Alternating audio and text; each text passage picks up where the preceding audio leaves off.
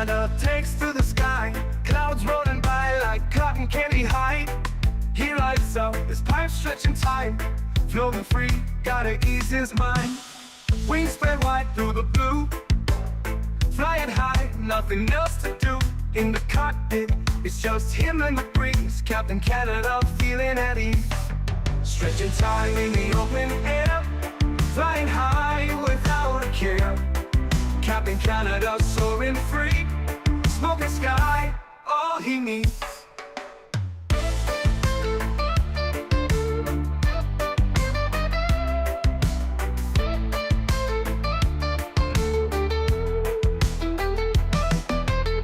Turbulence can't shake his vibe, every puff makes him feel alive. He's the captain you can't confide, loving life and stretching time. Sunset glow as he climbs higher, heart beats to his own choir. With a grin, he takes another puff, for Captain seen no skies too tough. Stretching time in the open air, flying high without a care. Captain Canada soaring free, smoking sky, all he needs.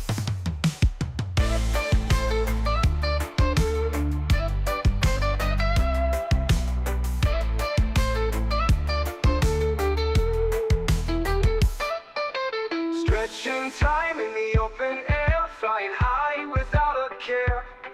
Captain Canada soaring free, smoking sky, all he needs. Stretching time in the open air, flying high without a care.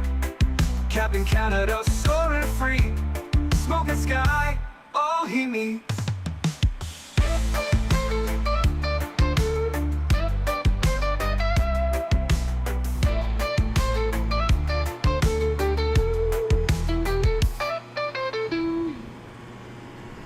Hello everybody, welcome back to another Microsoft Flight Simulator live stream. I hope you guys are all doing well. Hopefully everybody's having a great weekend.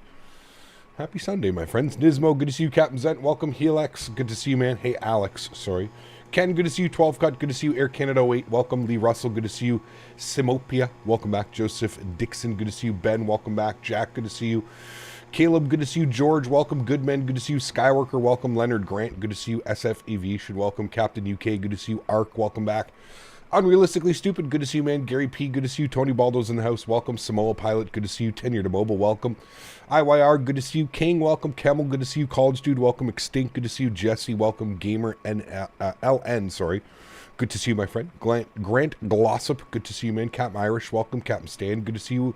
Erin, welcome back. Jordan, welcome. Matija, welcome. Chris, good to see you. Ed Hughes, welcome back. Alexander the Mario Kart, welcome. Extinct, good to see you.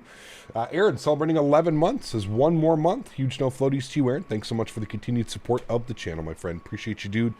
Thank you, thank you, thank you. Mr. Daniel Barry is here. Good to see you, Mr. Barry. Apex, welcome back as well. Good to see you, man. Boss Saturn, welcome. The Red Panda Dad, welcome back, my friend. Hope you're doing well. Happy Sunday to you, sir. Welcome, friends. As the title suggests, we've got some brand new Innsbruck scenery to check out. So we've whipped out the easyJet holidays. It shows a beach here. I feel like it should show mountains and skiing because that's where we're going today, up to Innsbruck, my friends. Going to be a fun flight. As you all know, whenever I fly into Innsbruck, I fly offline. I've learned through the years that flying as a streamer into Innsbruck is not a good idea. So we are offline today. I apologize to everybody that wanted to fly with us on VATSIM. We'll be back on VATSIM tomorrow.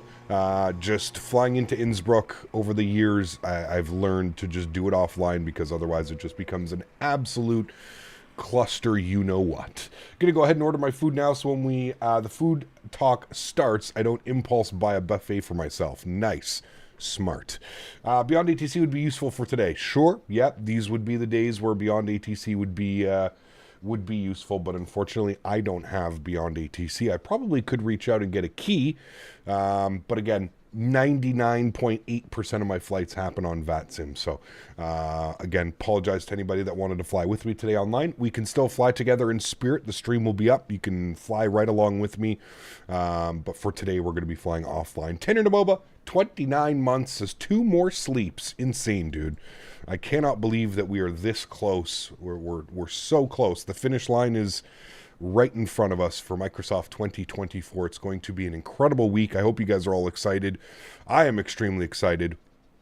It's going to be an incredible couple of weeks here moving forward, but more importantly, a very busy week next week. So without further ado, friends, let's jump inside the cockpit. We're looking at about an hour and a half over to Innsbruck this afternoon. I think it was like an hour and 20 something minutes down to Innsbruck, and probably a little bit longer on the way back because we're going to be battling a headwind.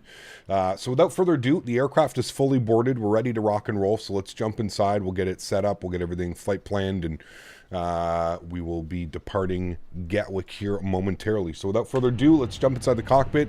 Let's get this bad boy programmed, ready to rock. First thing is first, if we head to the overhead, I've got the external power on, I've got the battery switches on, and I've got the adheres aligning.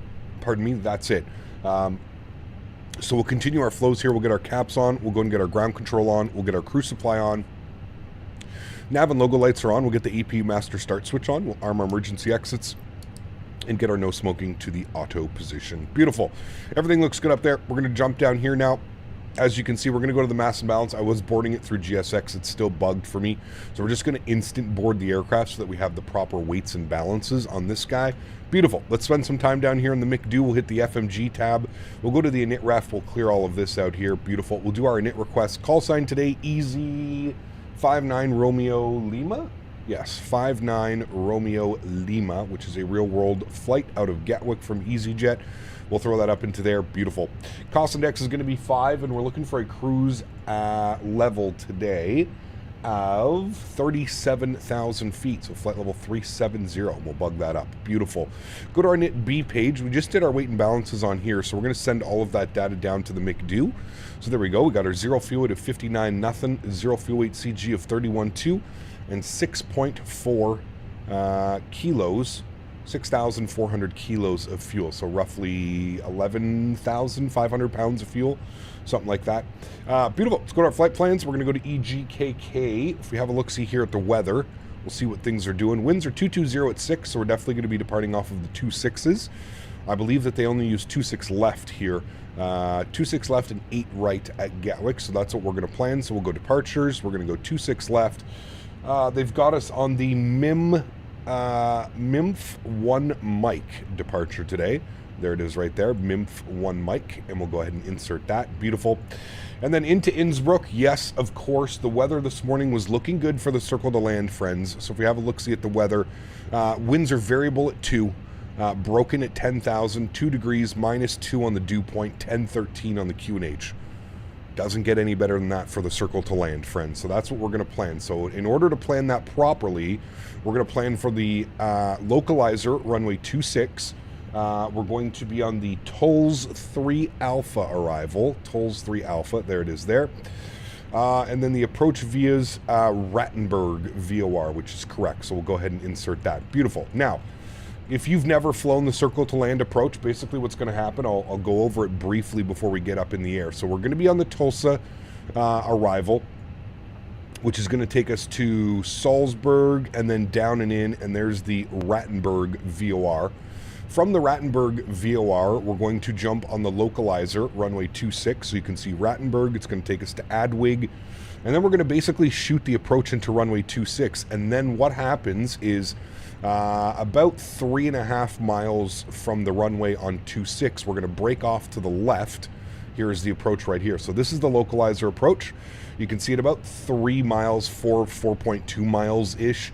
We're going to break off. We're going to make a left turn. We're going to aim for the ski jump. There's a big ski jump right here. I'll do my best to showcase all of this while we're coming in. We're going to break off from the approach, and then we're going to shoot the circle to land runway 08. If you've never seen this approach, if you've never done this approach, it is absolutely spectacular. Probably one of my favorite approaches in Europe as far as like challenging, just because of the mountains, the terrain, the weather. It's one of those super spicy arrivals. So hope you guys enjoy this one. It should be a great one. Definitely looking forward to it. Do you keep 2020? Yes, I will keep 2020 when 2024 comes out. Absolutely. Monsieur Javis. Well, Cap, this sucks. How we have to pay a few for the upgrade for the 777 ER to work in 2024. Has that been confirmed from PMDG? Everything that I've seen right now has just been speculation. I haven't seen a confirmation from PMDG that they will be charging an upgrade fee to get their aircraft into 2024. It wouldn't necessarily surprise me, but also don't believe what you read on the internet until you hear it directly from PMDG. Because, yeah, you never know. Alex, 2 years as a business class member. Huge no floaties to you, my friend. Thank you very much for the support. Incredibly kind. Appreciate you, man. Huge no floaties, dude. Thank you for 2 years as a business class member, guys. Let's get some love and chat for Alex repping his new badge. Thank you, thank you, thank you, man. They said you'll only have to pay for their MAX and the 747 in 2024. Well, there you go. So whoever was saying that you're going to have to pay, there we go. How will transferring add-ons, etc. 24 work if we have to download new updated versions? Well, if we have to download new updated versions, I'm sure there's going to be an install, a launcher. I think the developers will take care of all of that, to be honest with you. I'm sure there's going to be an option to install for 2020 or 2024. I know that the file structure is pretty similar, so I wouldn't be too concerned about that. Couldn't figure out why I couldn't log into Microsoft Flight Simulator, so sadly I had to go to X-Plane 12. The sim is good, but Microsoft is better. Currently flying the Ryanair 7.3. Yeah, I'm not sure, man. I've never heard of anybody getting blocked out of their Microsoft account to fly Microsoft Flight Simulator, so that's got to be a new one for me. I don't think I've ever seen anybody get blocked out. 144, 144, 146, 1/-down 02, and we're going to the flex temp of 64. Let's send all of that data down here to the McDo. Go to the perf page, confirm that all of those numbers are in there. Beautiful. Let's go and spool up the APU here, friends. Let's jump back over here. We'll go to our Fenix tab. We're going to go to our ground services. We're going to close all of the doors. We'll get the chocks and cones removed, and we'll wait for the GPU here momentarily. There's a big hole in Innsbruck taxiway Lima. Are you sure? I'm running an updated version. They already pushed an update. We're on version 1.01. Maybe they fixed it. Maybe they haven't. I don't know. Freddy, what's up, my friend? Good to see you, dude. Welcome back. Hope you're doing well. Happy Sunday to you, my friend. All right. We've got some company messages down here, so we'll go ahead and deal with those. Probably our preliminary load sheets and all that fun stuff. So there's the preliminary load sheet. We'll accept that. And then we've got our finalized load sheet, which is 158 plus 5 en route to Innsbruck today. Beautiful. We'll accept that, return that. Good. That is all set up there. I'm happy with that. If we go back upstairs, we should have EPU. We'll get the EPU bleed on. Good. External power comes off.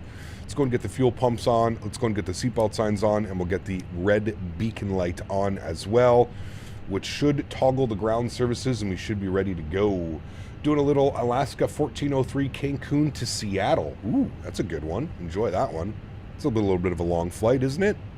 Cancun to Seattle. That's got to be 3-4 hours. Flew the Avro RJ once again today. Such a good city hopper. Nice. Just finished my third ever VATSIM flight, Edinburgh to Porto, and realized it was 3 hours long upon departure. Nice. That was a good flight. Nice afternoon of flying, if you will. I was getting 154 knot tailwind flying Denver to ORD last night, over 600 on the ground speed. Jeez. That winter jet stream is coming into effect. Yes, sir. 5 to 6 hours? Ooh, that's a long one. It is a long one. All right. We are flying offline today, so we don't need to do much down here. We will set the TCAS just so we don't have a stupid message on us. So we'll turn that on and reporting. Good. That way we won't have any issues there. Looking good. They are locking the gear, and we will be pushing back here momentarily, my friends. En route to Innsbruck.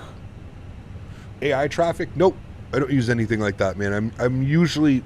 This is really the only leg that I don't fly online.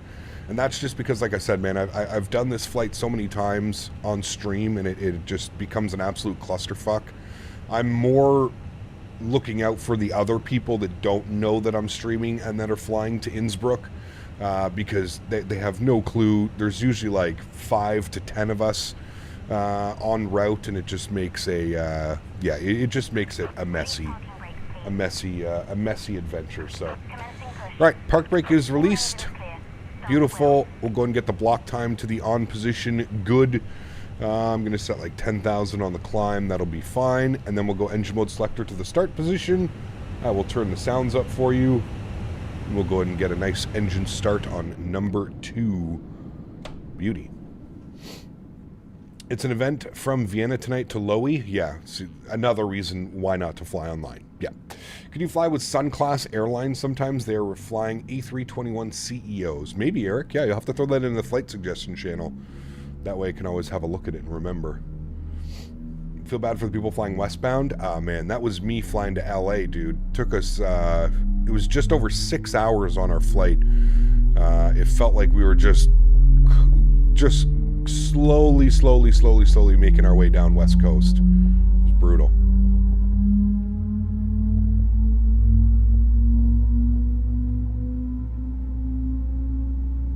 God, I love the engine starts. Such a good aircraft. Caps on a VATSIM, got to cancel my membership. Per PMDG 777 will upgrade for 2024. Unsure if they will charge for it yet. 737 series will receive a significant upgrade for 24, which will come with a charge. It's on the forums. Well, there you go. There you go. I kind of figured as much, but yeah.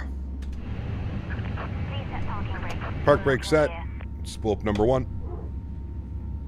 Wish they could have done better with easyJet holidays delivery with beach and palm trees. Could have been nice. Yeah. Grant dropping the $10 donation. Excuse me. Thank you very much, Grant. Appreciate you, dude, dropping the 10 bones. Says, can we get some no floaties in chat? And thank you for being the best. Hey, man. Well, thank you for being the best and supporting. Appreciate you, my man. As always, huge no floaties to you, man. Thank you, buddy. Appreciate the support, man.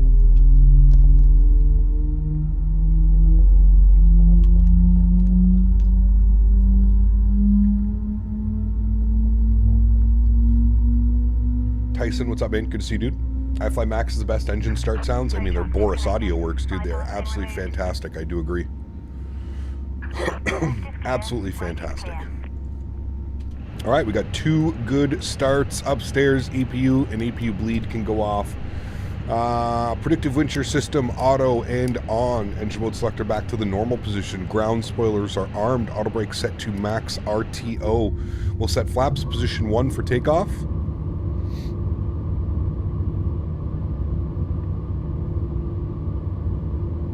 Beautiful. And let's go and set our trim value here. Our trim was down 0.2. There we go, down 0.2, and everything looks good there, my friends. If we're having a look-see here at our departure, looks like we've got a top altitude of 6,000 feet till MIMFO. So I'm going to bug up 6,000 and we'll adhere to those restrictions. Good. Let's get our nose light on and we'll go ahead and get our taxi going here, friends, over to 26 left. Let's get her going. How about a flap 3 today? Nope. No need for a flap 3, man. We're also landing in Innsbruck, where the runway is extremely short. So we'll be required a flaps full. Also, this aircraft, from my experience previously doing flap 3 landings, doesn't do a very good job at it. It feels extremely weird. Can we get some no floaties in chat as a thank you for Cap being the best? Thank you again, Grant. Appreciate you, my friend. Huge no floaties to you, dude. Thank you for the kind words, and thank you for your contributions and continued support to the channel, man. Appreciate you. Hello from Greece. Good to see you, my friend. Welcome. I'm not even going to try and pronounce your name because I'm probably going to butcher it. But good to see you, man. Thanks for your support. GMC coming in with 5 gifted members as well. Huge no floaties to you, Mr. GMC. Thank you for the continued support of the channel. Guys, let's get some love for Mr. GMC. And if you did get a gifted membership, please, please, please make sure that you say thank you in chat. Unbelievably kind. Thank you very, very much, Grant. Sorry, GMC. Grant had the donation earlier. Thank you, GMC. Appreciate you, my friend. Incredibly kind. Thank you, thank you, thank you. All right, we're going to take a right turn onto Papa. You seen what's up, my friend? Good to see you, dude. Hey, Cap, just reinstalled X-Plane 11 to fly the Fearless 7.4. Do you know what I have to load into the sim to have active sky injecting weather? I have no clue, Ark. I have not flown X-Plane probably for a couple years now, man. Unfortunately, I'm not the one to ask. Ding the cabin. Do our takeoff config test. Ecam is no blue. Looking good, friends. Is a 4060 Ti any good for flight sim with frame gen? If you can get a 4070, that would be even better. I've heard mediocre things about the 4060. Already taxiing? Hey, man, we don't mess around over here, dude. We get you locked into your seat and we get her going. We ain't here to mess around. Nobody wants to see people just sit on the ground for 45 minutes. I've learned that. Will you be on VATSIM for the next leg? No. There is no VATSIM flying in or out of Innsbruck. This is nothing new, Zemp. This is something that I started doing probably about a year or two ago, after receiving multiple complaints from other people, multiple other pilots being on the network and complaining that we were flying in, and if you're flying into Innsbruck, you should make it that it's an event because there's so many people that fly with you and yada yada yada. It's just all bullshit. So I just said, okay, you know what? Every time we fly into Innsbruck, no more VATSIM. People love to complain, if you didn't know about that, by the way. People love complaining. All right turn here. I think we made this turn a little bit too early. No, this is Zulu. This is what we want. And then we're going to go Alpha to Alpha 3. Good. Yo, Cap, just booked this flight IRL, taking off on the 19th of December, landing 24th. Nice, man. Enjoy. That'd be really, really cool. Make sure you get lots of videos and pictures. Complain on the internet? Unheard of. Exactly. Innsbruck is covered with clouds. Last time I checked, it was Kavik conditions. Broken at 10,000 feet. I wouldn't say that that's covered in clouds. Maybe it's foggy because of the dew point. Temperature and dew point are pretty close to one another, which causes some fog. That would be the only issue that I see. I want to see the manager.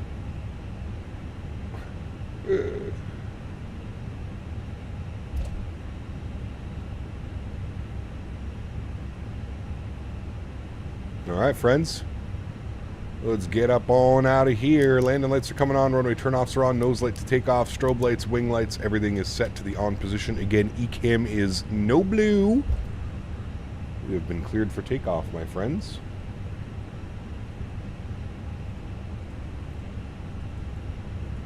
Corporate's going to have a heyday with this one.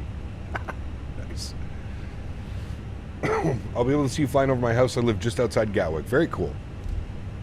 You'll have to wave to us as we depart. Cube, thanks for subscription, man. Appreciate you. And remember, guys, we do have a giveaway. We are going to be giving away a copy of Innsbruck once we get down on the ground into Innsbruck. So after we land, stick around if you're interested in picking up a free copy of Innsbruck for yourself. Courtesy of the great team over at iniBuilds. They've hooked us up with a free copy to give away to you guys. So we'll be doing that once we land in Innsbruck and we have vacated the runway and we're parked up at the stand. All right, friends, let's do it. Joystick cam comes on, sounds come up. Enjoy the departure, my amigos. Throttle's up to about 40%. We're looking good. Let's get some slight nose down pressure on the joystick. Stable at 40. Chrono's going on. Let's go flying. Manflex 64 SRS runway auto thrust blue. Takeoff power is set. Airspeed is alive.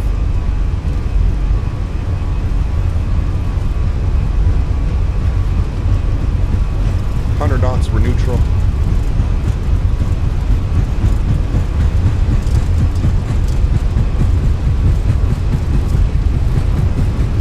V1, rotate.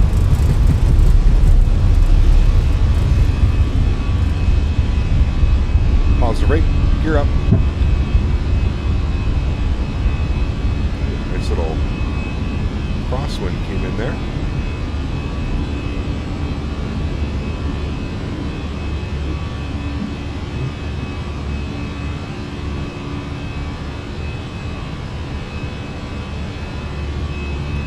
Climbing out of Gatwick. God, those sounds are so good. A little subtle wing flex too. I love it. Looks so real. Climb power.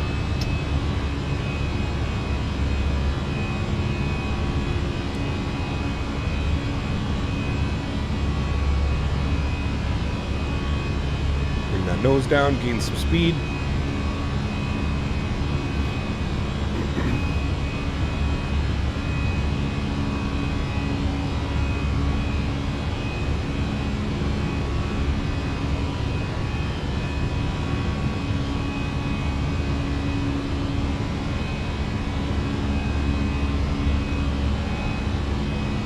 Right turn.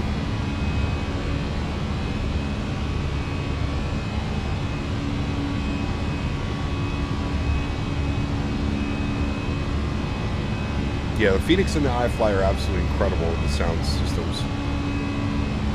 Alright, flaps are clean. I'm engaging autopilot.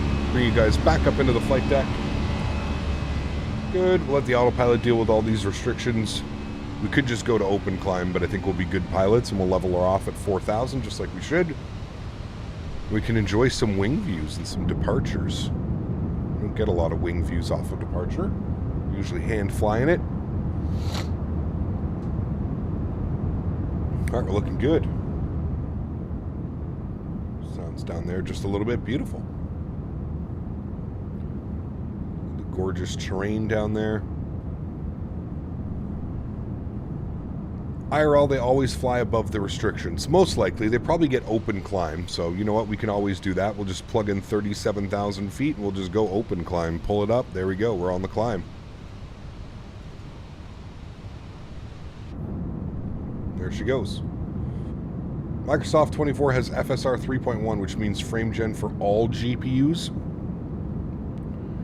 How does that work with 3000 series and stuff like that? Don't you have to have an AMD, or can you just use the technology, the FSR 3? Captain, for when you're doing flights in the 330 and 24, here's the route you can do: Dublin to Malaga or Faro, both done by 330s before they switch to 320. Cool, man. Didn't appreciate how important sounds were until I got a plane that had really good sounds. It makes a huge difference. Makes you really appreciate guys like Boris and what he can do. Absolutely, man. Yeah, 100%, dude.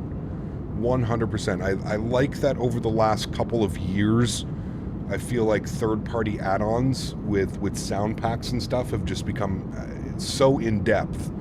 I come from a world of X-Plane where sounds and visuals just aren't very good by the developers themselves, and we've always had to buy, you know, third-party sound packs and stuff like that, where this isn't the case in Microsoft now. It's not the case at all. It's real nice. Standard barrel. Cap, seems like 2020 is being left behind, don't you think? All the devs not releasing for 2020 on 2024. I don't think that's true at all, man. There's still a bunch of developers that are developing for 2020, man. Sure, there's a few developers that have focused their sights on 2024. Those are the developers that already have tons of, you know, their 2020 catalog is pretty big already. But yeah, man, there's still a bunch of airplanes. There's still a bunch of utilities being developed for 2020. Off the top of my head, I can think of, you know, the Bluebird 7.5, for example. Also, Microsoft has said that this simulator is going to get supported for the next 5 years, 4 to 5 years, I think they said. So this sim isn't going anywhere, man. And they've already confirmed that they're going to be backporting. So the new flight model, the new ground physics, all of that is eventually going to make its way into 2020 as well. So, yeah. Hype for the Boris sound pack and for the PMDG and the Bluebird. Yes, lots. Meanwhile, PMDG think their sounds are top-notch out of the box. They're definitely not. They're not the worst that I've heard, that's for damn sure. They're definitely not, you know, they're okay for what you get, but yeah. Ini is only releasing for 2024. PMDG now thinking of holding the 777 freighter for 2024. I mean, yeah, that's like I said, man, there are some developers that are focusing on 2024. Most of the developers that are focusing on 2024 already have a plethora of catalog out. So PMDG already has a couple airplanes out for Microsoft 2020. They've shifted their focus to 2024. Wouldn't that make sense? Same as iniBuilds. They already have a bunch of products out for 2020, so they're shifting their focus to 2024. I don't think that that's abnormal, if that's what you're asking. I think that that's quite common. Again, I still don't think this sim is going anywhere. I still think that there's tons of development coming for this simulator, and there's still going to be a bunch of people developing probably for both simulators, because they understand that maybe some people haven't switched over. They don't plan on switching over, right? Hate when G's doesn't work after a long haul. YBR to EGGL 777. I can't tell if it was good or not. Uh-oh. Do you have FS Realistic? You should be able to tell just based off of FS Realistic. Have you seen the new Emirates special livery that just rolled out? I have not, no.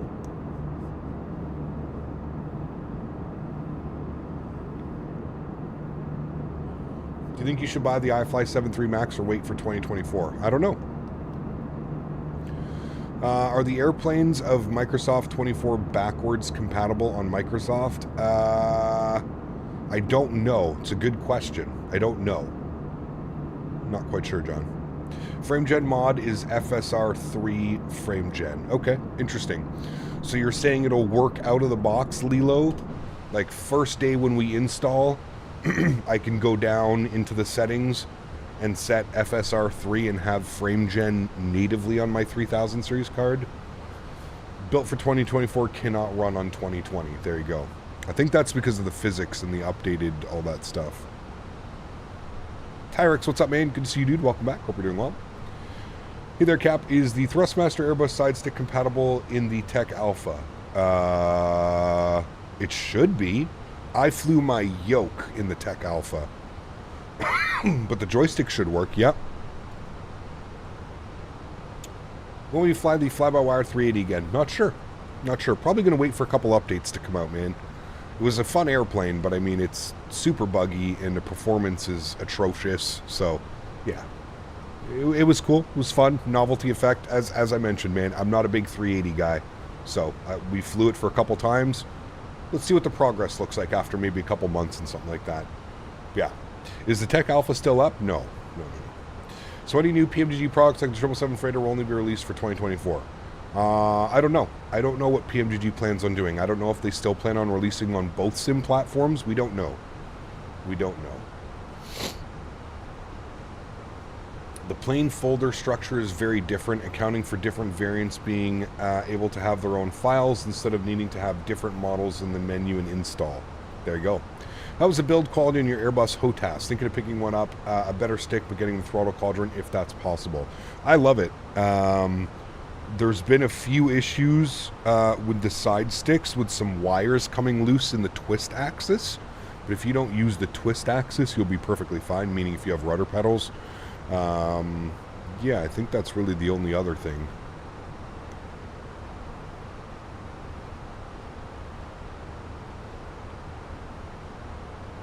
Yeah, exactly, Jarvis. It's way too heavy on performance.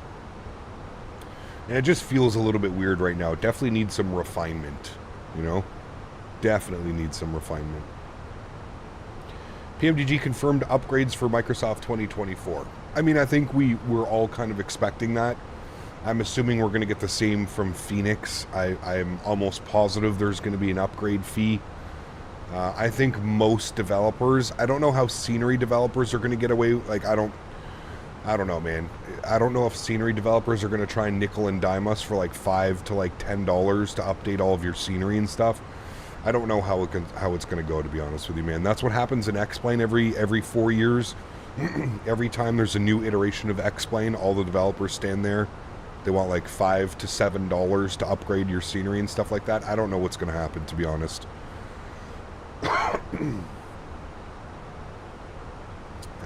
I'm not too sure. I've been flying the Just Flight RJ for the last couple days, doing regional hops. Great add-on. It is, Jack. Yeah, I flew the hell out of that aircraft in my X-Plane days, man. I flew the hell out of it years and years and years ago. I've kind of lost interest in it, to be honest with you. I'm not the biggest, like, Avro RJ guy. We didn't really ever have them in Canada. I had the opportunity to fly on one. It was Air Canada Jazz back in the day, but yeah. I like the iniBuilds method of scenery upgrades. Yeah, exactly. Scenery shouldn't change. Copy and pasting my community folder. Well, JR, that's the thing, is it's not as easy as that. People thought it was going to be as easy as just copy and pasting your folder over. It's not that easy, unfortunately. So, can I play Flight Sim 24 side by side with 2020? What do you mean, John?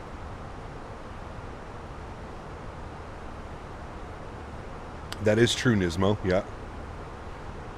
2020 and 2024 are compatible. These products are built in 2020, but that happens to run just fine in 2024 without changes. We feel that all of our existing 2020 products will fit into this. Who's that, Les? That's what PMDG wrote, yet people keep skipping over. Okay, interesting.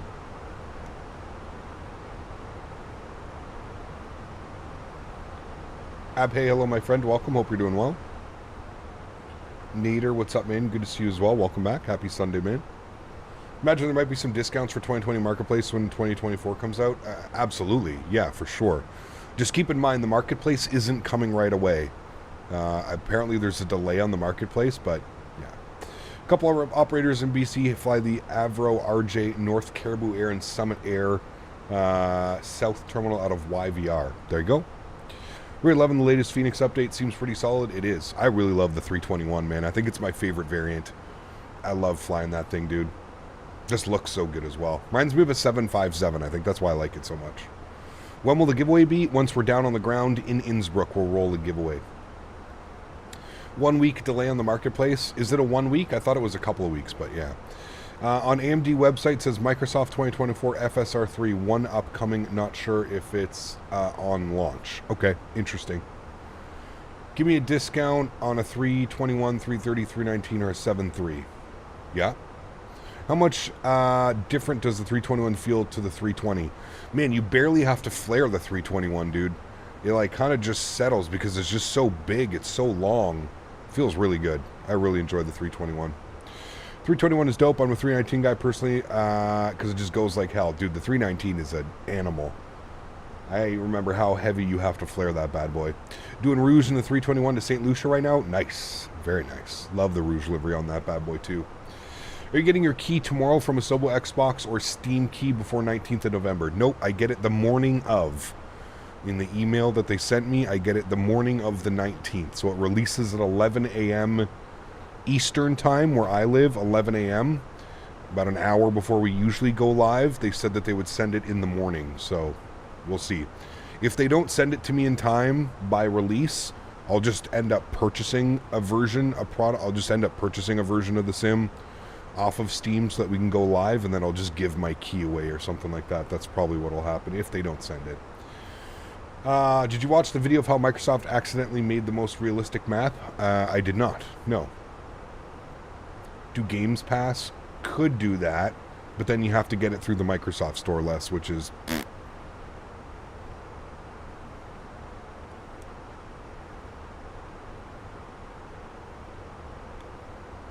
Fenix 320 series or the iFly Max. They're both great.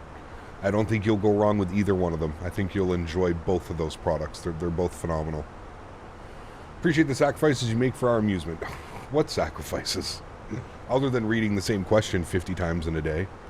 For Steam, yes, I'm getting it on Steam. Yeah. I'm going to be getting the Game Pass from Microsoft and then the Aerosoft shipping issues. You actually ordered through Aerosoft, Les? Shame on you. I guess that's the only place to order it from, wasn't it? Stupid Aerosoft. Try the Games Pass 2024. It's better. Xbox has their separate app. I'm going to be getting the Game Pass from Microsoft. Sorry, I read that one. You should watch the video. It's incredibly good. What video is that? Is it on the Microsoft official channel? Or the Microsoft Flight Simulator official channel? Mike Alpha X-Ray, 42 months. Huge no floaties to you, my friend. Thank you very much, sir, for the 42 months of service. Appreciate you, my man. 6 months away for your 4-year badge. Absolutely incredible.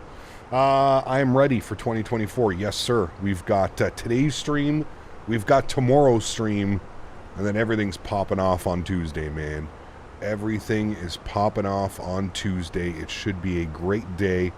Very excited for it. I'm sure every single content creator under the sun will be live on Tuesday. So I will do my best to separate myself and hopefully offer you guys some unique content. I think for the most part, Tuesday, the beginning of stream for the first couple hours, I think we're going to work at getting our private pilot's license. We're going to work on our career mode and kind of deep diving into that. And then I'd love to break out the 330 and maybe do some type of long haul or something like that. Test the new 330 by iniBuilds. Maybe jump in the 321 Neo. I don't know. We'll see. It's funny you say you get it from Steam. I got Microsoft 2020 from the Xbox app. My new computer, I keep getting crashed to desktop memory errors. I'm sure they are related. When I buy 2024, I'm going to buy it from Steam. I always buy my products from Steam. When Microsoft reached out to me and they said, hey, Captain, we'd love to send you a copy of Microsoft Flight Simulator for the coverage that you did at the preview event. Would you like a Xbox key or would you like a Steam key? So I love that they offered a Steam key because I would have immediately just bought it on Steam and given the key that they gave to me away. What is on Tuesday? Yes, Microsoft 2024 releases on Tuesday. The amount of viewers you're going to have on Tuesday will be crazy. We'll see, man. Like I said, dude, every single content creator under the sun, I'm sure, is going to be streaming next week. So, sorry, on Tuesday. So we'll see. We'll see how she goes. Stalker 2 is out Wednesday. Big week for Xbox. That's the one where, like, you're in Chernobyl, right? Yeah. Make a stream about how to install. When you're on X-Men 11, how many FPS did you get? I don't know, Sauce King. I really don't know, man. I would say probably like 35, 40 on the ground, maybe 60 in the air. I don't know. The Beluga and the Dreamlifter are also going to be amazing. Yep, the Beluga is going to be really cool, man. We've flown the Beluga quite a bit back in our X-Plane days. So yeah, I totally see that. Wonder if their servers will cope with the massive amount of people streaming the world. Fingers crossed it will. Is the FT-Sim sound set for the PMDG good? I use it Midwest. Yep, I like it. I'll watch the stream and play myself while watching. Hey, nice. I'm excited for the Saab. There's a lot of new airplanes. There's a lot of like smaller jets and props and stuff that are going to be coming. So I'm sure it's going to be I'm sure there's going to be something for everybody, which I think I'm very excited about. And I think it's going to be really cool. Like I said, the one thing that I'm looking forward to for the career mode is just getting to fly aircraft that I don't usually fly. And I got to be honest with you, with the Tech Alpha, I was really impressed with how the little the little Cessna was handling everything. So I'm excited to see what it's going to be like. Very excited. Which version of 2024 are you recommended to buy? I would say either get the base version or the Premium Deluxe. I think somewhere in between is probably where you want to go. Do keep in mind, if there's any airplane that you want, you can actually purchase it from the marketplace. I don't know how much they're going to be charging, $5, $10, $15, $20 per aircraft. I don't know. But this is the first year that they're actually doing that, where you don't have to buy an elevated version of the game to get the airplanes that you want. So I don't know, man. I would maybe take a look and see how many of the default airplanes you want and that you're expecting to fly, and I would base your purchase off of that. But I would say Premium Deluxe is probably the way to go, but it's hard to tell, man. Some great default to keep us occupied while third party gets updated. Exactly, Brett. You got it, man. I think everybody's concerned about, oh, I'm not going to buy it till my PMDG and my Fenix come over. Dude, there are so many great airplanes that are coming with it. And from the preview event, a lot of them are done by third party. I don't think we're going to experience what we did with the 787 and the Citation Jet and the 747 with them being kind of like a joke, you know what I mean? I think this year they're actually bringing it with the default aircraft, because almost all of them have been done by third-party developers, from iniBuilds, Working Title, the list goes on and on and on. There's a bunch of developers. So yeah, not sure if you'll know, but do you think it'll be a problem if I bought 2020 through Microsoft? I'm planning to buy 2024 via Steam. It shouldn't be, Simon, because whether you buy it on Microsoft or whether you buy it on Steam, you have to log into your Xbox account. So I don't think it matters. I think as long as you're using the same Xbox account, you'll be good to go, man. When I go around the 320, does the plane follow the go-around path of the autopilot, or should I have to do it manually from the ground until landing? It should do it automatically. If you've got the go-around procedure plugged in, it should be good. You may have to like vector yourself or something, but hopefully they are done to a good standard of working parts. I mean, I know that iniBuilds is going to be bringing it with their aircraft. I can't really speak to any of the other ones, but pretty hefty price for the premium. I think it's, what is it, 129, 139? Any specific GA aircraft you're looking forward to fly? Not really, Dylan. I wouldn't be the one to do that. I usually fly commercial, bigger tube liners and stuff. But that's what I said. I'm looking forward to kind of jumping into the career mode, which is going to force me into some smaller airplanes. So maybe I'll find an airplane that I really enjoy flying. You know what I mean? You really want to fly the PC-24? There you go.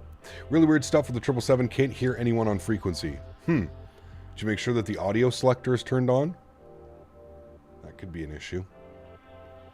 Microsoft said your purchases will work from Steam 2024 and Microsoft Store 2020, going to Steam this time around. I feel like that's the smart decision, to be honest with you. How do you make the Fenix planes go around automatically? Well, as long as you've got your arrival planned, it should just follow. It should be like in blue after the runway. Also, look at your charts. Sometimes go-around procedures are just expect vectors. Do you know what I mean? So it's all about looking at your charts as well. Is the Microsoft Store that bad? It's not that bad. It's just I don't like the file structure. The file structure using Microsoft Store is kind of not the best. We're going to bump that up here, chat. We're going to go 35. We're going to take advantage of that ground speed. Look at that. 71, 72 knot tailwind right now, which obviously sucks because we're going to be dealing with that on a headwind on the way back, but we're got that nice ground speed going up over 500 and probably like 20 knots, close to 344 till top of drop, my amigos. Beauty. Time for a stretch, chat. The IR button light is not working on the A320. How do you fix it? The IR button light? What is that?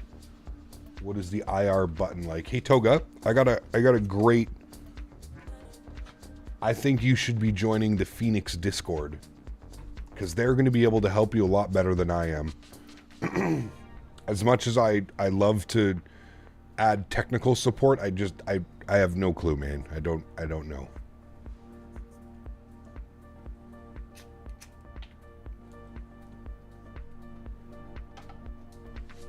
Have every audio and frequency setting in the plane vPilot client to know what happened. Very weird. Yeah. Reed, what's up, man? Good to see you, dude. Hello, speaking of jammed Microsoft servers on the 19th, I heard the release got delayed to 11/20. I haven't heard anything like that. There's been no official statement from Microsoft, so I would say that's probably someone trolling 49 Whiskey, but I don't know. Fenix Discord is amazing. Lots of really well-informed people over there. Absolutely. Yeah, that's why I always tell people, man, if you're having technical difficulties, it's super hard for me to, like, without, like, watching and seeing what's going on. Like, I'm not that intuitive, right? Like, if I have to help somebody, it's a lot easier if I'm, like, one, I've either dealt with a problem before, or two, I'm actually, like, physically watching what's going on with your sim. It's a little bit difficult to render help when I have no clue what's going on, you know what I mean? Have you tried IVAO, and how do you compare it with VATSIM? No, I tried IVAO years and years and years ago. VATSIM for me was the way to go.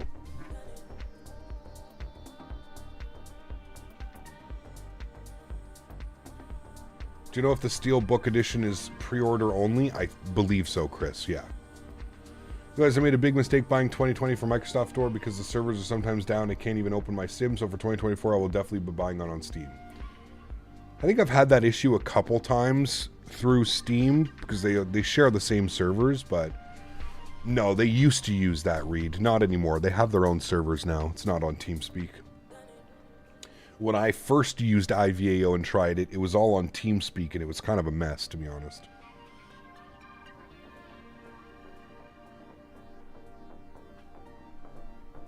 Kind of a mess.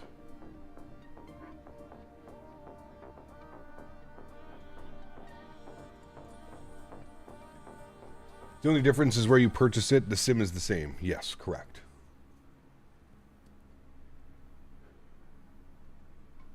Daniel Barry, don't be sarcastic. Puts you in the corner. What are your thoughts about AI ETC like Say Intentions? Not for me, but I can definitely see the appeal to some that don't want to fly on VATSIM or IVAO or Pilot Edge. Yeah. You haven't tried out Say Intentions AI ETC? Check it out. Just tried it last night for the first time. It was very impressive. There you go. Cool. I'm just not a fan of the whole pay-to-use model, Tommy. That's my big thing, man. Like, I understand, but, like, I don't know, man. I don't think I can convince my brain to quote-unquote buy tokens to have AI ETC talk to me. I don't know, man. Something about that just doesn't work. No, I mean, she's being sarcastic. Why are we offline? Every time I fly into Innsbruck, I fly offline. Innsbruck is a no-fly on VATSIM for me, man. The last couple times we flew into Innsbruck on VATSIM, I received multiple complaints The last time we flew in, I actually had a supervisor reach out to me and suggested that because I'm a streamer, the next time I fly into Innsbruck, I should set up an event, because there's so many people that fly along, and there's so many people that, one, are not comfortable doing the circle to land approach, so they end up trying to land on runway 26, while other people are trying to fly the circle to land approach into runway 8. And I totally understand, it just creates an absolute clusterfuck. So I just decided it's easier for me to just log off and just do the flights off of VATSIM instead of dealing with people complaining. And yeah, one time today, 55 people were flying in Innsbruck. There was an event today, Max, from Vienna to Innsbruck. Another reason, which I didn't know till somebody mentioned it in stream, but another reason why I'm not on VATSIM, right? Like there's, yeah.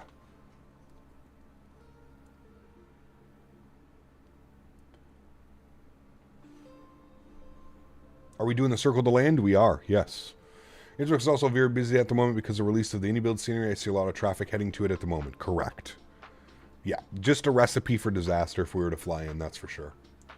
The realism touch is kind of missing on the AI. Personally, I want the corrections and some mistakes around for the touch makes it more immersive. Sure, there you go.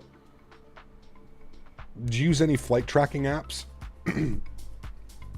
Like for the stream or for like my personal use? Oh boy. There's a little bit of clear air turbulence chat for you. A little bit bumpy. Usually Innsbruck is a mess even without streamers flying there. Correct, Tiago. Yes. So when I fly in, it just makes it that much worse.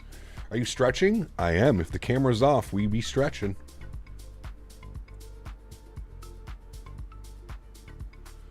You have a flight to land on 13 left, for example, but the McDo shows 13 left, Yankee and Zulu. Which one do I choose?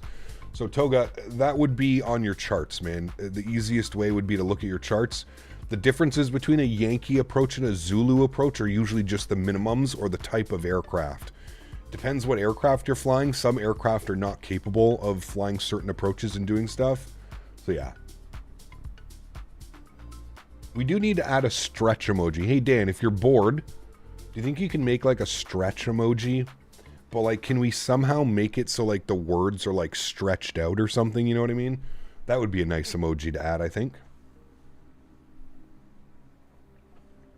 How do you enter the giveaway? I will let you know when it is time. It is not time.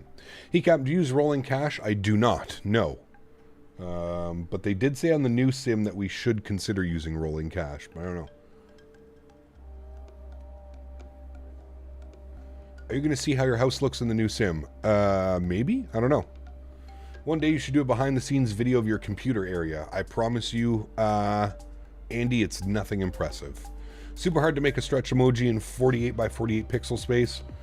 That's why I asked you, Daniel, because you are the man. Difficult for me, not so difficult for you. 90% sure the Zulu ones are the standard for most aircraft that are commercial. Yep, it always depends, but I would probably agree with you. I know that most of the time when flying online, ATC will give you a Zulu approach or something. What updates are we getting for the 380? I have no clue. You'll have to go to the Fly-by-Wire Discord or check out the launcher, man. Yeah. What's career mode in 2024? Can you explain it? Does it have certificates? Yes. You basically become a pilot from nothing to commercial grade pilot, ATPL. Another one is the HDR set to on in the sim or in Windows. I know that I don't use HDR in Windows, I don't believe. But what flight simulator shall you buy? That's up to you, Mikkel. That is a personal preference, man. I don't think that I have it enabled in Windows, but I could be wrong.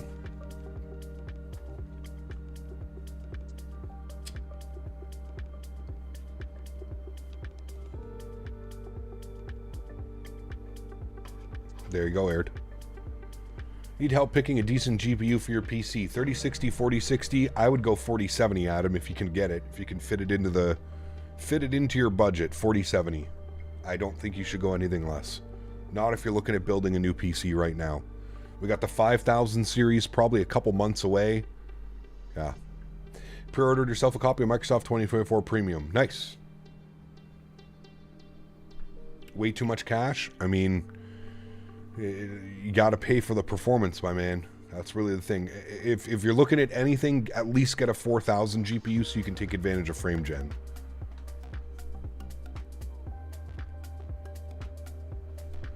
Where are we flying to? Says right up top, my man.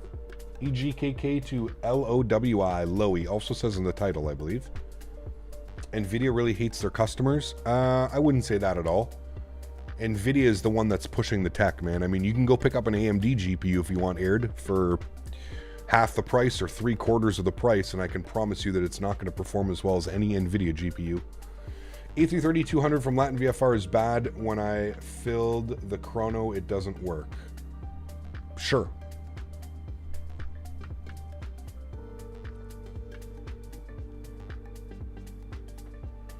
Notice that you changed your cockpit view recently. It's kind of zoomed in. Do you think this changes the perspective? Changed my... I think it's the exact same. I haven't changed my cockpit view in a long time.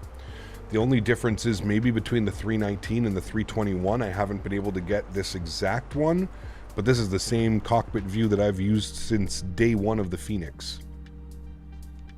Might just be slightly different because I'm in the 321 or the 319.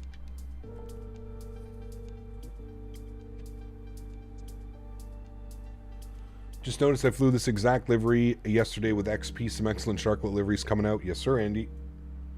Yes, sir. Got a 4070 Super not long ago. Nice. Yeah, I'm eyeing down a 4080 Super, so we'll see. I have the 7900X T that works brilliantly most of the time. Yeah, keyword is most of the time. Those AMD drivers can be a little bit of a yee. Is Active Sky for Microsoft worth it? No, not even close. Giveaway next leg? Nope, we'll do the giveaway once we're down on the ground in Innsbruck, man. We'll open up the giveaway while we're setting up the return flight. We are doing the return flight. So Gatwick to Innsbruck, back to Gatwick. Yeah. So we'll do the giveaway once we're on the ground and setting up for our return flight.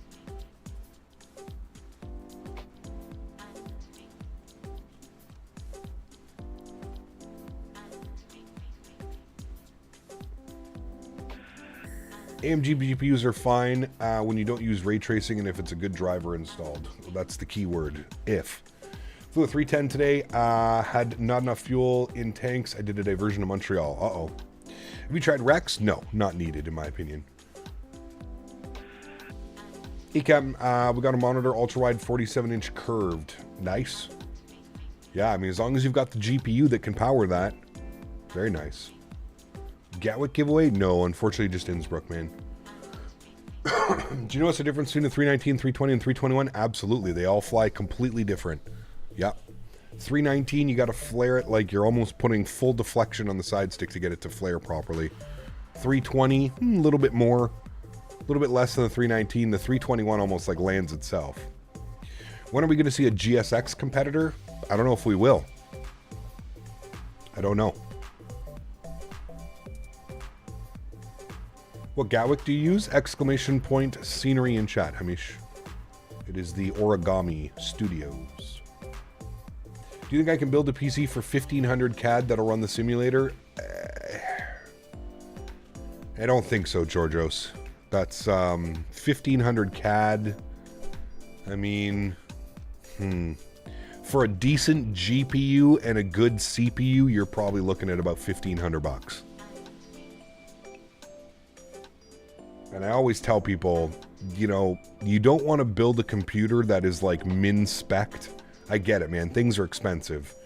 But you don't want to build a brand new computer that is min-spec'd that's already going to be struggling with the simulator.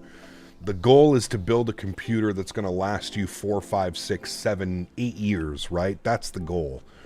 So at 1500 bucks, I would probably save up some more and see if you can get to 2,000 or 2,500 bucks or something, you know what I mean?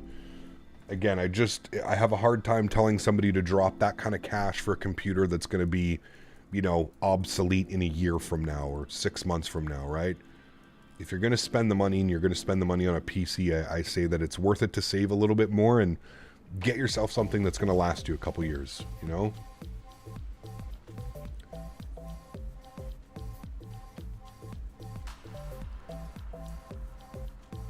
Don't go lower than a 4070, that's all I'll say. Otherwise, buy a 3080. Could. A used 3080 is better than a 4060. Again, though, I mean, with the 4000 series, the thing that you're paying for is the native frame gen, right? That's where I think it's worth it over a 3080. You get native frame gen, you get all that support. Hey Gap, how you doing? I'm doing well, man. Are you excited for 2024? Yes, I am excited. Absolutely.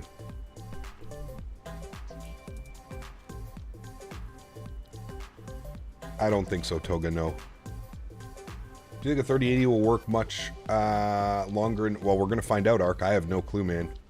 We'll find out, dude. I got a 3080, so we'll see how long it takes me to upgrade and build a new computer.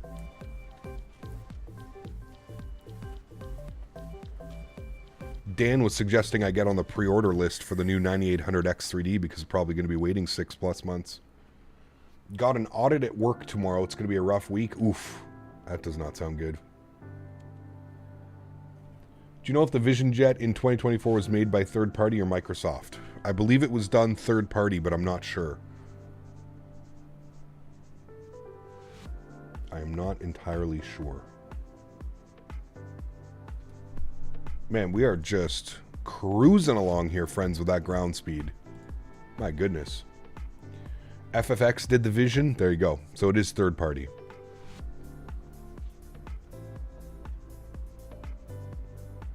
I'm thinking whether the upgrade to the 5000 series comes out or wait for the TIs. Yeah, I don't know. I don't know. I am not too sure. Just purchased a 4060, thinking of upgrading to an i7 14th gen next. That'd be good, Midwest, yeah.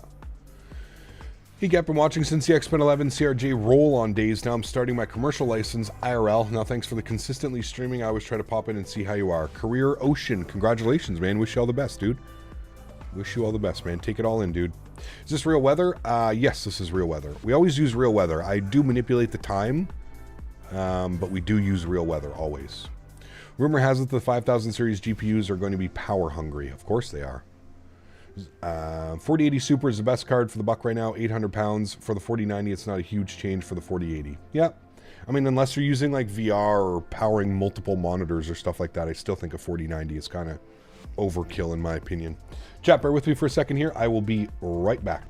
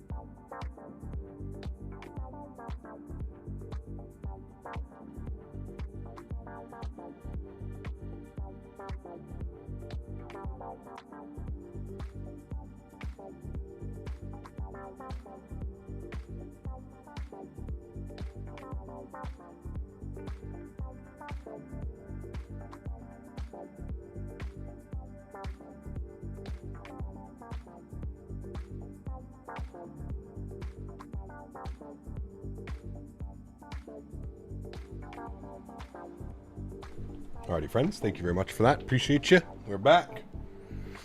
Maybe launch pay with 321 XR like they did with the 310 and 330. Well, they're doing the 321 LR. I don't know if we'll get the XLR maybe. Do you recommend getting the iFly 7.3 Max even though a Max will be available in 2024? I would wait. Personally, you've got 2 days. So, I mean, I would wait. I would wait. I would see what the default Max is like and go from there. Might to get a new mobile and RAM as well. My i9 9900K is as much as my mobile will handle. Got you? Yeah. Another great reason to switch over to the AMD because they use the same socket for a lot of their CPUs. Have you seen the new freeware Lipa by Euroscene? I don't know. Have I?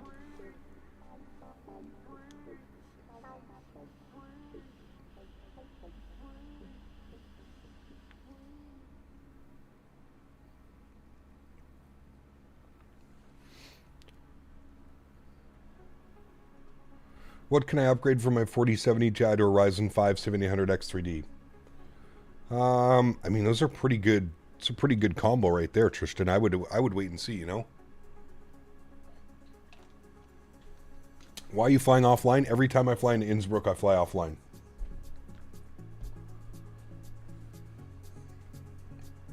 Blue Star, what's up, man? Good to see you, dude. 48 hours, man. 48 hours. Matthew, what's up, man? Good to see you as well, my friend. Welcome, welcome. 534 knots across the ground, chat. We are, quote-unquote, flying.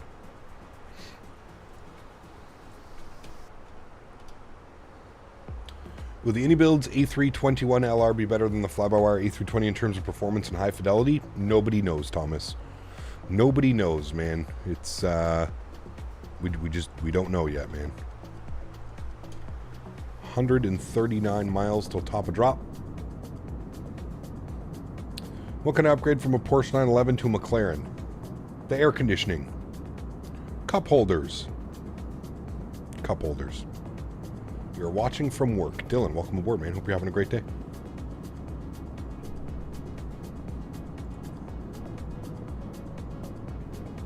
Remember, guys, if you haven't done so, don't forget to smash down that thumbs up button. We're looking for 300 likes today. Hopefully we can reach that goal.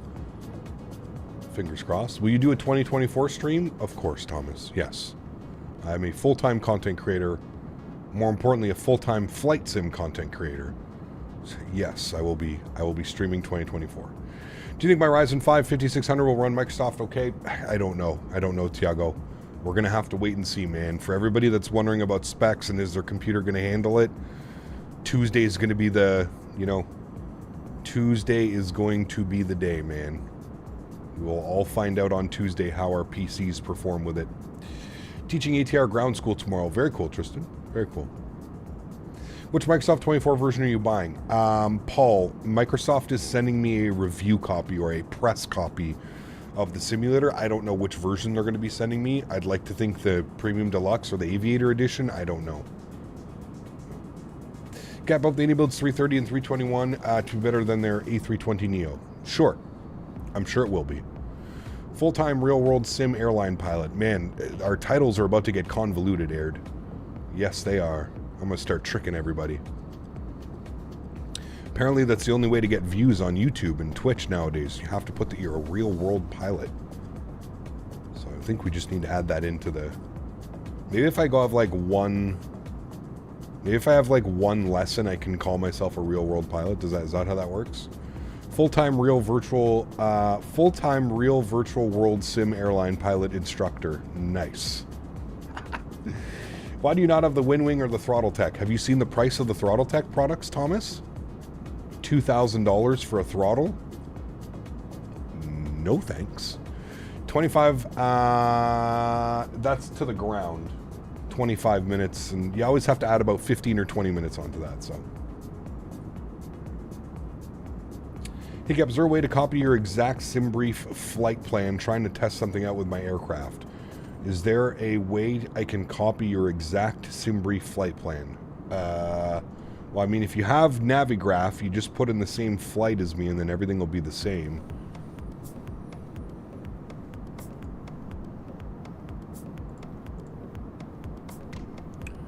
Moving from Thrustmaster Airbus joystick to WinWing joystick, looking forward to it. Wish you all the best, man. Get your PPL? No, too much money. Hope they take that A320 V1 out of Microsoft 2024. We have like 5 A320s. I don't know. We'll see. Yeah.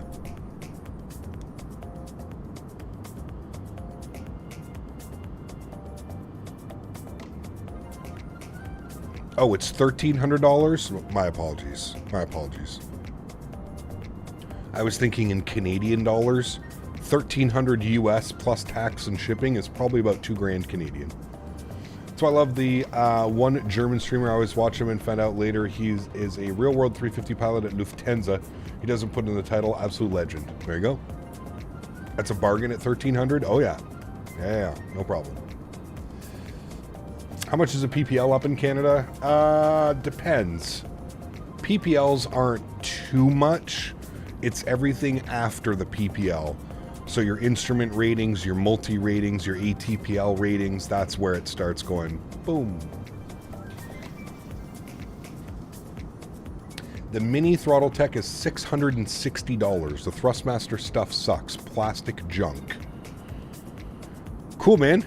Yeah, I've been using my Thrustmaster setup for 4 years now, and I everything works perfectly fine for me. So sorry to hear that you had a bad experience, but for me, I am perfectly fine with the Thrustmaster setup, man. I don't need to be buying $1,300 throttles or $660 throttles. I don't need to prove anything. I'm perfectly fine with my $300 setup. Does the frame generation link you put in the description work good? It does, yeah.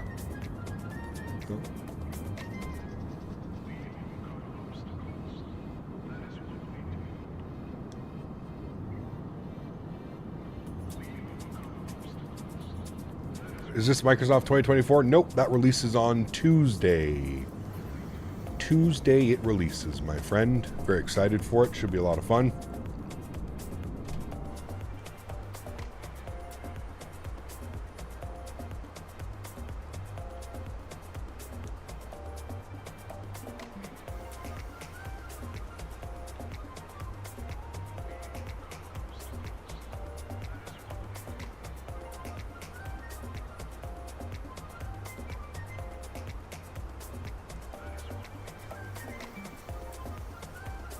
Someone on YouTube already got it from the retail stores, the DVD one. Interesting. Huh. Didn't know that. Still keeping 2020 when 2024 is out? Yes, absolutely. I'm thinking to buy the whole Fenix bundle. Is it worth it? Do you know if they will do sales or discounts? There's only ever been one sale for the Fenix, I don't know if they'll ever do another sale. They had one sale, I think it was like 15% off, 10% off or something. Yeah. Fenix needs a Neo. I would love to see a Fenix Neo. Yeah. I would love to see a Fenix A321 Neo. That would be incredible. And I do agree. Yeah. If I buy $2,000 throttle, better cook an in-flight meal for me. Hey, man. Like I said, dude, there's, you know, there's the beauty of flight sim is there's products for everybody. You know what I mean? If somebody's not happy or somebody thinks that another product is quote-unquote plastic junk, that's on them, man. I'm not going to sit here and try and... They've already made their mind up. I don't need to prove anything. I don't need to convince them anything otherwise, man. If they think buying a $1,300 throttle makes them a better flight simmer, hey, dude. I got a bridge I could sell them, too. Pretty cheap. I think Fenix will be the first to do the XLR. Hopefully. We'll see. So on Facebook today, people are mad doing rest in peace Microsoft 2020. People are madness on the Facebook groups. Yeah, I used to be in a couple Microsoft Facebook groups. I have left them over the last probably 6 months or so. It's just pure stupidity. Pure stupidity, man. I mean, Aaron, the way that I look at it is I would say that I probably fly more than the average flight simmer. We usually fly, what, 25, 30, 40 hours a week, how much we're putting on these peripherals. Like I said, man, I'm still using the same peripherals that I was 3 years ago, 4 years ago. I have no problem with mine. Obviously, I can't, you know, it's to each their own, right? And it sucks that some people have been having issues with theirs. But yeah, I don't know if I've been the lucky one but I'm still using the same peripherals. I have no problem with mine. They work exactly the way that they should. So I don't know, man. For me, it just seems like if I've got $1,300 to spend, I would much rather upgrade a CPU, a GPU, add some hard drives, some RAM. I could do stuff like that, right? Like I'm just... objectively, that's what I would rather spend my money on. I think spending that kind of money on a throttle is, I mean, that it is such a small market, and most of that market is real world pilots, right? The guys that, you know, dropping $1,300 on a throttle is nothing. You know what I mean? That's a drop in the hat. That's a day of work for them. You know what I mean? But it's just, I hate when people try and make other products look bad because there's a product that is, you know, like you mentioned, 3 times the price. I hope it's better at 3 times the price. You know what I mean? I still don't think I could ever convince myself to drop $1,300 on a throttle. A throttle. Something that you, especially an Airbus throttle, something that you literally put into a detent and then move it to another detent and then don't touch it. That seems absolutely bananas to me to spend that kind of money on that. But I don't know. That's just me. I'm not... That's what you own, that's what you want to buy? Sure, man. No problem. But you don't have to try and convince other people that other products are plastic junk. That's just wild comments. You stick an Intel or AMD for the next CPU? I'm gonna move to AMD, man. I've been eyeing down that 9800X3D. I think that's gonna be the next CPU for my build, man. That's gonna be the one. Hello from Miami International Airport in Genzy in Captain Carolina. How are you, my friend? You guys on a little bit of a trip? There are barely any 318s in the world, and they already have issues getting info on the 319s. Definitely no 318s, rather a 330 or even a Boeing. Barely anyone wants a 318. Yeah, I wouldn't want a 318. I would love to see them focus on doing a Neo. I'd love to see a Neo expansion for the 320 and the 321. But, yeah. I think the tiller and the joystick from that other company are cool. However, Thrustmaster throttle quadrant is very good at this price. Again, Hamish, I mean, you're talking thousands of dollars, man. I think that tiller is like $600 or $700. I don't know, man. I don't know.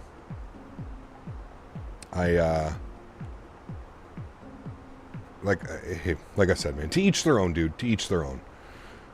But I don't know if I could convince myself to spend that kind of money, you know? What have we missed in the flight sim world over the last week? Not much, man. Everybody's excited for the new release on Tuesday. Microsoft 2024 coming out. I get the same with my sim racing stuff because I use a small company for my wheel and pedals. It's junk. Love the Thrustmaster Airbus throttle quadrant, and the Boeing throttle quadrant isn't as good. I would agree. Yep. I mean, in my opinion, and I've used many yokes over the years, even replica 737 yokes. In my opinion, the best yoke on the market is still the Thrustmaster TCA Boeing yoke. That thing is just spectacular in every which way. I absolutely love that thing. I don't think I could ever use a different yoke. Just period. I just don't think. If you have to build a full home-built cockpit, which cockpit would it be? I don't know. Maybe like a 787 or something cool like that. That'd be pretty wild. My package of Flite pack was delayed until the start of December. Did you order through Aerosoft? What passenger aircraft doesn't go into Heathrow? Only one I can think of is a 340. I don't know, James. I'm not a Heathrow aficionado, my friend. We're going to finish off our little stretch here, friends, as we start our descent down. We have to be prime and ready for our descent into Innsbruck today. Should be a fun one. It's ridiculous, the price of the throttle tech stuff. I just can't do it. Like I said, man, I'm sure the build quality is there. And don't take me wrong, if you own the throttle tech stuff or you're sponsored by them or whatever, there's no doubt in my mind that they don't make good products. I'm not even scratching the surface on that. What I'm getting at is most average everyday people are not going to spend $1,300 on a throttle. We can all agree on that. For $1,300, you can get pendular rudder pedals, the Boeing yoke pack, and the Airbus yoke, and the Airbus side stick captain's pack. You can get everything, the entire lineup. You can have a yoke to fly with your Boeings and all the other planes that fly with a yoke. You can also get pendular rudder pedals, which are top of the line rudder pedals in my opinion, and you can also get the Airbus captain's pack for probably less than $1,300. That's where it's like, you know, okay, you are for you're already in a niche market when it comes to flight sim and flight sim peripherals, but you're even in a more niche market when you start pricing products at $1,300 for a throttle. A throttle, an Airbus throttle at that literally sits in detents on auto throttle 97% of the flight.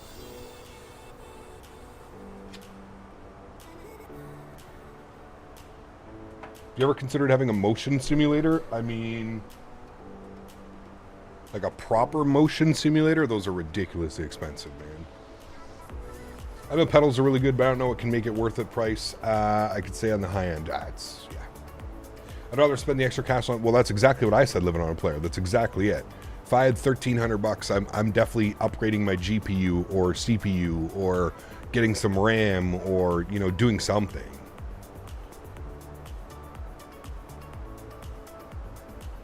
Midwest, they're absolutely amazing.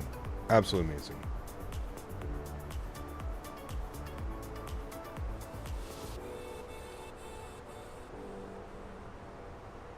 Yeah, maybe something like that, Ryan, but yeah.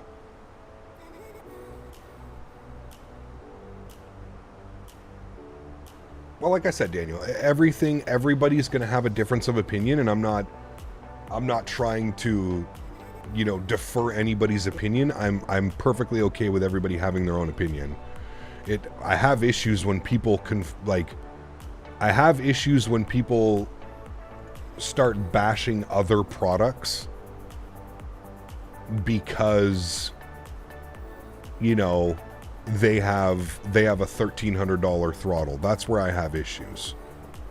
I could care less what you want to use and what you want to spend your money on, man, but you don't got to bash other products because they don't cost as much as the product that you own. I don't know. Minimums. Is there Circle Land minimum? Oh, there is. 30 Circle Land with prescribed flight tracks, 3,700. We'll go 3,700. We'll go 3,800. Actually, you know what? Let's be good pilots. Let's go. We have the localizer planned. What's minimums on the loc? Minimums on the loc are category think we're a 4%, so 2450 we'll put in. 2450. Actually, you know what? It would be 3700 because we're on the circle to land. Good.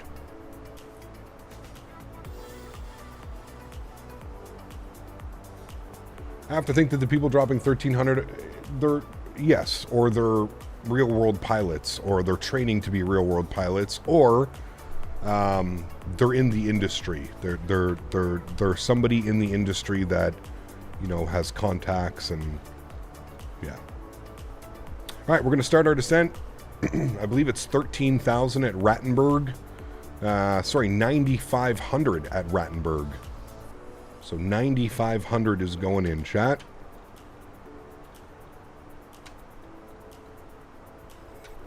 $9,500 is in.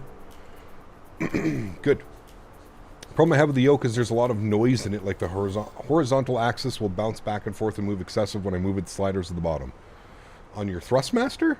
Never had any of that. Cap, I'll send you 1,300 to review it. I know FS Projects also does an Airbus joystick for about 150, which is more like the real-life version in size. Sure.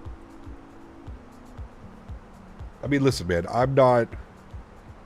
and I guess everybody is different when it comes to their simulation and stuff like that, but for me, like, I could care less, man. Give me a joystick that works. I don't care if it's a 1-to-1 exact size replica. I don't know, man.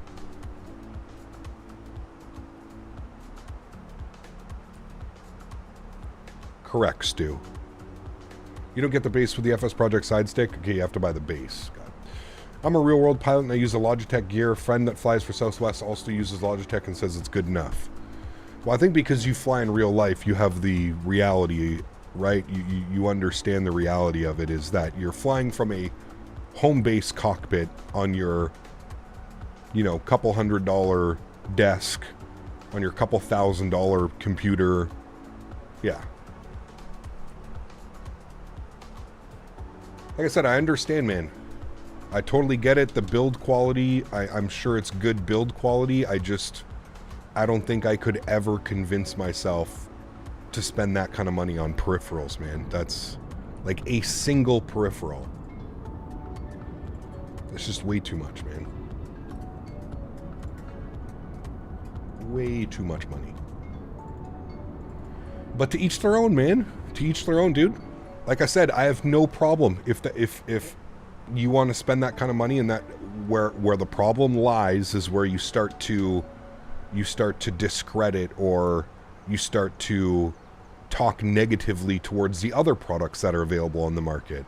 Like, oh, this is a plastic piece of junk and like stuff like that, right? That's where the issue lies.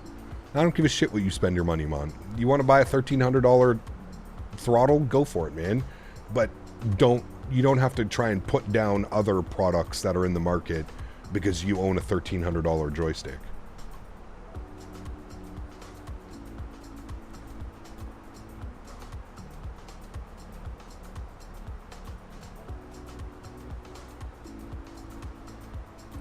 Looks like patented Cap Canada weather. It's supposed to be clear. Well, not clear, but broken at 10,000.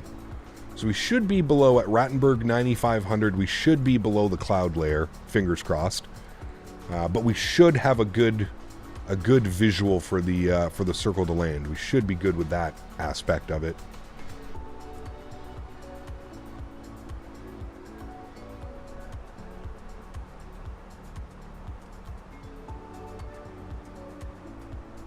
What is my alternate airport? Probably Vienna or Salzburg.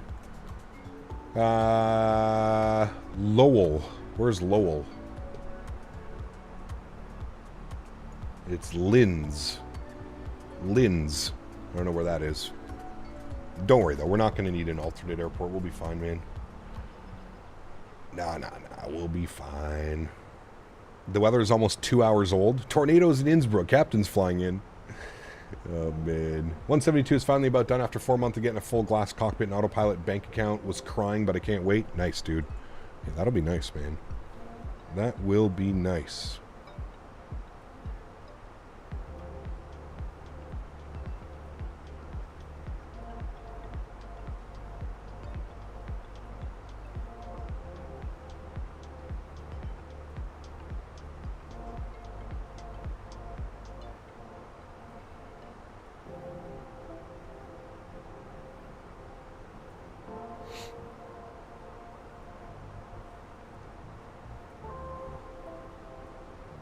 Mostly cloudy. We're going to get our terrain radar on now. We will be needing this for the approach, friends. Who's excited? Everybody put your hands in chat if you're excited for the circle to land. We haven't flown the circle to land in a while. I probably should have practiced this last night, but I had to go out for dinner, and then I played Call of Duty. Cap, you're going to get the Airbus autopilot panel from WinWing? I don't know if I'll get the Airbus. I'll probably get the Boeing panel, to be honest with you. I already have the mini FCU, which is good enough for me. Like I said, man, listen, dude, I'm not one of those people that spends an insane amount of money on peripherals. I just don't think that, you know, again, teach their own, man. But for me personally, spending thousands of dollars on peripherals and stuff, I don't know.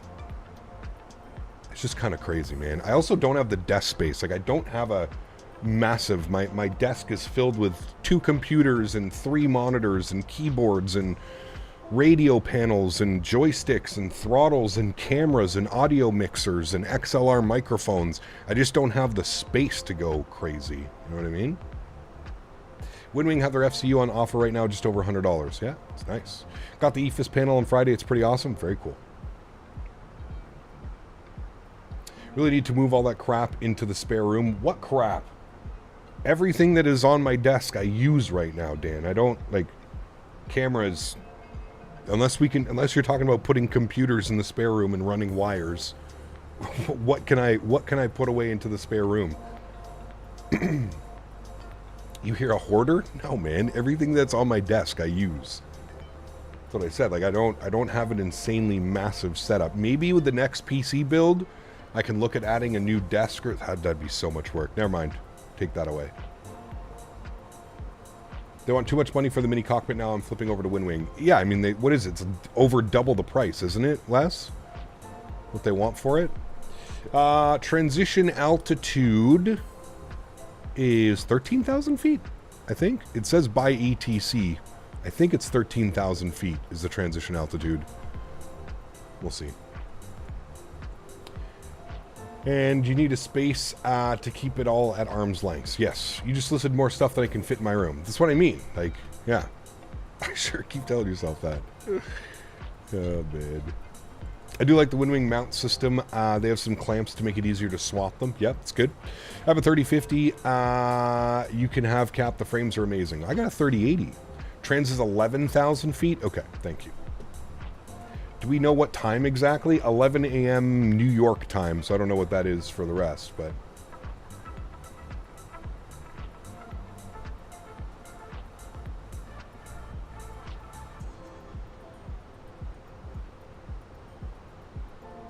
I do not fly IRL. No, unless my friend Les takes me. Les owns an airplane. That's really the only time I go flying. Ah, look at that weather, chat. We're good. Circle to land it, baby. We're going to pause the music. Music is about to end. We're going to pause the music. We're going to get fully invested here in our arrival. We are preparing for the circle to land. Would we say, chat, that this is arguably one of the more difficult approaches to fly in Europe? I'm trying to think of some of the other difficult approaches in Europe. I mean, there's a bunch of them. You've got the Arnav X-ray into Salzburg, which is like right over here somewhere, over there, Salzburg.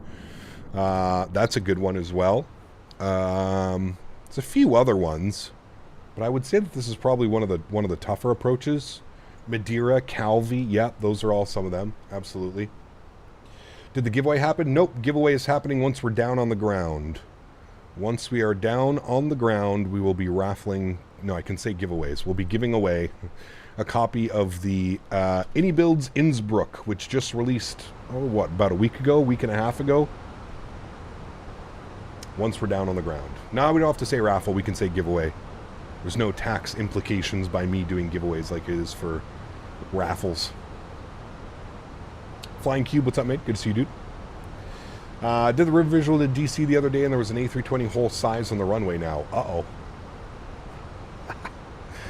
That's never good. But did you learn something out of it? If you learned something out of it, that's really all that matters. Innsbruck is right down there, amigos. I can see it. We are approaching. Split is good, yeah. Skardu is even more challenging of an approach. Skardu, is it? Okay. I don't know, man. The circle to land is pretty gnarly. Pretty gnarly. We're going to activate approach mode. Yes. Good. QNH was 1013. Good.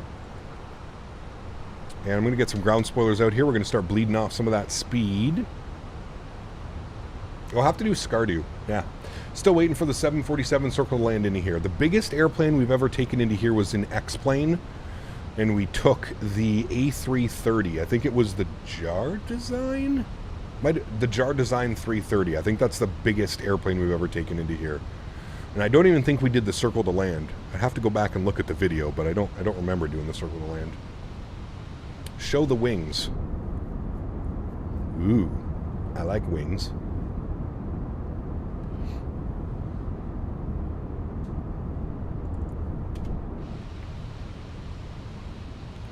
All right, speed is at a little bit more manageable now. We're also coming up on 10,000 feet, so we'll get the landing lights on. I think we can turn the LS system on. Pretty sure it gives us a glide path, not a glide slope, but a glide path. And we can take this all the way down now to 3,700 feet. That is what we want to maintain throughout the process of our circle to land. Beep, beep. All right, ground spoilers in. Let's go flaps 1. Help maintain some of that speed.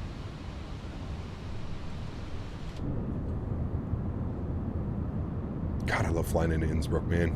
It's been a hot minute. Chat used to give me shit because they said I flew into Innsbruck too much. Imagine telling somebody that they flew into Innsbruck too much. Is there actual lights like that in real life that guide them in? Those seem excessively long. Can you fly in here at night? I don't know. I think there's a curfew with this airport. I'm not entirely sure. I don't know a lot about it, but you cannot access the Discord. Try and copy the link and open it in a different browser. It shuts at 6 p.m. Interesting. Those are the famous rabbit lights? Ah, got you. Cool, thank you. I did not know that. Okay, everything looks good up there. I don't know why it's saying signs aren't on. Signs are definitely on. 3,700 feet, that all looks good. Okay. You fly in Innsbruck too much, I just imagined it. Yeah, coming over that peak right here, that's the best one, because you have to maintain that altitude, right? That's why they've got that 9,500 foot restriction till you hit here. I think we're right over top of the Rattenberg, or have we already passed the Rattenberg? Oh, we already passed it. We're on the actual approach now. All right, let's go gear down. Again, just maintaining that speed. Help the aircraft out. Get configured a little bit early. We're 15 miles, but our speed's a little bit too much for my liking, so we'll drop that down. Why isn't your map showing more with the red around the mountains? Because we're still technically above most of those mountains. You'll see as we get lower into the valley, things will become more red. You can see they're starting to turn orange, meaning that we're a little bit too close. We've got some red peaks over here onto the left-hand side, which means that we would fly into those mountains. So, yeah. But that peak is amazing for plane spotting. That, and then there's the house over here. There's a house that you actually fly right by on the circle to land, and it is... That would be the best spot ever to circle to land, in my opinion. That would be a good one. Innsbruck is one of the best airports in the world. Such a beautiful approach. It is. My fiance's mom actually flew into here a couple years ago, and she was saying it was pretty incredible, descending all through the mountains and kind of weaving your way through. Go to that house for replay. There's no replay because we're doing a return leg, unfortunately. So, flew IRL once. Crazy feelings to fly lower than the mountains. Yeah, absolutely. Just joined. Are we doing the circle to land today? Of course. It wouldn't be a flight into Innsbruck if we didn't do the circle to land. Let's go flaps 2. Beautiful. Getting that gear out early was nice. 191 foot per minute. Oh, we'll see, man. We'll see, dude. I think the main point here is just get it in the touchdown zone.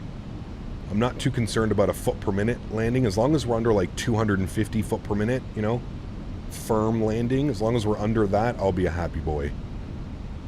I will be happy. Have we taken the max here yet? No. I have not. All right, friends. We're going visual. We're looking for the ski jump. The ski jump should be right here. There's a big old ski jump. You'll see it coming up here as it renders in. Looking for the ski jump. Let's go flaps 3. Basically want to be fully configured by the time we're making our left turn. What is it? Left turn. I think it's 230 on the left turn is what we're looking for when we're ready.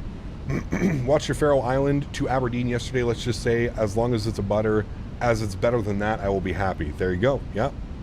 160 knots, flaps full. Look at those views. Man, oh man, oh man. Imagine living here and just having like that mountain right beside you. Ready to go hang out. Pretty awesome, chat. Pretty awesome. All right. Looking for the ski jump. There's the ski jump. We have it. We essentially want to point ourselves at the ski jump. It's basically what we want to happen here. So what we're going to do now is we're going to go on to heading. We're going to go 230 on the heading select. And then once we level off at 3,700 feet, I will manually fly the aircraft for the entire approach. Terrain ahead. Pull What up. is the temperature? It is Terrain ahead. 2 degrees. Pull I think we need to turn... I Terrain ahead. think we're going Pull to turn the up. terrain system off because it's just going to yell at us the entire time. Ground spoilers are armed. Terrain ahead. Pull up. Going to give me slightly right. I think we turned just a little bit too early. But we're level at 3,700 feet. We've got the airport in sight.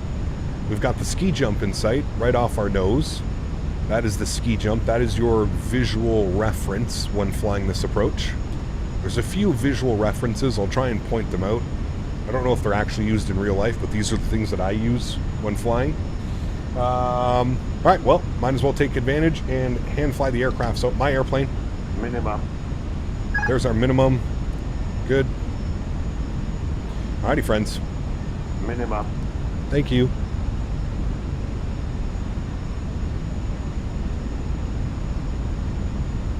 All right, flying directly into the side of a mountain. You're going to see some power lines as we get a little bit closer. And essentially, you want to follow the power lines all the way in and around. And then we're looking for the church. We want to make our turn based off of flying around the church. So I'll do my best again to point out all of these visual references for you. I will do my best. There's a lot of visual references used in real life for Innsbruck. Yes, absolutely. Absolutely. You don't want to make this turn too early to the right because it'll set up... you want to make sure you give yourself a wide enough turn based off of on your turn to final. So this looks absolutely wonderful. Oh man, if you've never seen this approach, it is absolutely spectacular. All right, let's start our right turn. Gonna fly right to the side of this mountain, maintaining 3,700 feet. And we're gonna hug the left side of this mountain as much as possible, chat. I know it may look a little bit crazy, but trust me, all of this will make sense here momentarily. Here is the famous house that I was talking about. There's a house right here. That would be absolutely epic. If they were doing like the circle to land, by the way, here's the power lines that I was talking about. I don't know if you guys can see them. Here's the power lines that you want to follow in. Again, visual references. I'm going to go flight directors off. I'm going to go LS off as well. Don't need those on. Minimum. Yeah, continue. It's fine. We're trying our best to maintain 3,700 Don't feet. sink. Yep, you're okay, man. Don't sink. Don't worry. Everything's fine. Please don't Don't be stupid. sink. Please don't be silly. Don't sink. All right, references. Now, Don't sink. you're going to see this crater right here. There's like a... Don't sink. I don't even know what it is, like a cliff or a hill or Don't something like sink. that. You're basically aiming the aircraft Don't towards sink. that aiming point. There's the church. I don't know if you can see this. There's the Don't famous sink. church. Once you see the church, you start making your right Don't turn. So sink. once that goes under our nose, we're going to make Don't a sink. right descending turn. Don't sink. You want to watch your descent rate on this turn, but there Don't goes sink. the church. So we're going to hold right. Don't sink. We want to descend. So we're going to Don't hold sink. 30 degrees. There it is there. And we're going to slowly Don't start to sink. descend ourselves. Looking for about 1,000 feet per minute Don't on the sink. descent. Should be good. Don't Just hold it sink. at about 30 degrees. You gotta Don't trust. sink. You gotta trust the process here, chat. Don't Trust sink. the process of coming around this mountain range. Don't sink. We're looking real good right now. Keep that descent rate Don't going sink. now that you've cleared the mountains. Keep Don't that sink. turn going. No cheating. No Don't cheating, sink. chat. Keep it descending. Going to be looking for that Don't runway. It sink. should be out here in front of us. Don't sink. Boom. There's the airport. Don't As you can sink. see, we're 2 white, 2 red. We made that turn Don't sink. perfectly. And now we're lined up for the runway, Don't friends. sink. This guy needs to just shut up. Don't sink. I don't know if I've ever had this don't sink problem. Don't sink. Don't sink. Flaps are full. Everything's good. 500. Don't sink. I don't know why he's screaming don't sink at me. A Don't little bit sink. low on the slope. We're not going to do too much correcting. Don't sink. Don't sink. There we go. 2 white, 2 red on track. Don't sink. Don't sink. Don't sink. This guy. Oh my goodness. 200. Don't sink. 200. Don't sink. Don't sink. Don't sink. 40, 30, Don't sink. 20. Retard. Just Drive. hold it, chat. Just hold it. Just hold it. Beautiful. Nose down gently. Reversers are out. Decelerating.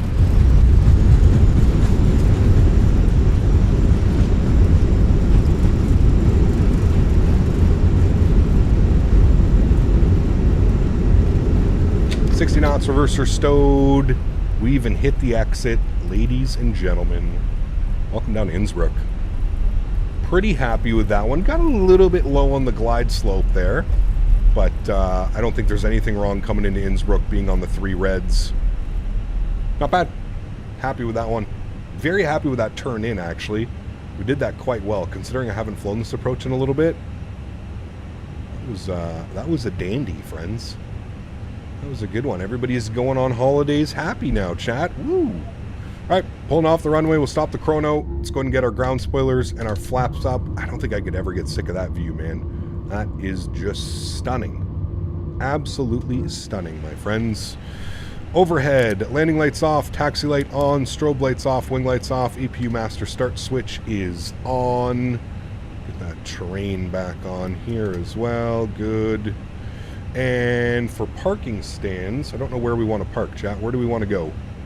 I think we want a nice little walkout gate, so let's go to stand. Okay, I don't see them.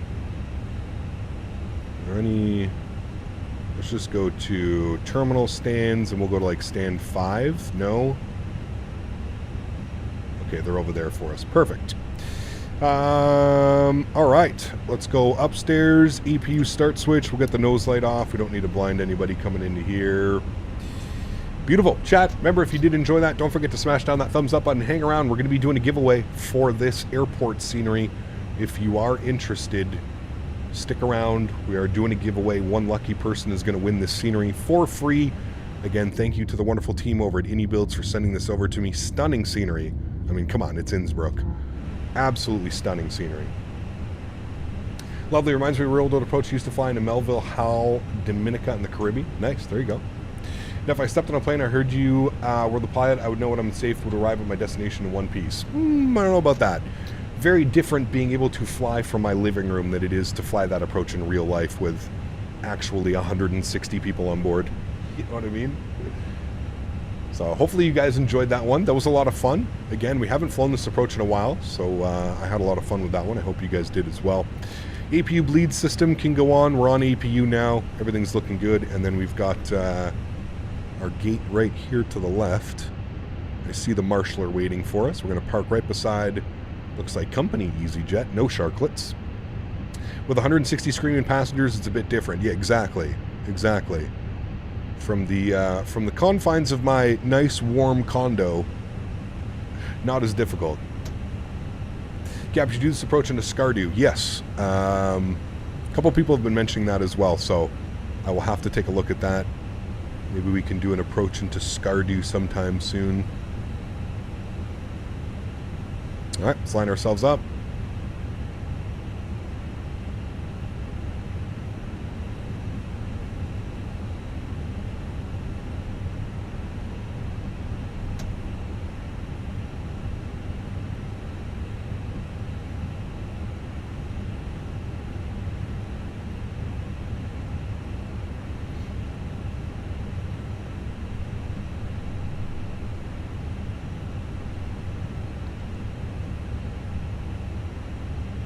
How do you enter the competition? I will let you know, my friend. Don't worry.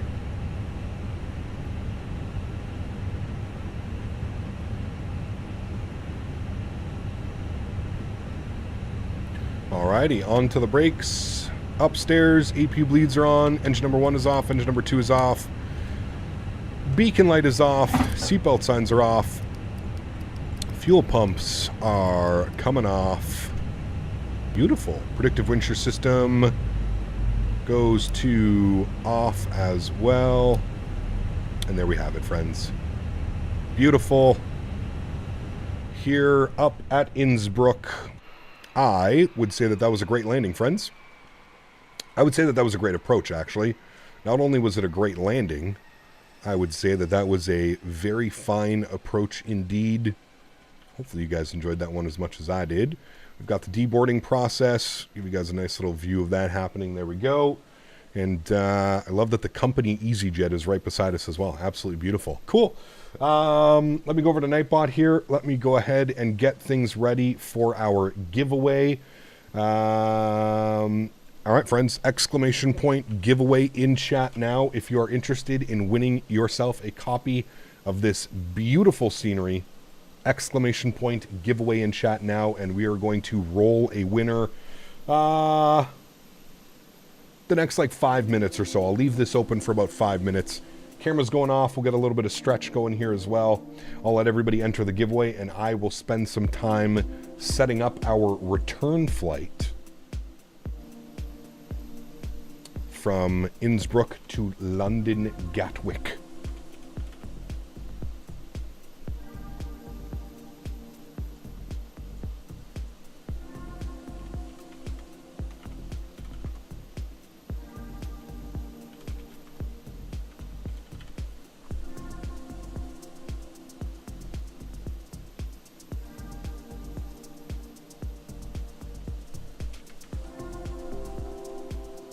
There we go. Look at all the happy people leaving the airplane. They're all going on ski trips. Let's go. By the way, the airport comes with a full GSX profile, chat. So that's always great news. Full GSX profile. Return flight. Feel bad for joining late to the stream. No worries, Tom. Good to see you, man. Welcome back. Hope you're doing well, dude. Happy Sunday to you, my friend. As well, don't forget to hit that subscribe button, friends, if you haven't done so as well. There was almost 600 people watching that arrival. So hopefully you guys enjoyed that. We actually peaked, almost. 595 was the peak viewership throughout that flight. So if you haven't done so, don't forget to smash down that thumbs up button. Don't be one of those weird people that watches in the background and doesn't support the content creator. It's as simple as smashing down that like button. That's all I ask.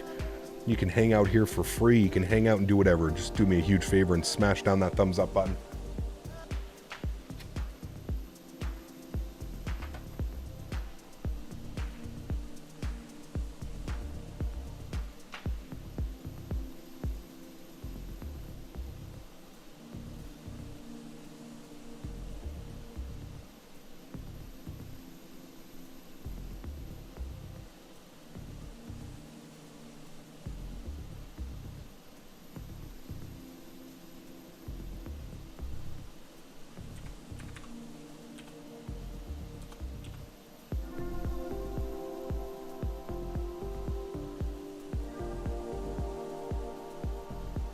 Alright, new flight plan and numbers are up top as well. Do you ski? I used to snowboard. Yeah. Be curious to know how many people watch your streams without being a subscribed member. Without being a subscriber? Yeah, I don't know. I'd have to go and look at the analytics. I think they give you that, Dan.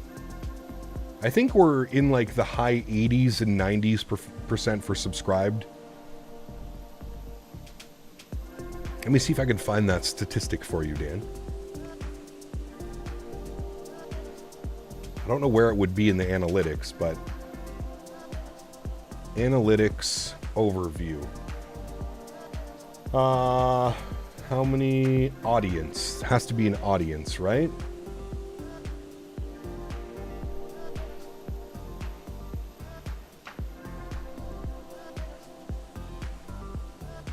Audience. Let's see.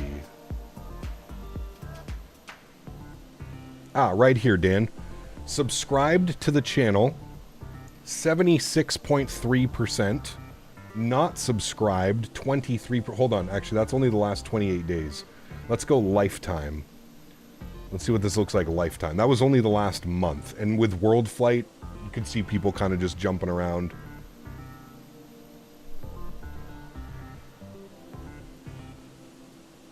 So lifetime, it's actually shorter than that. Oh, this data is not available between... Okay. So 68.9% subscribed, Dan, 31% not subscribed. So that means we have 31% hate watchers. My goodness. That's a tall order. 31% hate watchers. Damn.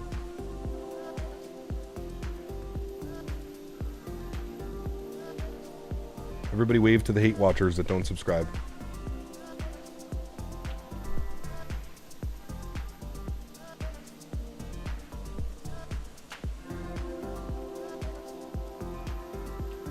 Yeah, usually it's the other way around. Usually it's like 30% subscribed, 70% not subscribed. I'm not a hate watcher.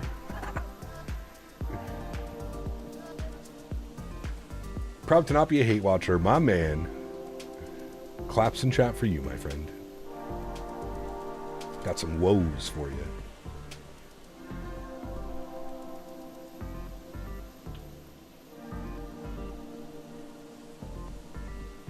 Proud to not be one. Thank you, man. Anyone know what screws Thrustmaster T16M uses? I have no clue, Mark. Sorry, man. What channel is this again? Hurry up, Grandma. Look how slow she is. I'll be there in a minute, Ethel. My knees have to be prepared for the skiing.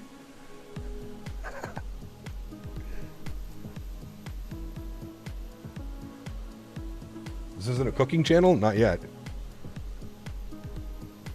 Matthew, thank you, man. M6 screws. There you go. Mastro, thank you. I think for a lot of people, subscribing is not needed because the algorithm does show your streams as soon as they're live anyways. True. True. But to be able to chat and to be able to have your you know, way of winning giveaways or your flight suggestions or anything like that, right? Deboarding is complete, chat. Look at that. Boom. We're just flying today. Dismiss. Cool. Go to my flights. We're going to import the next flight. Good. We got a... That's fine. Don't worry about that. We're going to reload sim brief. Good. And we'll reopen up GSX and we are going to request boarding. No. Good. Cool. Let's come down here. We'll hit our init ref tab. We'll do our init request. Call sign on the way back is easy 81 Kilo Juliet. Or sorry, 18 Kilo Juliet. Throw that up into there. Good.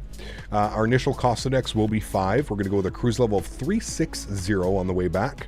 Good. Go to our flight plan. Departures. They have us departing out of runway 26, which actually is my favored departure. So we're going to use 26 for the departure. And we're on the MOG T3 Hotel departure. Good. And we'll insert that. Beautiful. And then back into Gatwick today, we're going to plan for the ILS 26 left, and we're going to be on the Tiber 2 Golf arrival. Tiber 2 Golf.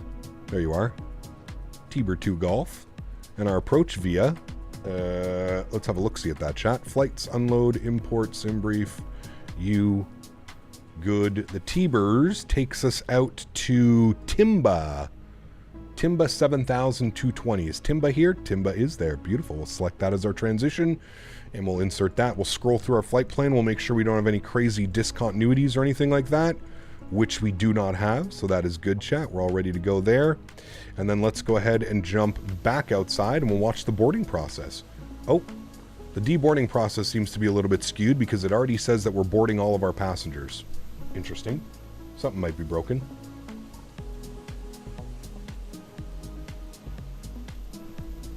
Weird that we saw the passengers deboarding. Do you see a bunch of fighters behind you? I don't think so. Oh, wrong button. Sorry. They're over here, aren't they? Yeah, there they are. Maybe some.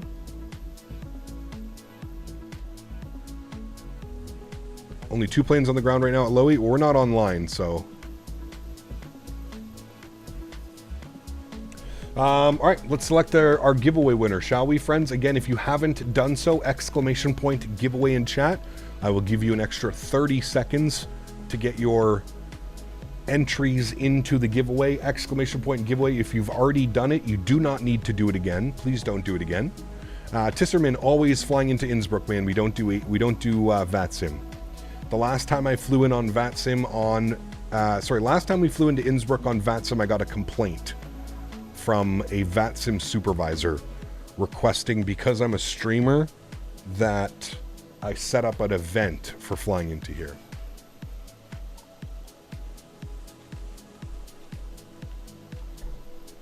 How is the interior? I don't know. Can we go inside?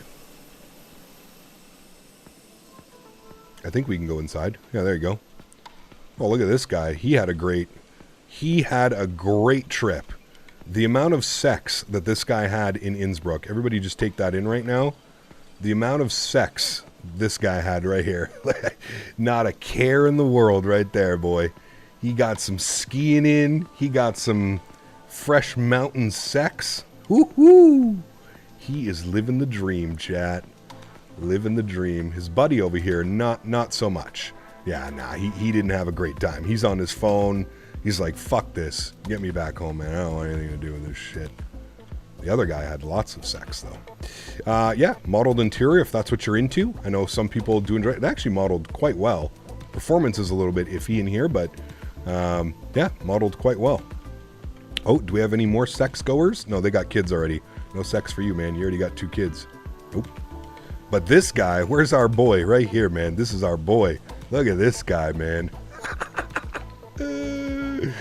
He had the time of his life in Innsbruck, man. Oh, shit. He had a great time, chat. Great time had by all. Oh, we are so silly, chat. My goodness. They're not loading cargo because I forgot to open up the door. That would help. There we go. All right, well, let's watch the boarding process. And we'll go ahead and select our winner of the giveaway. Camera, I want you onto auto mode. Bring you out a little bit more and zoom in. There we go. Beauty. All right, let's watch the boarding process here. And we will go ahead and select our winner. The winner of the giveaway is Keyboard Warrior. Keyboard Warrior. Kind of like Keyboard Warrior, but not. Keyboard Warrior. Congratulations, my friend. You have won yourself a copy of iniBuilds Innsbruck. If you are interested, if you are here, please step forward to claim your prize. Keyboard Warrior. Congratulations, man. You've won yourself some beautiful scenery. Hello, he is here. Wonderful. Keyboard Warrior, are you part of the Captain Canada Discord? If you're not part of the Captain Canada Discord, can you please join the Discord? That would be nice. Join the Captain Canada Discord. All right, perfect. If you could just take a screenshot of you watching the stream and send it to me on DM, I will go ahead and explain to you what needs to be done for you to claim your prize. Congratulations once again, Keyboard Warrior. You have won the giveaway. Take a screenshot of you watching the stream, send it to me. If you're unsure how, go to my Discord, top right corner. You'll see my name, click it, just send me a DM, man, and I will get to you afterwards. You want to see what his channel activity is? He's been a subscriber for 3 years. That's all I have on that front. Subscriber for 3 years, I believe. Unless YouTube's lying.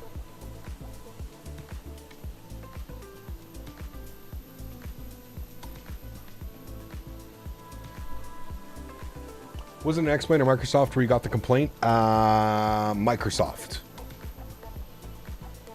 Microsoft. Congratulations once again, Keyboard Warrior. Congrats on your new scenery, man. Fantastic scenery as well. Patches sounds familiar. Good old Patches. Good old Patches, man.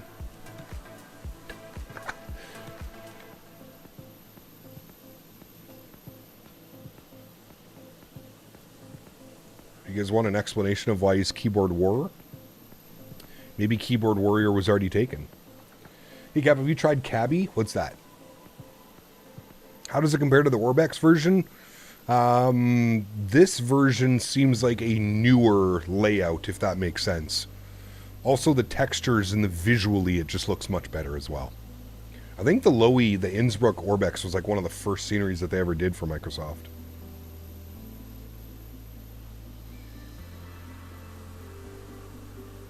Cabby is AI, cabin announcements, and more AI. Oh, interesting.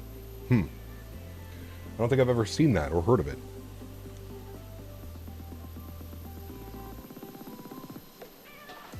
Thoughts on Lay's chips? Don't you guys call them walkers over there? They're good.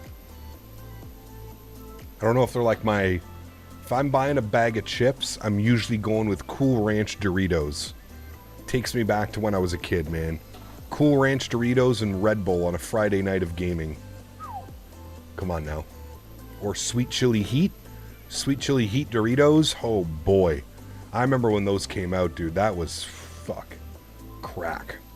Lay's barbecue, probably my favorite barbecue, although I recently found these. I had some last night. Dan and I were watching a movie. I recently found these Old Dutch Ridgie's Extra Honey Barbecue. Chat, hold on, I got let me take a chip out and show you guys. Let me take a chip out and just show you how much flavoring is on these chips. Look at that. Look at that. Look at that. That is a chip that is flavored well. That's a good one. Right there, chat. From AFMR? That's a great chip, chat. That is a great chip. Enough salt for the year. True. What brand is that? Old Dutch. Old Dutch. Throwback to when you couldn't get Old Dutch east of Winnipeg, maybe Thunder Bay. Really, Harry? I didn't know that. Funny, Old Dutch, and we don't have them in Holland. They're actually a Canadian company. They are in... Where are they? They have 3 Canadian... Calgary, Heartland, New Brunswick, and Winnipeg, Manitoba. Ridgie's Extra Honey Barbecue. Damn. That might be my new favorite chip right now, chat. So good. It's like barbecue, but a little bit sweeter because of the honey. Winnipeg is dividing line for Old Dutch. It is written. That's crazy. Huh. What's for dinner? I have a factor meal, but you better be ready for 5 o'clock. Joe B's home today, Birdie. So you better be ready. 5 o'clock. Call of Duty on the clock. Yes, sir. I'm now in the mood for snacks. In the 80s, yep, went to school in Ontario. Couldn't find Old Dutch until Christmas when I flew home. Interesting. Huh. Very interesting. They always sell them. They're always on sale, too. You can get 2 for $8. Very rare you can get that now. Old Dutch was originally from St. Paul, Minnesota. Interesting. Those are called crisps. Okay there, you Brit. Only the Brits call them Old Dutch. Pringles, Texas barbecue. Do factor meals upset your stomach? No, not at all. Let me rephrase that. What should I eat for dinner? I don't know. Are you cooking or are you looking for takeout? That's the real question. All dressed slap too. Yeah. How's it going? With 2024 around the corner, I'm wondering, do you recommend getting it from Steam or from the Microsoft Store? I would go with Steam, Lux explains. Just my personal opinion. I prefer like the file structure and all that fun stuff when it comes to that. All right, let's close our doors. We're fully boarded. We're going to go to mass and balance. We're going to go to load aircraft. We're going to go instant, good.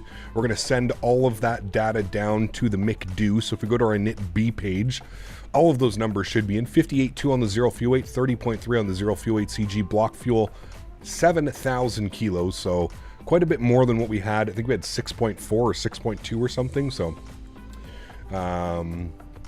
honey Dijon chips? Nah, I'm not a fan, man. I had those when I was in the States a couple years ago. Not a fan. It's weird. Very weird. Very weird. All right, let's go to our perf page. We'll grab some performance numbers. Let's go to this. And while we're doing all of that, let's get our fuel pumps on. Let's get our ground control on. Let's get our red beacon light on and the passengers seated, and that'll get us ready for push and start. We are departing on runway 26. Surface conditions are dry. We're doing a flaps 2 departure today because we're departing Innsbruck. Force Togano, anti-ice off, packs on, sync load sheet, sync live weather, calculate our V-speeds. 21, 25, 29, 2/down 0.0, and 44 on that flex. Those engines are going to be ripping, chat. Let's send that down to the McDo. All of our information is plugged in here. We're looking good. Sweet, cool. Only other thing we need to do, go to our AOC menu because we're going to have some received messages. And we'll deal with our arrival message. Yes, we know we buttered it. We had a great arrival. Thank you. Load sheet, accept that. And finalize load sheet. 149 plus 5 for the return flight, friends. All of the messages are done and set. Why we have no... Oh, okay, never mind. I was going to say, why is he not coming out? But there he is right there. Honestly, I don't know if I'm getting older or what, but I have not been loving chips lately. That's because you eat plain chips. Who the hell in their right mind goes to buy a bag of chips and buys regular, plain chips? The fuck? Just go get some French fries or something. Fried potato. I feel like that's better than a plain chip. You got to get on these ones, Bobby. Honey barbecue, man.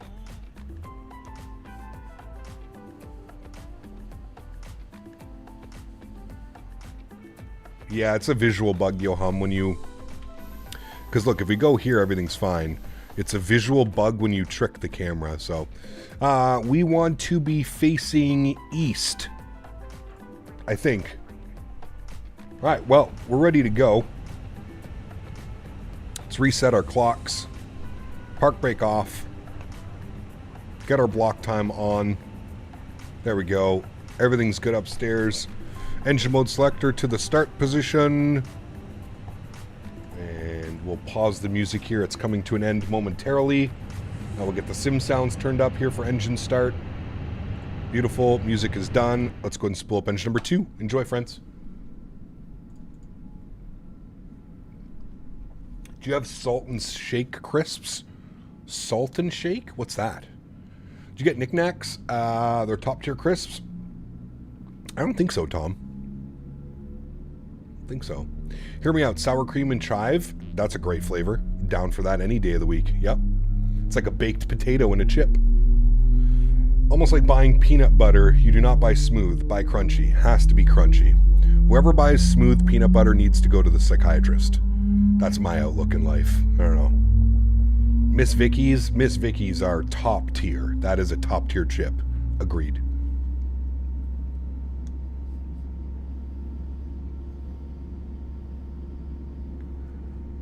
So the chips come with nothing on them and you have to shake salt and anything else you want on them. No, we don't have those here. That sounds interesting though. You can put a little bit, you can put a lot of it. 99% of people buy smooth. No, not true at all. Not true at all. Crunchy peanut butter can't be that good. Trust me, buy crunchy peanut butter next time. Next time you're in you're ready to purchase some peanut butter, go and buy crunchy peanut butter. Trust me. Trust me in every way, chat. I promise you. Have I ever let you down? Yes, but I'm not this time. Spool up engine number 1. Miss Vicky's sour cream and sweet chili. Dude, the best. Have you tried their applewood smoked barbecue? Those are fighting words. Ah, man. Smooth for shakes, crunchy for toast. Crunchy is actually really good. Crunchy peanut butter is the best. Don't do it. He's a member of the Crunchy Peanut Butter Cabal. Oh, man. I guess I need to go see the psychiatrist. Smooth peanut butter all day. Y'all are weird, man. Costco doesn't have crunchy, so smooth it is. Stop it. Costco of any store is going to have crunchy peanut butter. Costco literally has everything.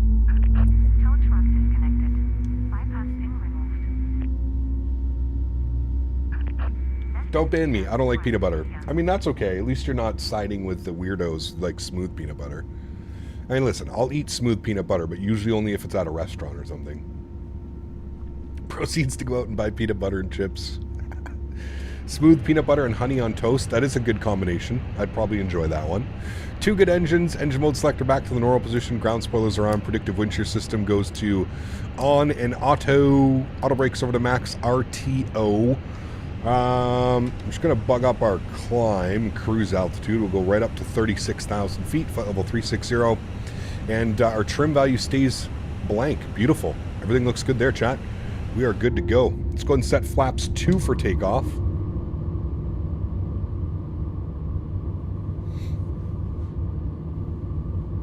Do you have any other plans if you stop streaming Flight Simulator? No.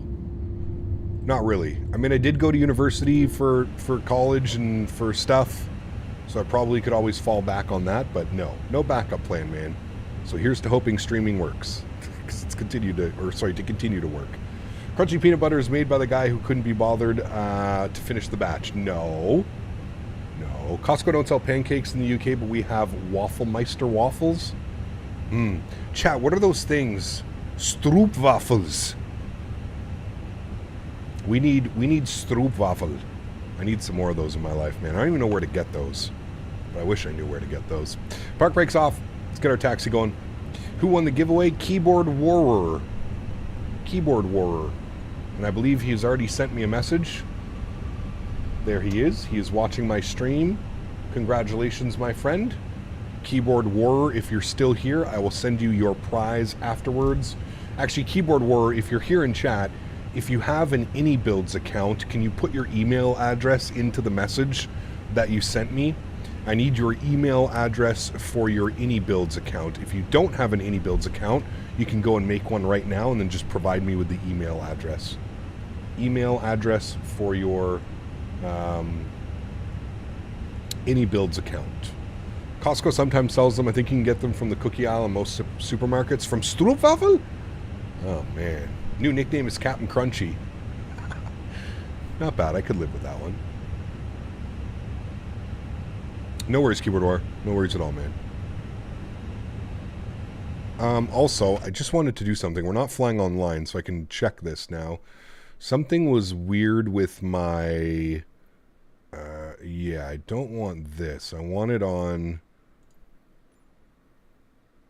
I think I want it on that one.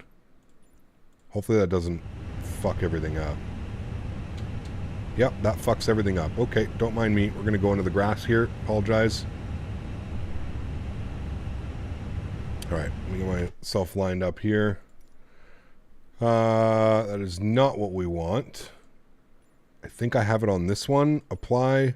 Go back. Resume. Is that the one we want?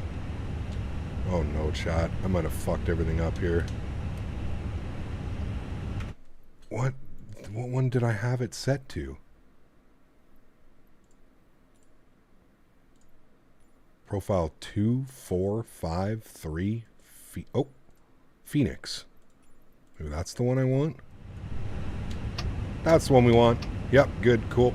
I had it set to the 380, so only the left stick was doing things. Stroopwafel sounds like a division of that funny mustache guy's army. Stroopwafel. They're so good, dude. They're like little... How would you explain a Stroopwafel? They're like little waffles, Birdie. Little like crunchy waffles, and then there's like stuff in the middle. It's like 2 little mini waffles put together with like stuff in the middle. Fruit, hazelnut. There's crack. Absolute crack. Alright, pulling on the runway. Flat waffle with cream in between. Sounds like our boy over there in the terminal. Maybe he had a few too many Stroopwafels. Benji, thanks so much, man. Appreciate you, dude. Huge no floaties to you, my man. Thank you, thank you, thank you. Incredibly kind. Appreciate the support, my amigo. Thank you so much. Message attached to that one was, you got a toga out of Innsbruck? I mean, we're doing a Flex 40. Those engines are going to be screaming at us, by the way. Absolutely screaming. It says alt-nav. Whatever. It'll figure itself out. It's a straight-out departure anyways.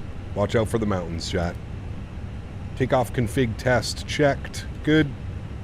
Terrain radar is back on. Why is Innsbruck so empty? Due to the winds? I'm not flying online, James. Most of the time I'm flying online, so we've got traffic and ATC.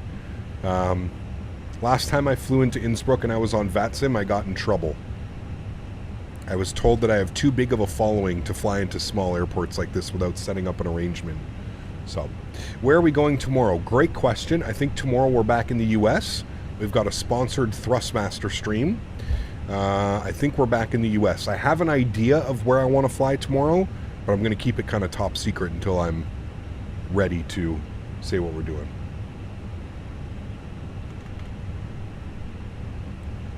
But tomorrow should be a fun one as well. That I promise.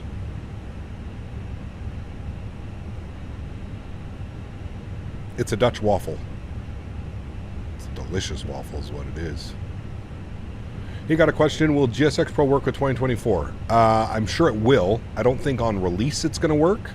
Probably have to wait for a nice little update to come out, but it should work within the next little bit. Look at that lineup, chat. That was absolutely beautiful. Cool. Joystick cam's coming on. Sounds are coming up. Enjoy this departure because those engines are going to be screaming. Y'all ready to go? Let's do it. Throttle's up to about 40%.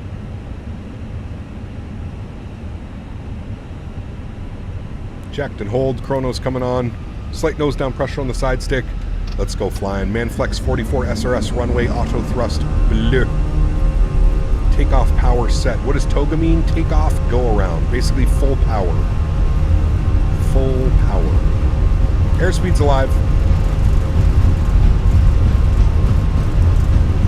100 knots, we're neutral. V1. Rotate.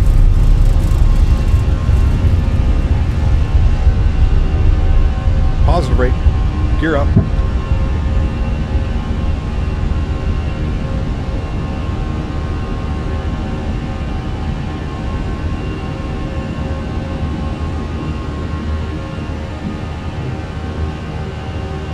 Screaming out of here. Sheesh. Get ready for this one. You guys ready for this? Listen to this, chat. To climb mode. Oof.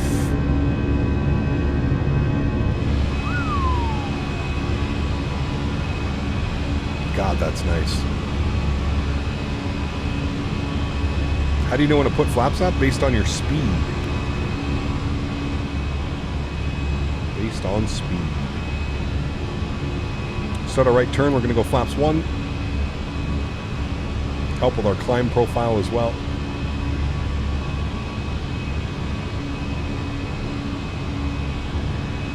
Terrain ahead. Oh, Pull up. Stop it.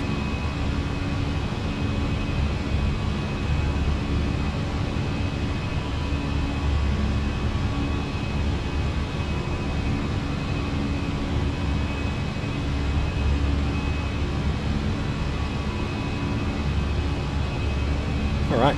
Oh wait, turn off's coming off, nose lights are off, wing lights are off, disarm the ground spoilers.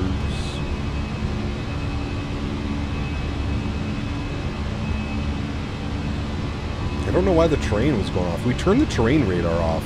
Probably needed to turn off the jip whiz. But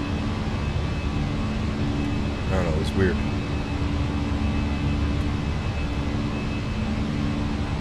Alright, we do have a speed restriction, so I'm not going to clean the flaps up quite yet. Here comes that speed restriction. Leading edge will go clean. And I think they give us that 210 speed restriction so you get best climb performance.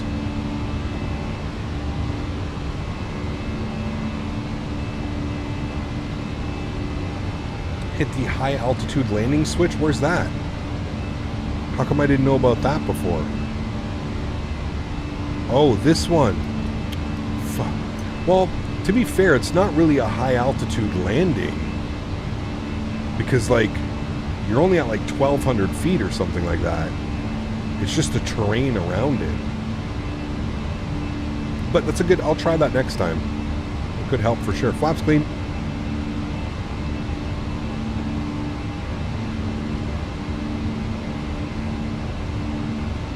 God, what a stunning departure, chat. I love Innsbruck. Can we fly in here more often, chat? My sim froze. Don't touch anything. Don't touch it. Don't touch it. Oh my. Hello. No problem. You fly in here every week? Man, see, my chat yells at me if I fly in here every week. We get the captain, we're not flying to Innsbruck again. All you do is fly to Innsbruck, captain. That's what I get from my chat. Very rude. Very rude to me. Alright, 11,000 feet is transition. It's blinking at us now. We'll set it anyways. It's standard. Flight Sim Police. That's a good one. I'm going to use that one next time. The Flight Sim Police. Take me to jail. Just arrest me now. Autopilot 1 is on. Hand flown up to 11,000 feet. Cool. Welcome back up, friends. Let's have a little stretch break. Man, that was a crazy arrival. My goodness. Such a beautiful arrival. Such an incredible departure as well. I love Innsbruck, man. It has to be like, it's got to be like top 3, top 5, probably top 3 airports for me. Once you figure out that circle to land, and once you can nail the circle to land, man, it's just so much fun.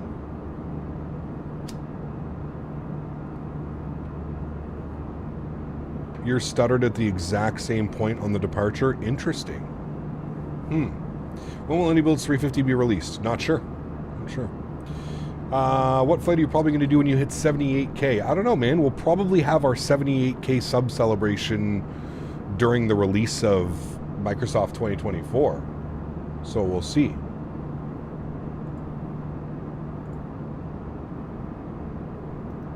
We are currently 15 subscribers away from 78,000. 15 subscribers away, chat. We're that close. 15 subscribers away.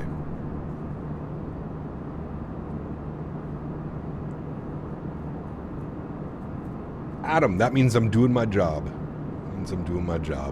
Getting set up in the MAX 8 Fly 1.0 update. See how PSP departure goes. Nice. Love Palm Springs. We need to go back into there, actually.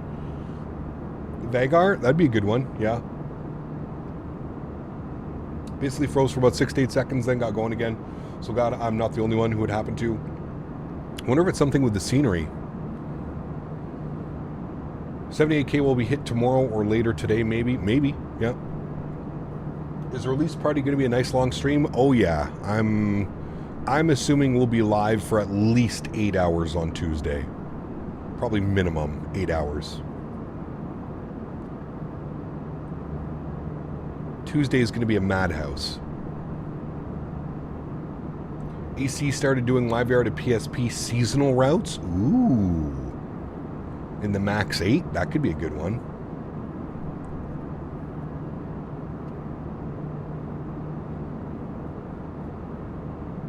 We have to call in sick on Tuesday. What time will you start? I have no clue yet, James. I'm going to try and get it set up for my usual start time, but I don't know. I don't know if that's going to be possible. It all depends when Microsoft sends me my key. I'm tempted to call in sick on Tuesday. You, sir, were just on vacation. You have no more sick days left. You save all of your vacation time for... chat, Dan Barry's trying to tell me that he's not going to Flight Sim Expo 2025 in Rhode Island. Can we all get some blame Dans in chat? He's saying he doesn't want to go to Flight Sim Expo. How do you feel about that, chat?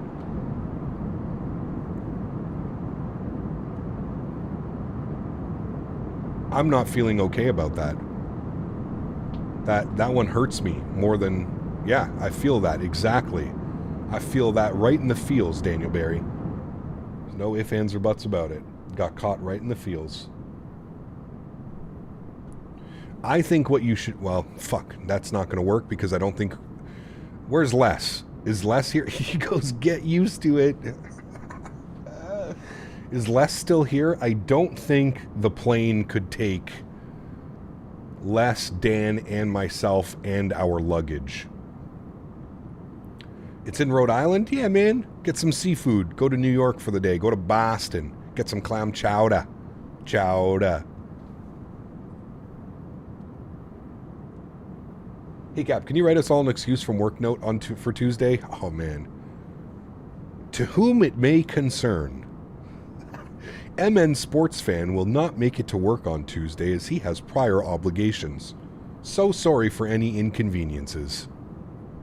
Honestly, man, I would say the day to take off would be Wednesday.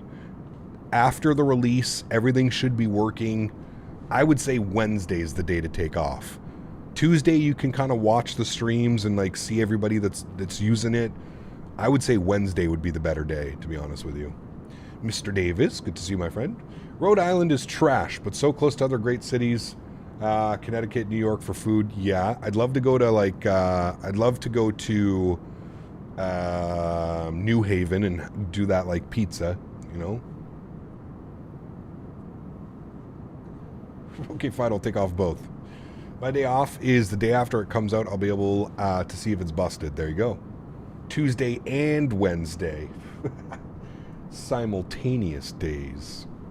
Gonna wait till Christmas or after Christmas to get 2024 to give it time to see if there's any issues and bugs and all the add-ons are ported over properly. Yeah, nothing wrong with that, man.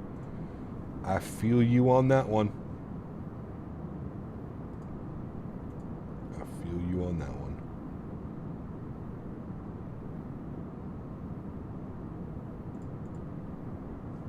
I don't think it's worth buying 2024 until most of our major third-party add-ons are updated. Yes and no, Ahmad. There's tons of new airplanes that I think we're going to be able to use, and it's going to, you know, we'll be able to invest tons of time into. The 321, the 330, the Beluga, the 7.4, like there's lots, you know. Matthew, I don't know what version. Microsoft is sending me a copy of the sim. I get a press copy. I'm considered press now, I guess, with Microsoft. So I get a press copy of the simulator. I have no clue which version they're sending me.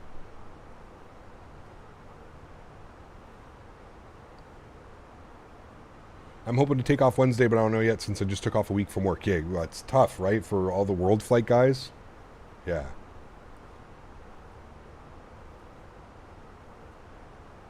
Well, Dan, I'm thinking they would probably want to send me the higher tier, whatever the highest tier is without getting into the... whatever the highest tier one is without getting into the actual physical copy that needs to be sent. I'm thinking as a press copy, they probably want me to be able to showcase all of the products that are available, not just, oh, chat, sorry, Microsoft only sent me this version, so I can't fly this airplane. I would think that they would be sending me the higher tier package, but I have no clue. I don't want to speculate, you know. Does your copy download at 11 a.m.? Depends if when they send it to me, Mr. Holder. They got to send me a Steam key. So I'm going to get an email, hopefully Tuesday morning before release, with my specific key, but we'll wait and see.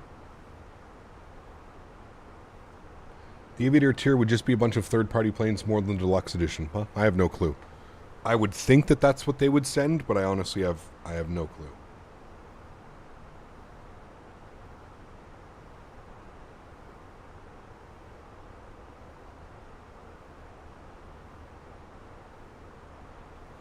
I'll be building a new PC for it, but not in a rush, hoping the NVIDIA 5000 series GPUs will mean price cuts on older cards. If you can find a 4000 series card afterwards, NVIDIA's pretty good at like kind of stopping production on the 4000s and then releasing the next gen. So we'll have to wait and see. It's like a double-edged sword sometimes, because what you have is you have people and companies that buy the 4000 series in bulk, and then they know that everybody's looking for them when the new cards come out because there's no new cards available. So it can be a double-edged sword sometimes. Is the 321 in the standard? I'm not sure. It's a good question. I don't know. I think so, but I don't know. I've decided on the Premium Deluxe after much consideration. I would say that that's, like, if you're an avid flight sim user, I would say the Premium Deluxe version is probably the way to go. But watch out, one of these days you'll be working with Microsoft, but you deserve it. Maybe. Who knows? Maybe I can be their North American something. What does Chewy do? Chewy's the European Community Manager or something like that. That'd be kind of cool, wouldn't it? CD keys. Are they really that much cheaper, though, on release? I don't know. Usually CD keys is good if you can get, like, a bulk deal. Some games you can buy, like, 10 versions of the game and you save, like, 25% or something.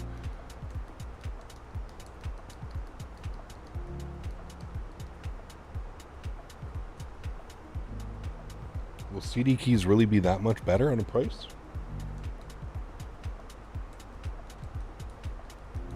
$30 cheaper for a standard edition right now. On CD keys? Damn. Got Microsoft 2020 for 30 GP on CD keys. Interesting. Huh. I didn't know that. Well, there you go, chat. The more you know. I wonder how they're getting it at such cheap prices.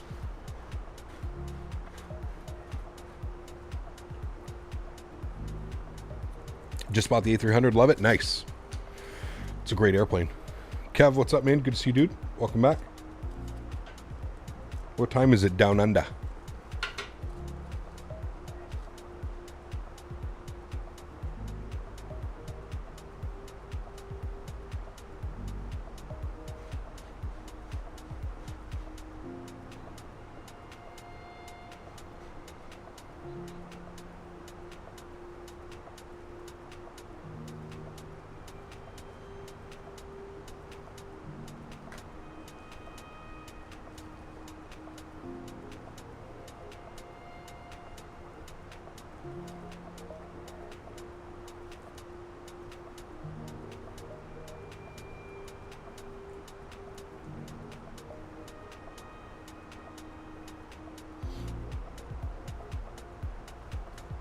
Will NVIDIA 1080 Ti work? I'm sure it will, yeah.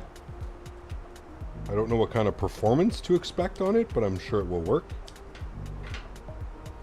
A 1080 Ti. I used to have a 1080 Ti. Those were great graphics cards. Probably the best bang for your buck back in the day. It was a great GPU. I remember I bought it for, I think I bought it for like $800 or $900, the 1080 Ti, and then when I ended up selling it like 5 years later, 4 or 5 years later, I remember I got $700.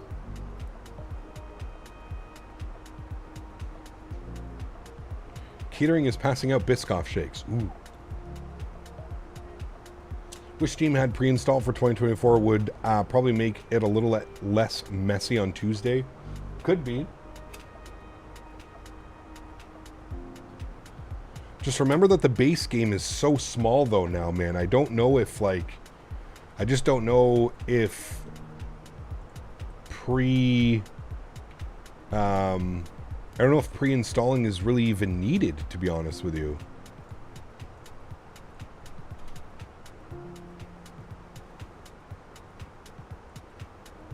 Weather in Melbourne, 13 degrees, 73% humidity. What time is it there?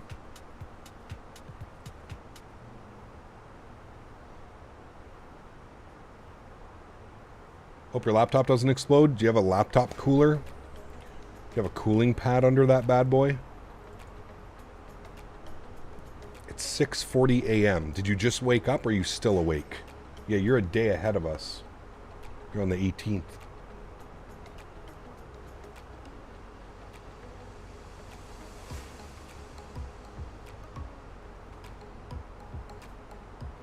What new Airbus peripherals should we expect from Thrustmaster? I don't know yet. I don't know what they have planned for 2024. Hopefully it's a big one. Whole of Europe seems to be LVP right now. Flown to LHBP earlier in the cloud sling was 200 feet. Had to auto land. Ooh. Nasty. Ooh, we got some rain. It's raining in Gatwick. Few at 1,300, scattered at 2,000.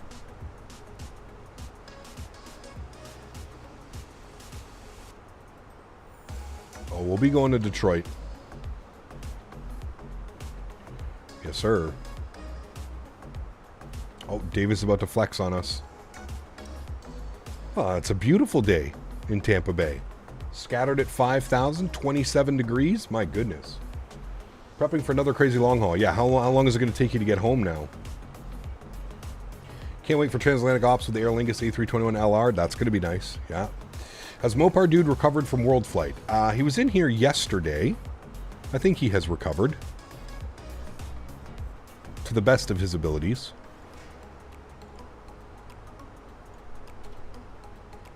Rain at Gatwick?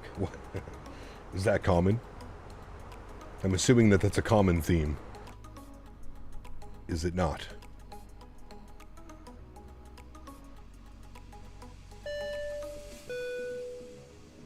Candy_Beaver donated $3 CPT, it's Candy, with an I. The passenger we spoke of is serving up stroop waffles and great sex in the rear galley. We are supposed to be a no-thrills airline, but he's as smooth as crunchy peanut butter. Nice. Huge no floaties to you, Candy Beaver. Where is that guy, man? We haven't seen Seat 2A in a while. Huge no floaties to you, Candy Beaver. That sounds weird to put that sentence in the same... Candy's Beaver. Well, oh boy. Let's not go down that route. Sunday, chat. Sunday. It's not Thursday. Simmer down. Ready for 2024? I am as ready as I will ever be, Antoine. Yes, sir. I am ready.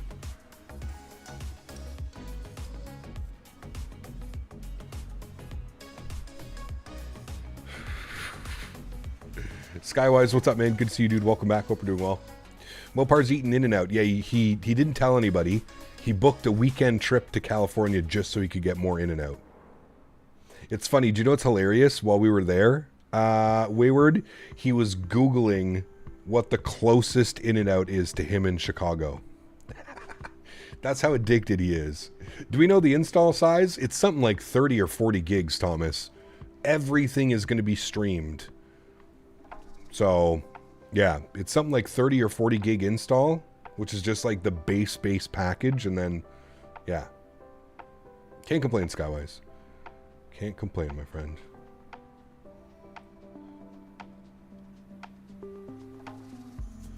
At work, just checking back in. Last day of work. Got an A9, got a 9-day vacation just in time for 24. Ooh, baby. Dreading the controls and camera setup all over again. Yes and no. Shouldn't take me too long, but yes and no. I have no clue, Wayward. I wasn't paying attention. Split, what's up, man? Good to see you, dude. If the servers go out, you're not playing. Yeah, I don't know what they're going to do. I don't know how it's going to work, to be honest with you. I had the 24 Alpha. None of my flight controls were configured. Most of my stuff was configured. I had to do some editing to my yoke, but yeah. Me searching for those old Dutch chips you were eating? Dude, so good. I don't know if they make them in the States. I think it might be a Canadian thing.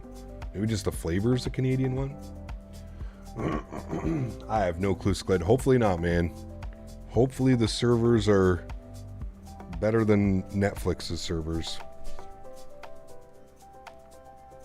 Old Dutch is Canadian. Well, somebody in here, Dan, was saying that it originally started in Minneapolis.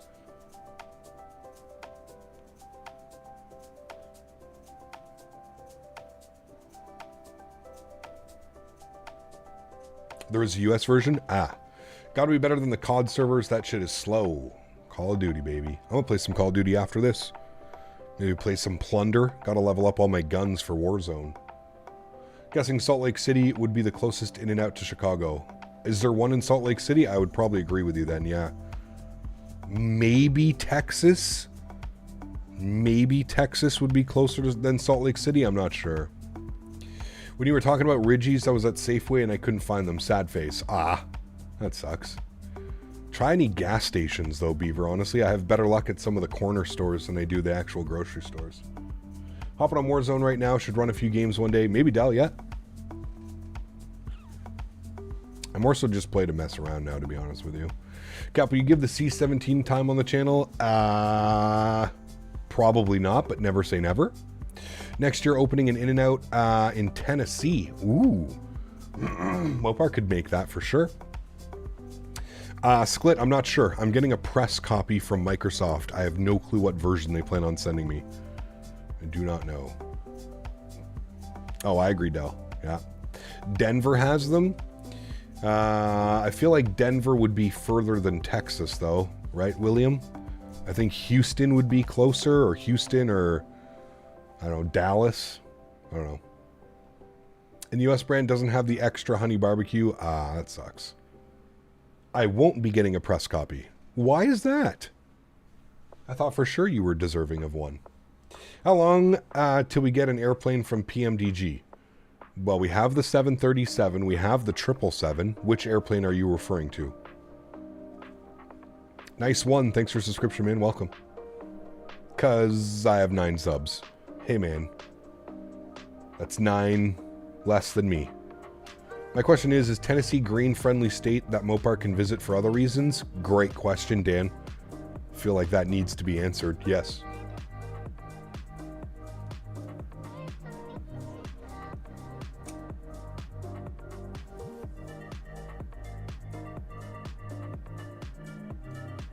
Tennessee is not green-friendly? Fuck them then. We ain't going. Trips off, boys.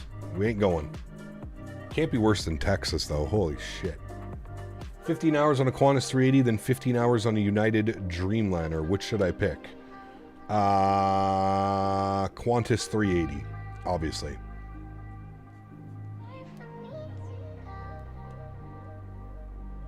Triple seven freighter is coming next, and then I believe it's going to be the Max, then I believe it's going to be the 7.4.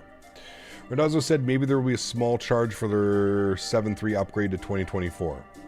Yeah.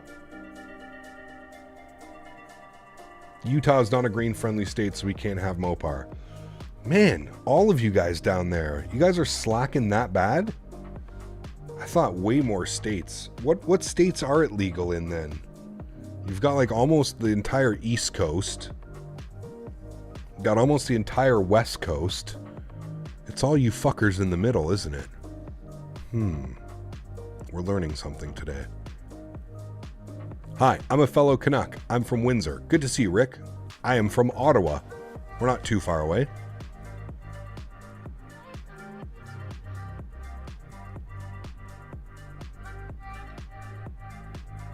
It's legal in Montana. Let's go to Montana, boys. We're going to Montana.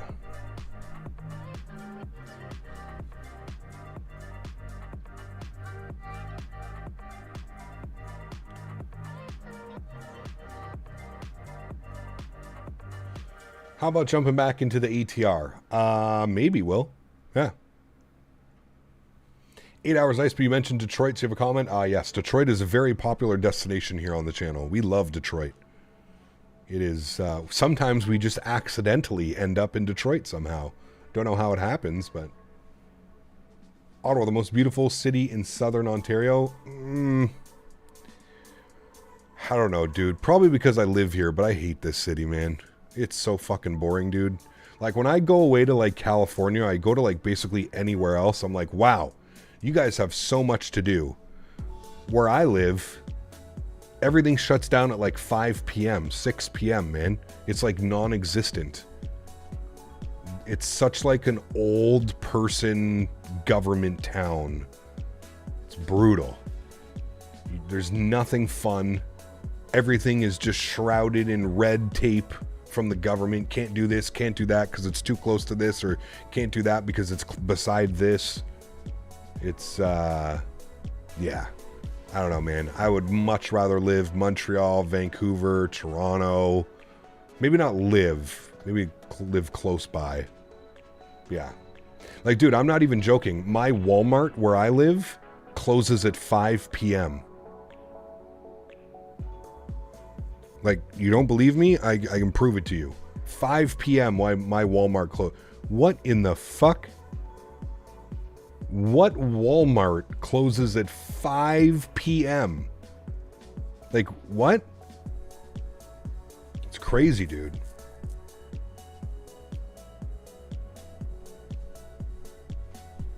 Now, I should mention that's only on Sundays. Only on Sundays they close at 5 p.m. Every other day it's 9 or 10 p.m. I think. But Sundays they're closed at 5. Everything is closed. Like, if you haven't had your dinner or something, you're basically shit out of luck. You're getting McDonald's. We had a mushroom dispensary open up last month near me and Tio. They raided it a week later. We got one still open. It's been open for a while, Wayward. I forget what it's called. I'll take a picture of it next time I drive by, but it's right downtown.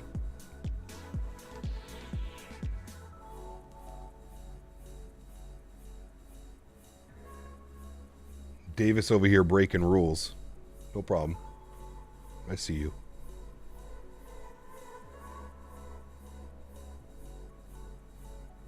I think you might actually want to live in Winnipeg. I don't know about the peg. I've been there before. Don't know if I'd want to live there. Nothing against it, but you know. I do like that I'm like an hour and a half, 2 hours away from Montreal. So if I want to go to Montreal, I want to experience the nightlife, the partying, the food, whatever. Montreal's right down, you know, an hour and a half, 2 hours away. And then I've got Toronto about 4.5 hours away as well. So lots of opportunities. I'm not far away, right? Like that's an easy day trip or a weekend or, you know.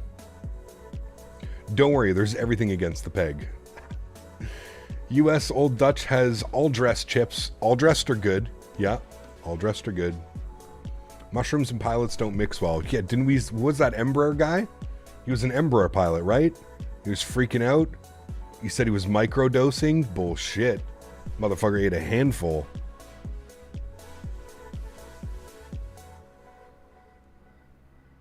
We need to get a career mode in 2024 for Davis called Flight Sim Streamer. He's on his way, up and up. The pilot was in op. Yes, he was.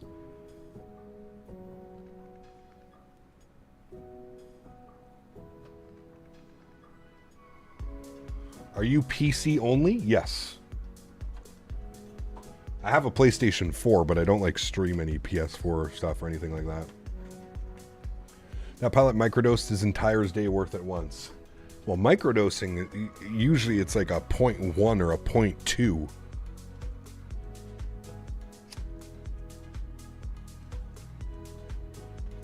Extinct, I'm going to play the hell out of the career, man. I'm going to become a real-world flight simulator pilot. Yep, heard it here first. Which version did I pre-order, Paul? I did not pre-order. Microsoft is sending me a... Microsoft's sending me a review copy.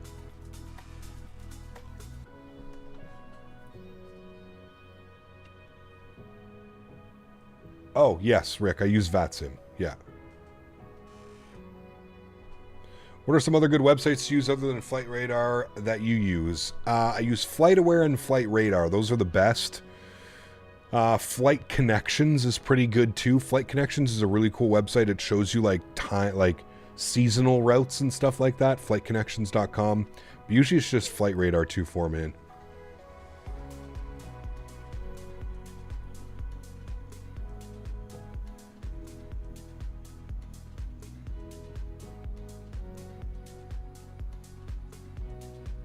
The other thing I'm getting from Microsoft is a bill.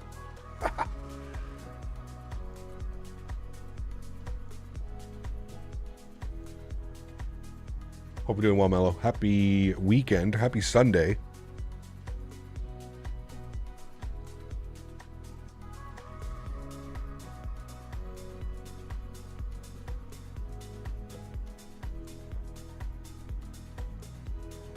Great for getting cheap airplane tickets because you can go to the other countries for cheaper flights, no problem. Yeah, that's a good thing about living in Europe, right? Your travel over there is insane. Like, if I were to take a train from, like, Ottawa to Toronto, it's probably, like, 8 or 9 hours. When you can drive it in 4 hours. It's absurd. We need some type of, like... We need to do what, like, Asia's doing, man. We need some high-capacity, high-speed trains. If there was a train service between Montreal, Ottawa, and Toronto, it would be incredible. Get you to Montreal in 45 minutes. Get you to Toronto in 2 hours, 2.5 hours. We don't have any of that here, man.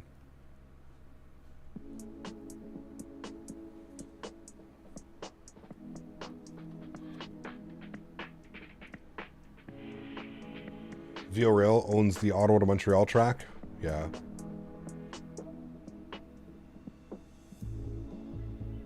Live in Belgium, went to LA, had to drive for 2 hours to Dusseldorf and had a 1 hour flight over to London, then flew London Heathrow to LAX.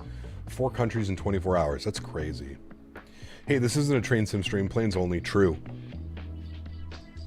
Mopar's been trying to get me into trains.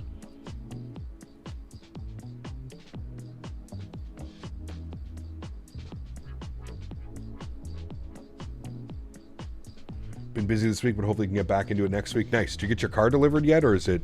I don't know how that works with Tesla.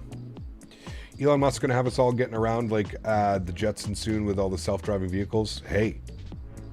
Dan, was going to fly with you, but I'm on Xbox, but I think I might be watching the wrong channel. It's cool here. Well, appreciate it, man. Glad you're enjoying it. You got Davis up to 12 subscribers. Hey, maybe he can send off an email now. Maybe he'll get a press copy. There's plans for high-speed train from Toronto, Quebec with multiple stops all over the news last week. Interesting, Flying Canuck. Be great news. They did a study and put YYZ and YUL dedicated passenger rail was estimated at 10 million per kilometer to build. Jesus. Patricic. Thank you for your subscription. Almost like Patrick.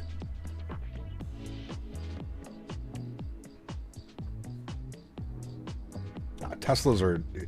Driving a Tesla is like being on a roller coaster. That's the best way that I can describe it. Fucking foot to the floor every time.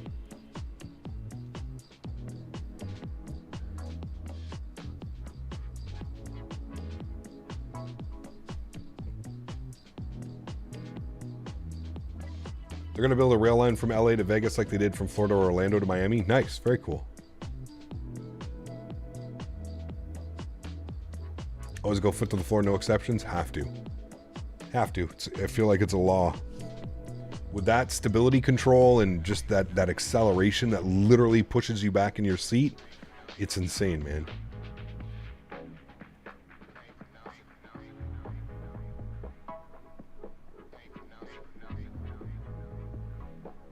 Well, if it's anything like the light rail that they've built here in Ottawa, my goodness. What a fucking shit show this has been, man. Cost the taxpayers millions and millions of dollars. The fucking train doesn't even work half the time. Gets stuck in the snow. How does a train get stuck in the snow? That's what I want to know. Dumbasses made this up. Love the instant torque and acceleration. Yeah, it's insane. It's absolutely insane.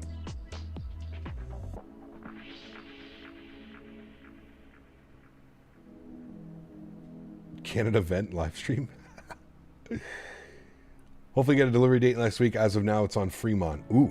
Did you buy it new or is it is it like certified? I don't know how Teslas work. Don't you like buy it directly from Tesla or can you do private Tesla sales? I don't know anything about Tesla and their sales.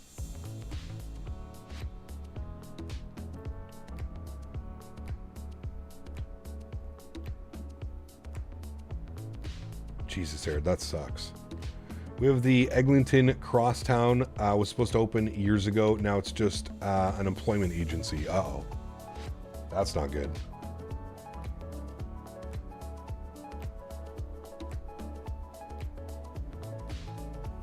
Under 48 hours till 2024? Crazy, man. Like the REM in Montreal, the station at YO will open only in 2027. In my opinion, it's 20 years late. It's crazy. You can order and have it built or shopped from the inventory. The one I wanted was not available in inventory. Got you.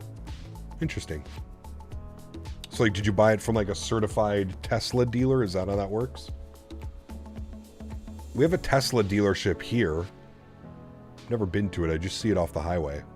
If you think it's mid in Canada, try living in Ireland. Definition of wannabe gangsters and definition of nothingness. Best we've ever have in Dublin is an airport. Yeah. I've never been to Ireland. I want to go, man. It's got to be on my bucket list. I want to go to Europe in general. I feel like I will be in Europe in the next year or two. I want to make a trip. I'm hoping that, like, not Cosford, but what's the other show that went on? What's the one that happens Isn't it coming up soon? Doesn't it happen in like February or January or something? You order a built Tesla on website and either they build it, if not available, there's already one out, they'll match it to you. Got you. Okay. Interesting. Ordered from the app. Here there's no dealers, only showroom, so online is the only way to order one. Got you. FS weekend. When is FS weekend? Maybe I'll go this year. March 17th?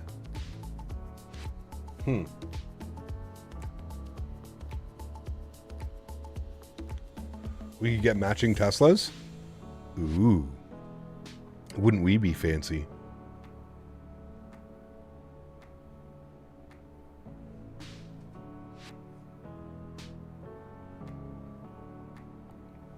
When is the expo in Europe? March 17th, apparently. FS weekend. FS weekend. It's the weekend of the March 15th. I'm going. Okay. Might be kind of cool to check out. Isn't it in Amsterdam? It's in Amsterdam, so I could go to all the coffee shops. So that's a win-win right there. Maybe get an Airbnb and just rental car to where... Because where it is, it's in like Lelystad or something. Lelystad. I think that's close to Amsterdam, is it not? Went to the showroom, test drove, ordered online, and when it was time for delivery, I went to the delivery center. Interesting. It's pretty cool. Victor, what's up, man? Good to see you, dude.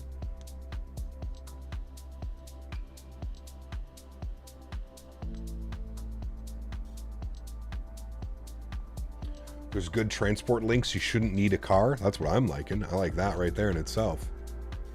Flying to Amsterdam and taking the train to Lelystad. Are you staying in Lelystad? They have a hotel or an Airbnb or something?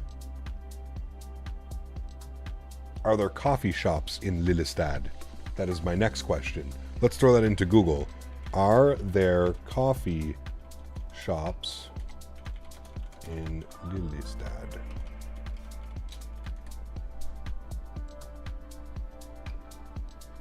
Why are you showing me Starbucks? That's not what I want. I don't need to know if there's Starbucks, sir. That is the least of my worries. Fucking showing me all the Starbucks. Google, you should know my search history from now. Just show up at Starbucks. Where's the weed, man? Oh, fuck. It's only like an hour and a bit on train, so we'll just stay in Amsterdam most likely. Got you. Okay. Coffee shops all over the Netherlands. People just think it's Amsterdam. Good.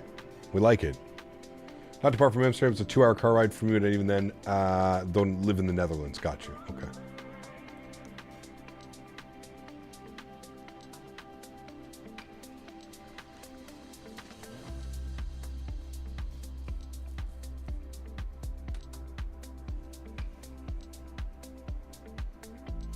I got this new live resin. It's delicious.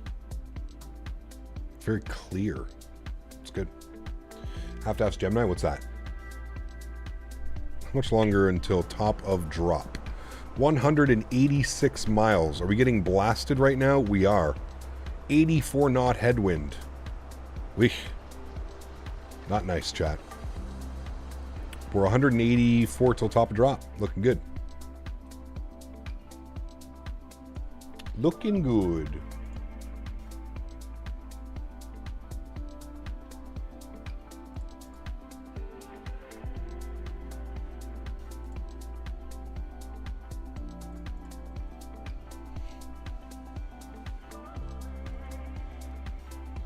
I would do that, Dan.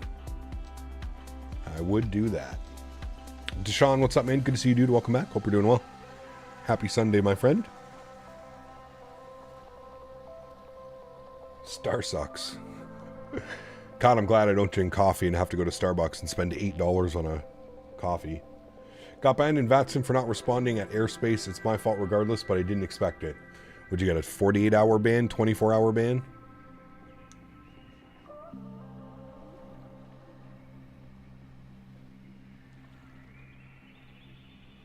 Will Aerosoft be at FS weekend? Oh, most likely.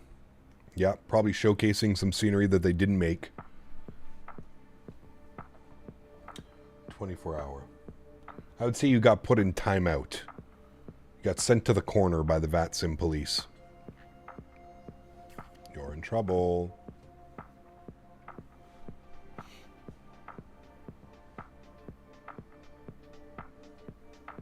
I don't know if Aerosoft's going to be at any of these events now, man. I have no clue. I don't know.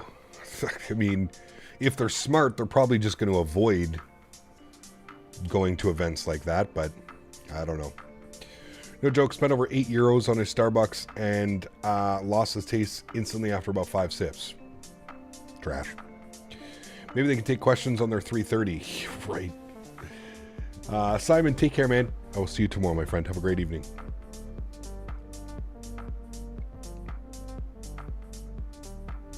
Yes, they will, but subsidized. Oh, man. I wonder what's going to happen with that grant and everything that's going on, man. I wonder if the government is following the news about it or if they're just, hey, here's the aircraft. I wonder if they have to, like, provide sales reports. I truly wonder how many copies of that 330 they've sold. How many do you think? Do you think we're in the hundreds? Do you think there's over 100 people that have bought it? They must have, right? How many people do you think have bought that airplane? How many products have they sold to that 330? That's what I'd be curious to know. Aerosoft can save face if they release a good product. I don't know, man. I don't know. You bought it just to see how bad it is? Can't you watch videos just to, like, I watched 2 or 3 videos and I understood just how bad it was. You'd say about 2,500 copies. You think they've sold that many? I was thinking it was probably less than 1,000 copies, but I don't know. That's just my like initial gut reaction was less than 1,000 copies, which would be an absolute utter flop. But I don't know. I feel like they gave more free copies away to the content creators like XP72 and Blue Games to try and convince us that it was good. I feel like they've probably given away, or they're not offering any refunds or anything, right? So, I don't know, man. I don't know. I genuinely find it hilarious that I had up until, I always had a working relationship with Aerosoft. Every time they released a product, they sent me an email. Hey, we've got new scenery. Would you like a review copy? If so, go to the Aerosoft website, follow the steps. We'll send you a review copy, no problem. Never received an email about the 330. And I still laugh and wonder about that. Every other product, I didn't get one for Frankfurt and I didn't get one for the 330. Those were the 2 products recently. But they always send me emails. It's funny. They didn't even release a good statement. Well, what can they say? I don't think there's anything that they can say or do to save face. If this is what they've done in 4 years, it's going to take them another 2 to 3 years to make the aircraft even flyable. You know what I mean? So like it's listen, Aerosoft is like, they're done in less than 48 hours. Everybody and anybody that wants to fly a 330 is going to see what a good quality 330 looks like. So I don't, even if they were to try and save face and deliver a product that was supposed to be delivered originally on release, I don't even think that anybody, like, I just don't, you know? What monitor do I use? Exclamation point monitor in chat. I can't wait. Going to be ready to fly 330? Yes. Yeah, I think we're going to fly it on day 1 as well. I think the first part of the stream, I haven't decided yet. I think maybe the first part of the stream we're gonna fly. We're gonna do a bunch of flights in some of the jets. I think the 321 Neo, the 330. I think we're gonna do some flights in those airplanes, and then we'll jump into the career mode. I haven't completely decided how I want to. I think the career mode should be later on in the stream, kind of like as we're just chilling and, you know. So I think we might jump right into it, like balls deep, so to speak. Didn't we use that the other day as well?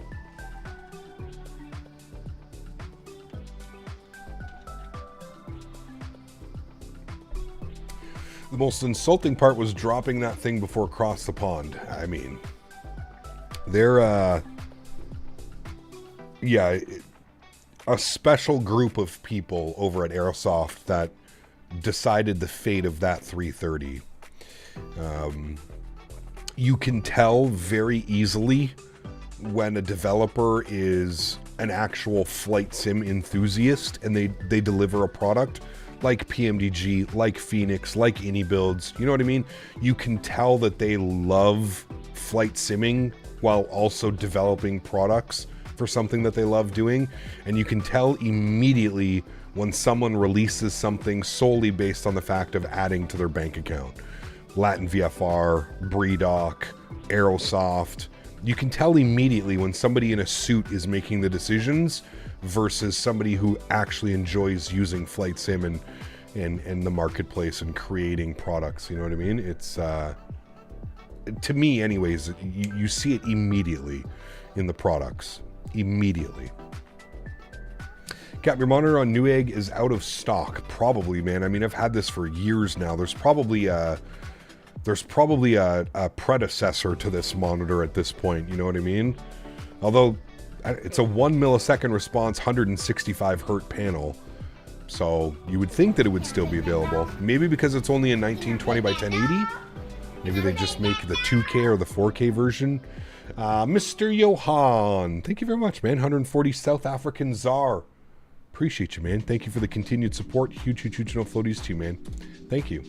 The model monitor is probably not even available anymore. Correct. Yeah, successor. Right. Sorry, not predecessor.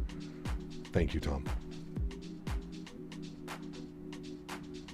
There's definitely no suits over at BREDOC. There's no suits anywhere else. Well, sorry, other than the ones that I named. Latin VFR, BREDOC, Captain Sim, Aerosoft. All of those guys deserve to be in the one section. And then you have actual developers that aren't here to just try and take $25, $30 from you every time. You have developers like Fenix, like iniBuilds, like PMDG, Working Title, blah, blah, blah, blah, blah. The list goes on and on. iFly, who actually want to deliver a product that is enjoyed, right? And by many. And don't get me wrong, it's software. There's always bugs. There's always going to be bugs. There's always things that arise and things that need to be fixed and addressed. And that's just the name of the game, especially when you're dealing with something as complex as this. As, you know, think about how complex flight sim is by itself, and then think about adding a third-party airplane into it. VNAV, LNAV, hold, speed restrictions, altitude restrictions, flight models, modeling, texturing. It's not easy, man. It's not easy by any stretch of the imagination. And that's why you have developers who do the easy stuff, the modeling, the texturing. Once you know what you're doing as far as modeling and texturing goes, that's not the hard part. That's the easy part. Have you ever noticed whenever somebody announces a new product, they show you a super shiny exterior shot of this airplane and it looks fantastic, and then you're waiting 3 years for the systems to get done? That's why Latin VFR, BREDOC, Aerosoft, Captain Sim, that's why you get airplanes from them every 3 to 4 to 6 months. Because all they're doing is doing the external, then copy and pasting the software, the default software, and putting it into their airplanes and going, hey guys, we have this wonderful new A330 for you, 340 for you. You know, it is what it is. Virtual Coal, that's another one that needs to get added to there with their A220, the Virtual Coal A220. Again, nothing but a cash grab. Nothing but an excuse for a developer to go, well, we designed it for the Xbox crowd because they don't have anything. That is the biggest excuse I've seen, I think, has to be the highlight of 2020 excuses. Well, we did it for Xbox. I've gone over this before. Like, if Xbox is lacking so badly, why don't you want to be that one developer that really puts out a great product on Xbox, right? If nobody's developing for Xbox, everybody's developing PC first. Why can't you be a non-piece of shit developer and actually develop a product that has custom systems, sounds, visuals? You know what I mean? Can't wait to try 2024 in VR. Yeah, that'll be cool. Yeah, for sure. Hey, Cap, just starting the stream, but busy today. How are you, brother? I'm doing well, Dante. Good to see you, man. Good to see you, dude. Writing software is hard? Absolutely it is, dude. I couldn't do it. Way over my head, dude. How have we only gone 70 miles? I thought we were getting close to top of descent. We're still 111 miles away. Where are you flying over currently? Good question. We are currently over... What is down here? Liège, Belgium. Gonna fly over Brussels here in a moment as well. That's where the fiance's family is from, Liège. Just outside Liège. I don't know which way, but just outside Liège. They're close to the border, the German border. Wherever that is.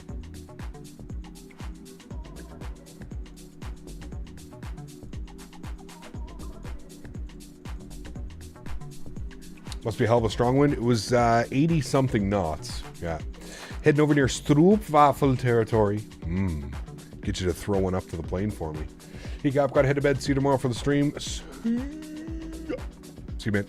Have a great evening. Catch you tomorrow. Tomorrow's going to be a fun one. A320 ops. Back in the U.S., though. But I'm not telling you what we're doing and where we're going. You'll have to wait and see. I'll have the stream up soon enough after this one ends anyway, so...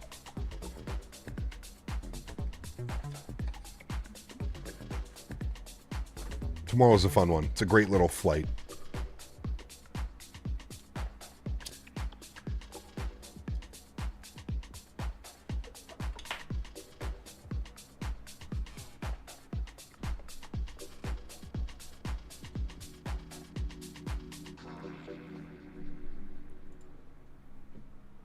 Excited to get this back into Gatwick. Is the weather still shitty? Not raining anymore, so that's good, I guess. Winds are 230 at 8 knots. We're coming in on runway 26, so that's good. A little bit of a quartering crosswind, no problem, at 8 knots. Scattered at 1500, broken at 31. It should be good. QNH is 1013. Call it a somewhat normal. Joe B. Jeff, live weather? Always. Always using live weather. Anony donated $3 Thank you. Hey Cap. Hope you're doing well. Can't wait to hear those realistic and enthusiastic AI voices in career mode, Kappa. Big But Kappa. seriously, Toe, what day will it be for the first stream of Flight Sim 2024? Smooth skies ahead. Anani, thanks for support, my friend. I appreciate you. We are going to be live on Tuesday, man. Release day. We will be live on release day. As soon as I get it installed and I can go live, I will be live. Yeah. Did you see the new dev called CSS? They're making a 737-500 and will run the plane outside the sim like Fenix. Interesting. Nope. I have heard about it. But yes. No live tomorrow? Yeah, we're live tomorrow, man. Saturday, Sunday, Monday, Tuesday, Thursday, Sunday, Monday. Busy week, man. Busy week. Tuesdays and Thursdays stream are going to be long. Usually we take a break in the middle between Thursday streams. I think we're just going to keep going all day Thursday. Tuesday is going to be a long one too. We're going to deep dive into it. We're probably going to fly the MAX. We'll fly the 330, the 321. We'll try and do everything. Will you alternate? I will, Dante. Yes. Yeah. Does anyone fly the 737-500? Not here, Wayward. No. Actually, there might be a couple, like Air North or something, but that 737-500 will be a subscription model or $120 for lifetime access. I already don't like the sounds of that, Will. I don't like that at all. $120 for a plane I probably won't fly because I have the entire NG setup and I have a MAX now. Yeah. I don't think that's going to work out for them very well, to be honest with you. A subscription model for a plane. Yeah, that's I wish them well. That's all I'm going to say on that. I'll keep it sweet and short because I don't know much about it. I trust Will. I don't think Will's going to bullshit me. So if Will's saying it, it's probably true. But I haven't heard anything about that. So, yeah. I don't know if I'm interested in that, to be honest with you. Anony donated $3. What a time to be alive next week with the new Flight Sim. Can't sir. wait to hear this line again. Everything down below looks so tiny. Kappa. Huge no floaties to you, man. Thank you, dude. $5 a month. That's... Why? Like, why are they trying to break the mold with how the flight sim...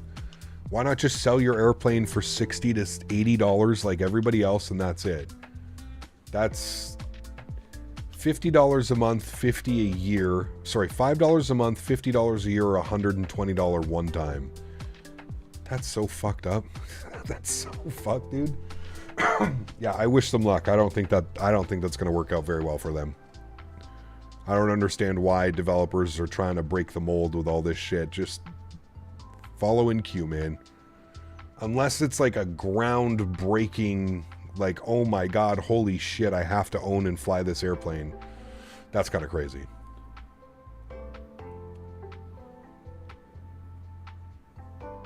Have an Intel i9 with a 10900, 28 gigs of RAM, and a 3080. Do I need to upgrade? You should be fine, John.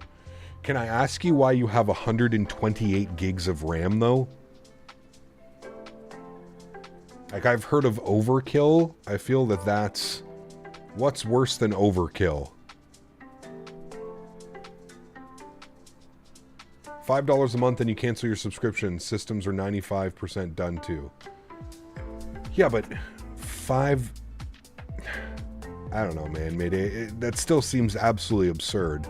Like, I get it. Cool. It's cool if, like, you want to try the airplane for a month. You pay $5. Okay, you try it. You either like it and you buy it. I don't know. It just seems really weird. It seems like a very weird approach to pricing. Nobody else does that. So, do you think 16 gigs? I would highly suggest 32 gigs.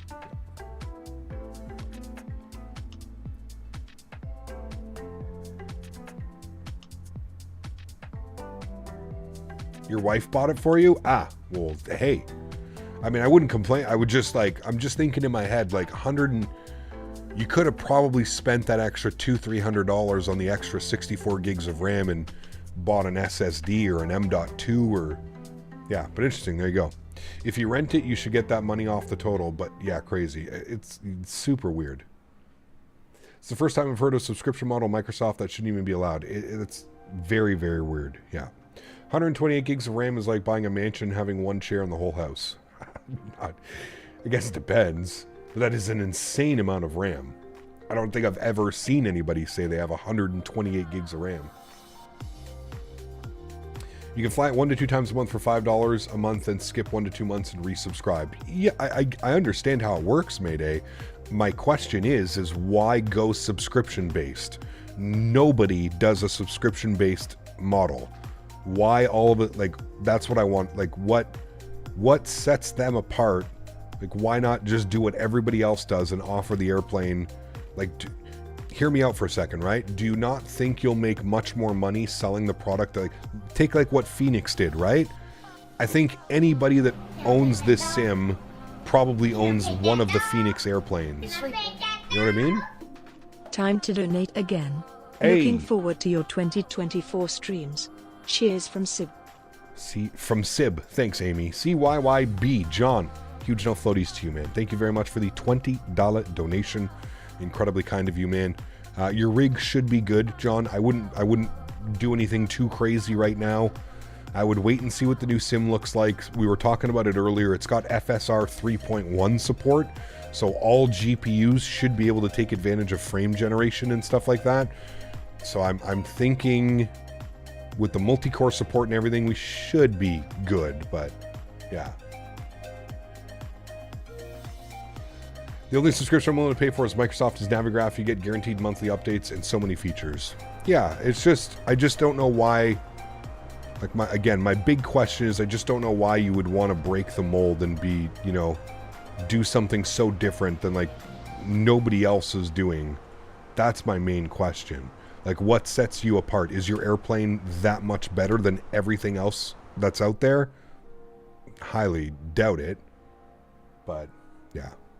Hey, Cap, will Microsoft 24 recognize the purchases I made from Scenery in 2020 so I can install again on 2024? If you bought them in the marketplace, yes, Mark. As long as you're logged into the same Xbox account, they should, yes.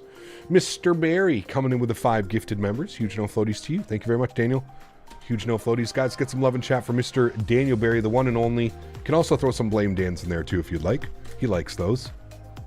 Thank you, Daniel. And if you did get a gifted membership, guys, please make sure you say thank you. Good evening from LTAI Control from Real Life. Whew, very cool, Igor. Good to see you, man. Welcome. CSS charging monthly is like PMG or Fenix charging $50 a month for the aircraft when the original price cost. I wouldn't go that much, Dante, but it's a very weird pricing model. It's very odd, especially with well, I guess they can't sell it on the marketplace. Maybe that's why they're doing it, because they can't sell it on the marketplace, so they can't do that rent feature because they're running external systems. I don't know. It just seems weird. It's very weird. It's an odd model.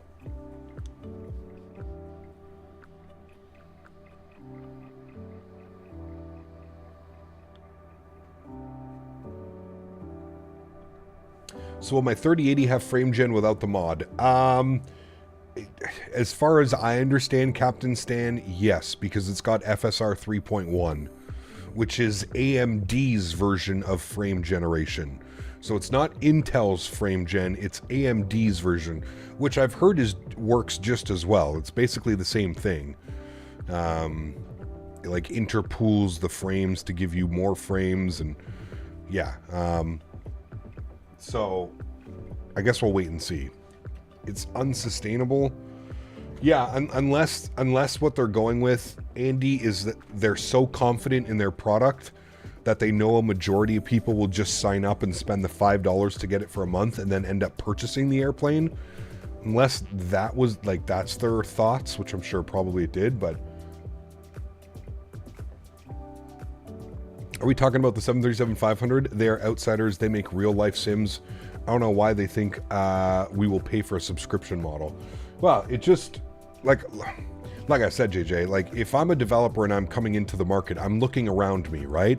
I'm looking around at what has been successful. And the big thing that I can say as somebody that came from a simulator that was charging $90 to $100,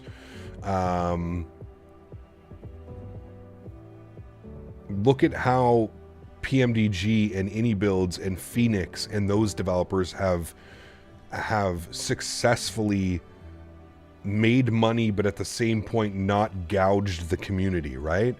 I mean, arguably, I think one can say, like, the Fenix series of jets, the Fenix 319, 320, 321, is probably the best bargain in any flight simulator available for the actual product that you're getting versus how much you're spending. You know what I mean?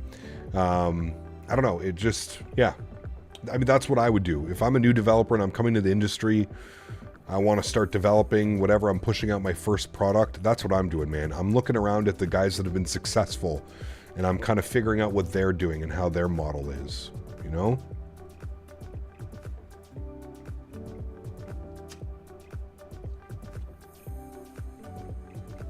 Why didn't Asobo give every dev access for 1 to 2 months to make things compatible? Well, it has been open for the last couple of weeks, Mayday, but you have to sell your products on the marketplace. I don't know why, but yeah. You're gonna buy the RTX 5000 series? We'll see, William. We'll see when it gets announced. We'll see when I build a new PC. We'll see, man. Do you know how long you have the aircraft for if you rent one in Microsoft? I believe it's 1 week, Dante. I think you get a week rental. So PMDD 737-900 and all the dials are glitched. If I use them, they will death spin. I paid 90 plus tax. Something doesn't sound there right, Rick. Have you been to the PMDG forums and explained what's going on? Maybe it's already been answered. Maybe somebody else has also had that issue before. I'm not quite sure. I've never had that issue with the airplane, so I can't really comment on that. All right, let's start plugging in some weather here. Winds are 250 at 10. Seems like they just updated. 250 at 10. We'll throw that in there. Good. Temperatures are 9 degrees. QNH is 1013. 9 degrees, 1013. Winds are basically blowing right down the runway now, chat. No excuses. Get to go for the double butter today. And we need our minimums. We're planning for the ILS. Excuse me. Planning for the ILS 26 left. Minimums will be, we're on the Cat 2, Cat 1, I guess. 296 on the barrow, 296. Barrow mins. Good. And we are 27 miles from top of drop, friends. Hope to see you in Antalya. Yes, love Antalya, man. One of my favorite places to fly in Turkey, actually. We need to go back soon. Haven't been there in a while. Love Antalya. Look at that scene right there out in front of us, chat. That is absolutely beautiful right there.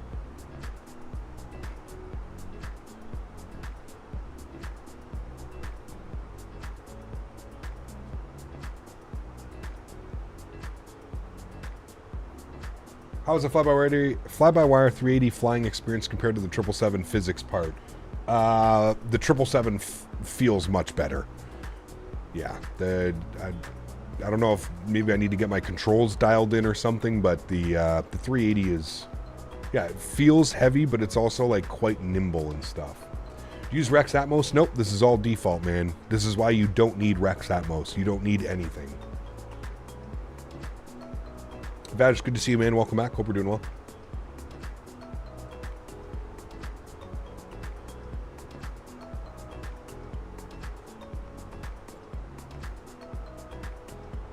So we'll just want everyone flying the airplanes for the first few weeks. I mean, yeah, you could look at it like that, like a marketing kind of, you know. I mean, you might not be wrong.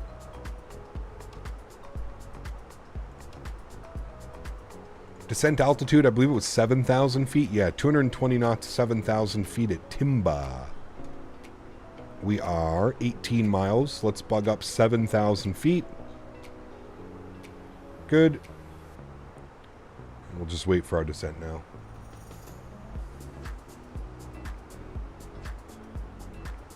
V1 tried Rex Atmos and he had problems with it. Not even worth it, man. In my opinion. Not worth giving them money. I like Rex products, but they got to do better than, you know, it's just like the, just like Active Sky, right? Like, I mean, completely pointless. Completely pointless.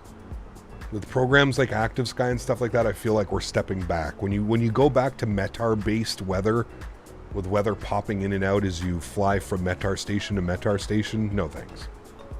Even if Microsoft is only 90% accurate or 95% accurate with the weather, I'll still take a nice smooth transition over that stuff. Isn't 2024 going to have everything that Rex does? Correct.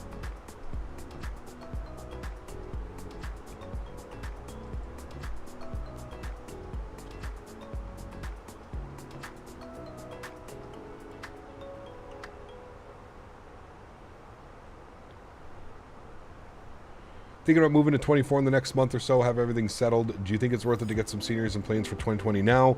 Will they be able to get moved over? I would just wait airspace, because then you're going to be, we're still unsure if developers are going to be charging a small fee to get all of their stuff over. I personally would just wait. I would be waiting. There is no hurry to buy any scenery or anything. What's going to be the first flight? Not sure, man. I really don't know yet. Start our descent mode. Probably the A330, if I'm being honest with you. Something tells me that flying the 330 is going to be number one. I was so excited to get a 330 in the sim. I genuinely thought Aerosoft... I didn't think they were going to deliver PMDG quality or Fenix quality, but I thought they would deliver much better than what they did. So I'm thinking that the 330 is probably going to be our first one.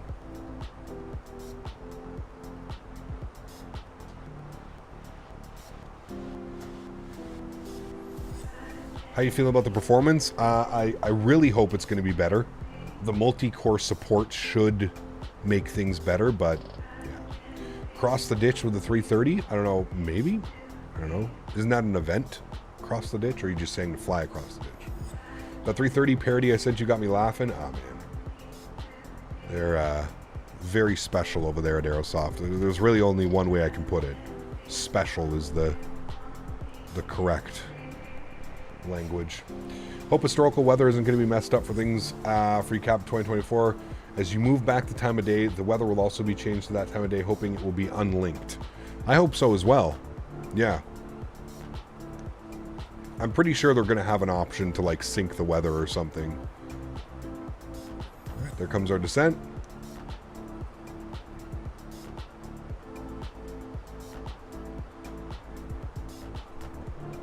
And we'll go ahead and get the seatbelt sign on. We'll go auto brake low today. Should be fine. We'll be vacating the runway either Echo Romeo or Foxtrot Romeo. Somewhere around there. Probably aim for Foxtrot Romeo just because we can go across like Gulf. And then Juliet and in. Oh, YouTube crashed. First time today. Still crashing, but first time in 3.5 hours. Guess that's a good sign-ish.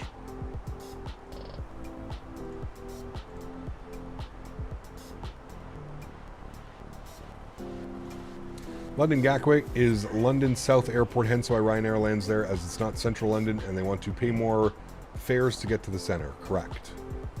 All about the smaller landing fees. I figured there was a reason Matthias left. Yeah, I mean, and you look where he is now with PMDG. I mean, God, dude. He must be sitting there just... I'd love to be a fly on the wall when that thing released. To see Mathis going through all the forum posts and comments and videos and... yeah.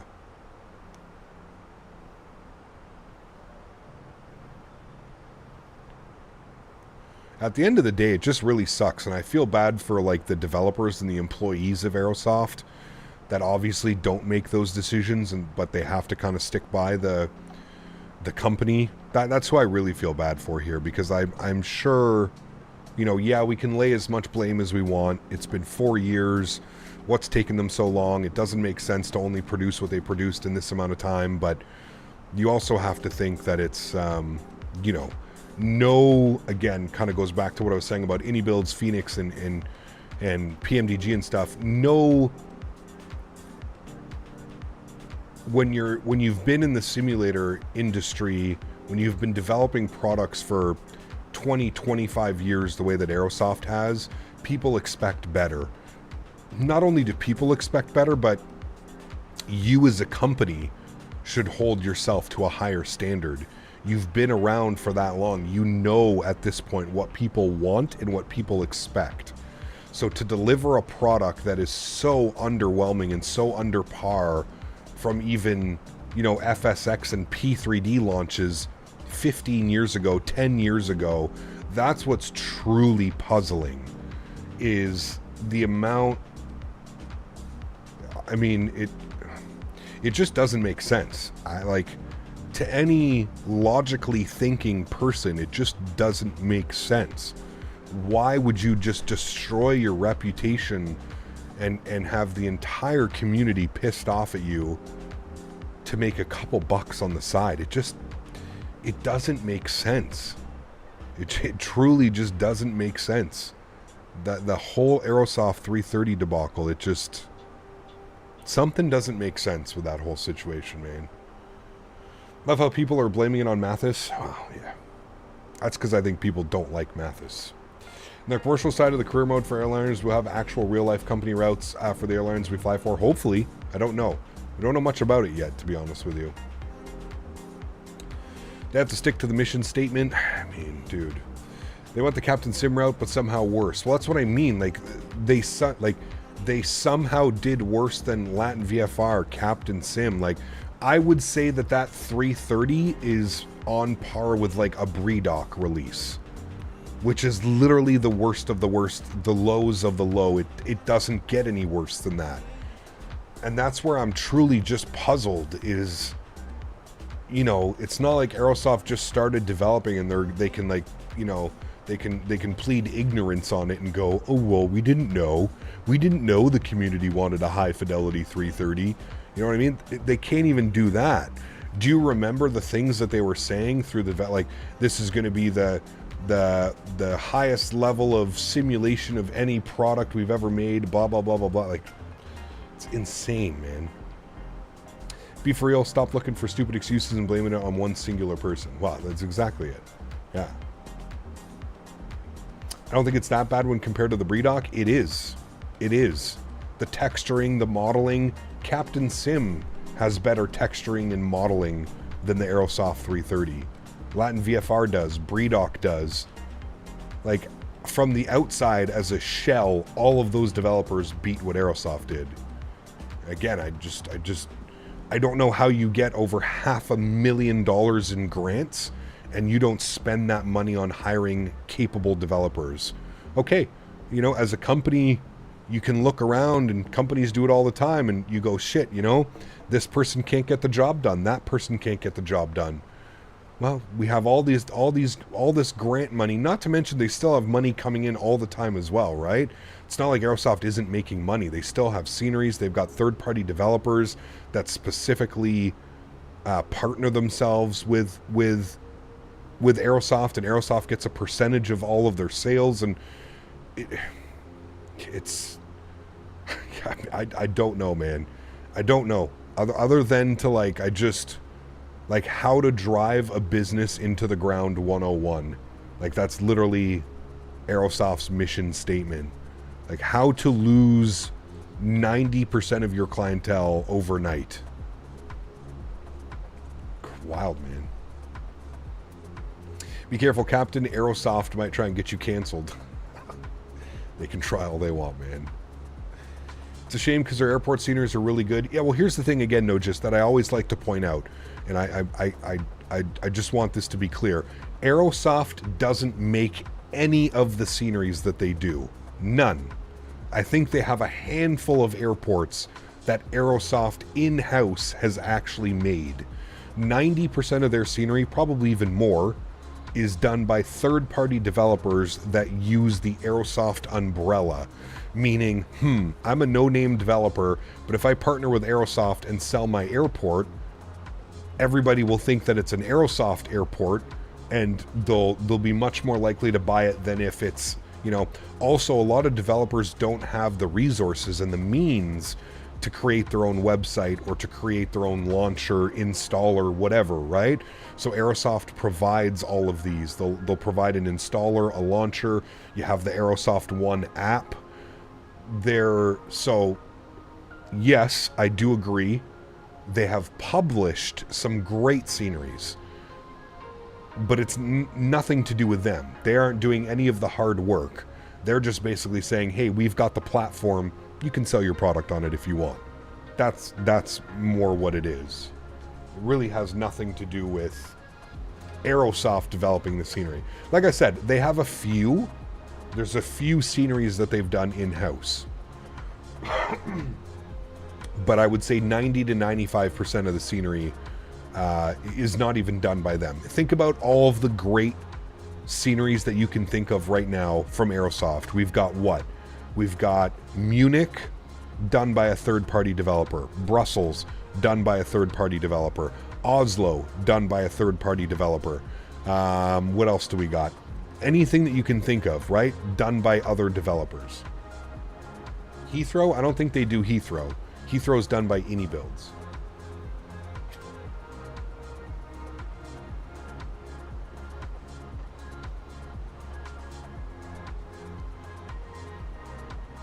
Their devs aren't really that good. They just did an Airbus market years ago before FS Labs came around. Weren't really any other option. I remember back in the day watching Chewie, and I can specifically remember when the 330 came out for P3D and Matt Davies was flying it. He was doing Across the Pond on the release day, and I remember it like he hit a brick wall coming into like New York or something, JFK. I don't know if anybody remembers that stream, but I remember being in Matt Davies' Bellin's stream when that happened, and that was probably one of the funniest stream moments I can remember in a long time. He was just flying, and all of a sudden he literally hit like an invisible wall. It was pretty crazy, man. Funny times.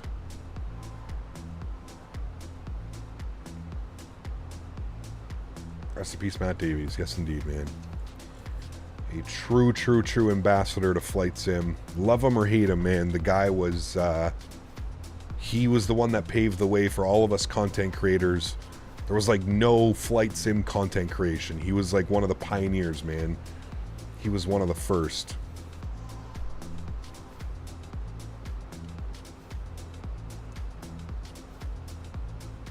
He was one of the best to watch, man. So chilled, so laid back, but God, man, the sense of humor on him was just incredible. They re-released their CEO package like 3 different times as a new product, but it was essentially just patched and working a little bit better. Well, that's the P3D pay model right there, Tom. I'm so happy we moved away from that. I still, to this day, I cannot imagine having to buy P3D 4 or 5 times over. Just crazy, man.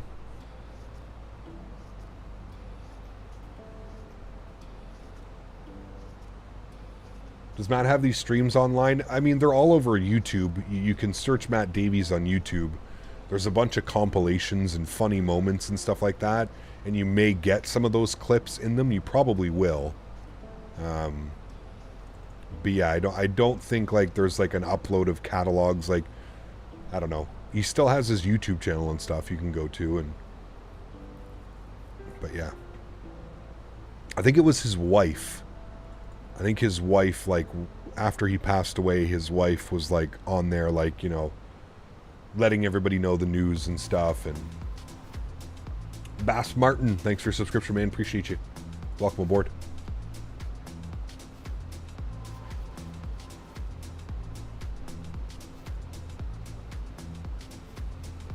Fortunately, I have a cold at the moment, so I may not make it to school tomorrow and Tuesday. Really bummed out about that. Really wish I could make it. Going to be so bored, especially on Tuesday. Oh, yeah. Real bummed. I wonder how many people are intentionally getting sick right now. Just so they can stay home for the week.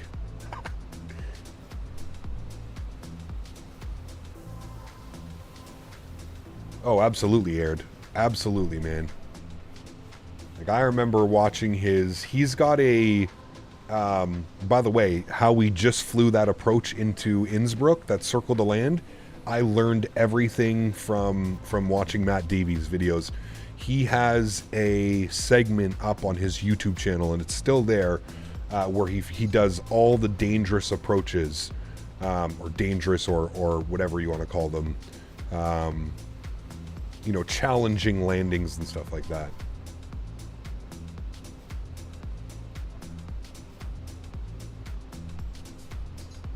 There you go, Dante.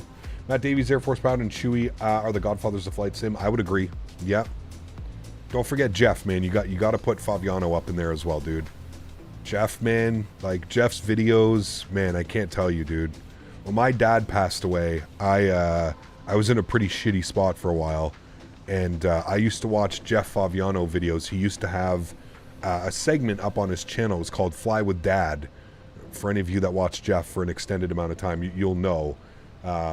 And for whatever reason, I found those videos insanely comforting, because I never got to, you know, I never got to share this experience with my dad. You know what I mean? Like, I think of like how my family wasn't very receptive of me saying that I wanted to be a full-time streamer, and that I think I had something here, and I think I could make a career out of like being an entertainer online. And I remember my family just being like so negative about it because they didn't understand it, right? They, you know, they're old school, right? They didn't understand, and they didn't think that it was possible to make an income and make a living off of making videos and playing a game. But, you know, my dad was always, he always had Nintendos and Nintendo 64s and PlayStations, and he would always buy the new console. He loved that stuff.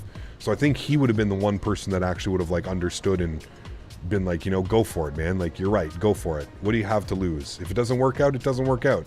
You went to school, you can always fall back on welding, cooking, whatever you want, right?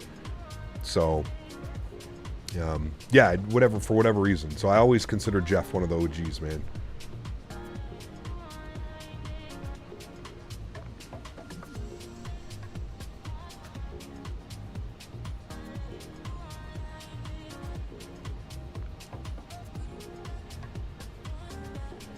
Hey, that's life, Dante, man. Life throws all kinds of crazy obstacles at you, dude. It just sucks that, like, the two people that I think would have had my back throughout this entire process, my grandfather, who got me into flight simming, never experienced this level of detail, and that saddens me. I wish that he could have been around to see this and to see how far it had come from, you know, me sitting on his lap with a little gamepad trying to land a Cessna 152 to now this is the level that we're at and this is the detail that we're at. That saddens me. I wish he could have been around to see that, and obviously my dad, you know.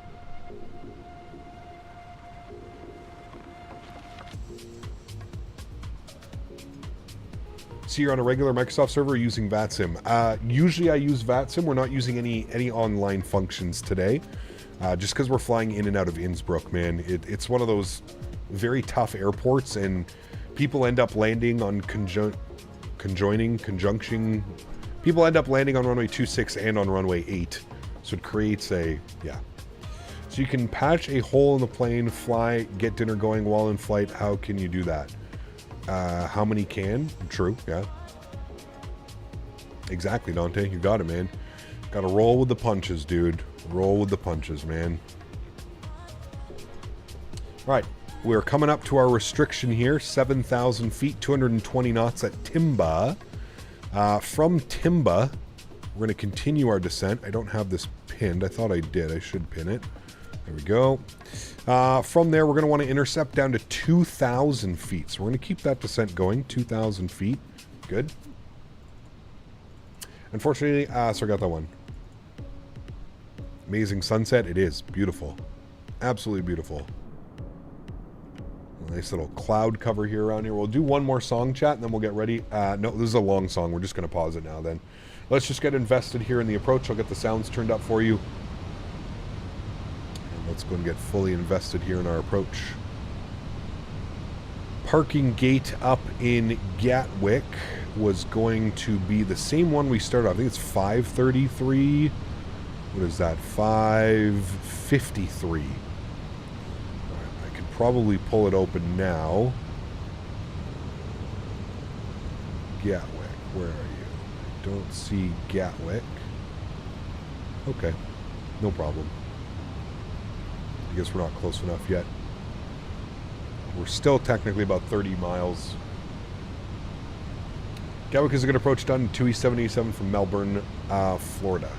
Cool. I think it's fair to say I owe my passion for aviation to my grandparents too. The house was house they bought in India in the 60s was directly underneath the ILS going into my home airport. There you go, man. Fall in love early, you know? Is your gamer tag the same as the channel? Where? Like on my Microsoft? It's Captain Canada 4200.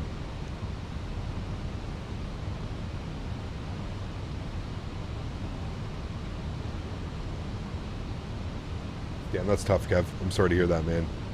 It sucks when it happens like that, you know what I mean? Like bang bang.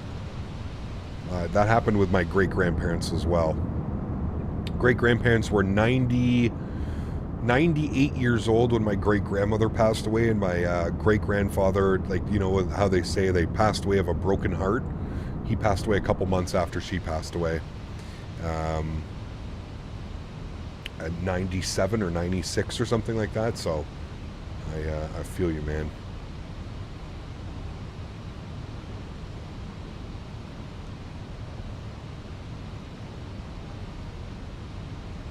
It's brutal, Tom. I hate it. I hate it, hate it, hate it. By 5 o'clock, it's completely pitch black out. It's brutal. Where are we flying tomorrow? Tomorrow's going to be a fun one. Tomorrow we're going to be back in the U.S. and we're going to be doing some JetBlue. JetBlue. And we are going to be going... I haven't said anything, but I will let you know now what the plan is. The plan is going to be from JFK. We're going to go JFK to Nassau. No, JFK to... Where are we going, chat? JFK to whatever that little island is out here. Bermuda? Bermuda. Yeah. JFK to Bermuda. TXKF. We're going to do round trip tomorrow. It's going to be another long day. We're getting prep, chat. Long days this week. JFK down to Bermuda tomorrow. That is the plan. JetBlue. That's always a fun one. And we'll be back on VATSIM.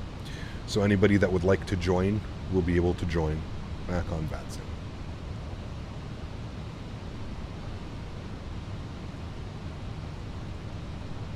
Flew that route before? Yes. 320. I believe we're going to be in the 320. I might do it in the 321, but I think we're going to do it in the 320. And in the U.S. budget airlines ordered some 320 Neos that aren't Spirit or Frontier. I know Delta has 321 Neos. I don't know about 320 Neos. Even Cap doesn't know where we're going. It's top secret. I mean, it wouldn't surprise you, right, Dan, at this point?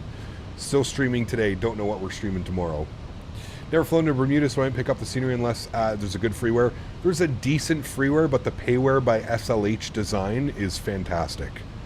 The payware version is wonderful. It's such a cool approach, man. And we always seem to have great landings into there, so fingers crossed we do that again tomorrow. What do you reckon is the best place to buy 2024? Steam. That's where I'll be purchasing it. Cap tells us on Tuesday we're flying out of YOW. Going to Ottawa, baby.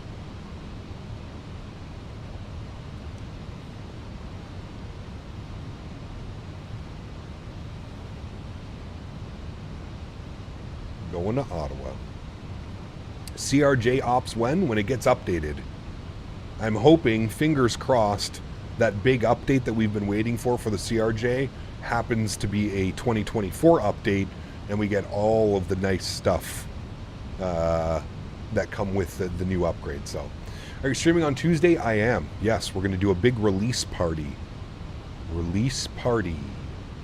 You planning on doing circuits to try the new planes out, or some short hops? Also keep in mind, also going to keep your Airbus stuff out or Boeing stuff.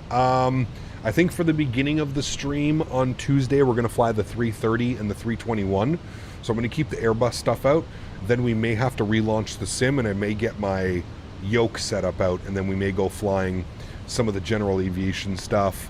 I definitely want to start the career mode on Tuesday as well, but I think we're going to do that later on in the stream as things become a little bit more chill. But yeah, I'd like to rip the 330 probably first. Maybe do a short flight, then a longer flight, then maybe look at some of the other planes that Airbus planes or something, you know. Why would you say Steam is better than the Microsoft Store? In my opinion, the file structure. Getting into files, editing certain files when you own the Microsoft version can cause some issues. And I just prefer Steam. I like having all of my products kind of wrapped up into like one little area, you know?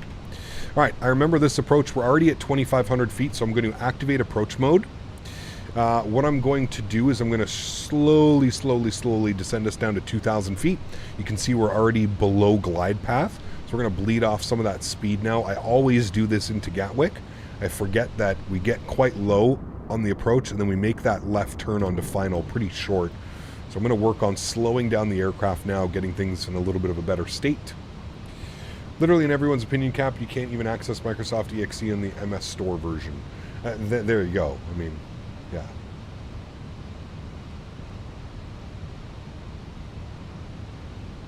When is it releasing? Tuesday. Tuesday afternoon or evening, depending where you are. I think it's, 5 p.m. UK time, 11 a.m. Eastern, 9 a.m. Pacific, 8 a.m. Pacific. Something like that, I think it is. All right, flaps 1.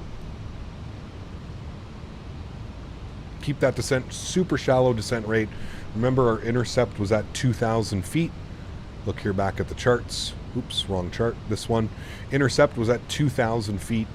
So we're getting her down to 2,000. We're currently at 2,600 feet. We're making the left turn on the final. I'm going to arm our localizer.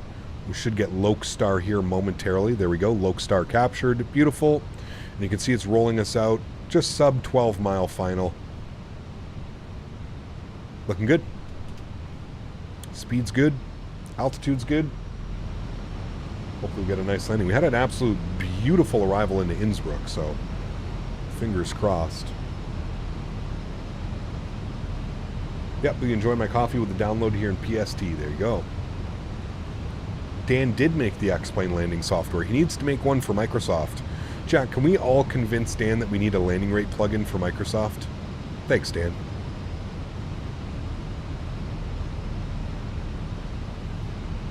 Just please, please don't spend the entire stream setting up your controls. Now, Daniel Barry. Now you're just being silly. You know that I will not do that. I will do my best to have everything kind of mostly set up. Hopefully. But, yeah. I'm sure there's going to have to be some configuring going on. Cool. Looking good. Ding the cabin. Flight attendants, please be seated. When you have a hard landing, the plugin should span blame Dan. Only I get that, though. Only I get the blame Dan. If it's anything over 250 foot per minute, it's just immediately blame Dan. I do agree with that, though. I do very much agree. All right, let's arm our approach. 8 miles out. Do you know when I download your A380 camera profile that when I press a hotkey in the middle of the plane or wing view looking at the bottom? I have no clue. Wing views are very weird in Microsoft, to be honest. They do some odd things. That's a nice little crosswind right there, chat. 27 knots.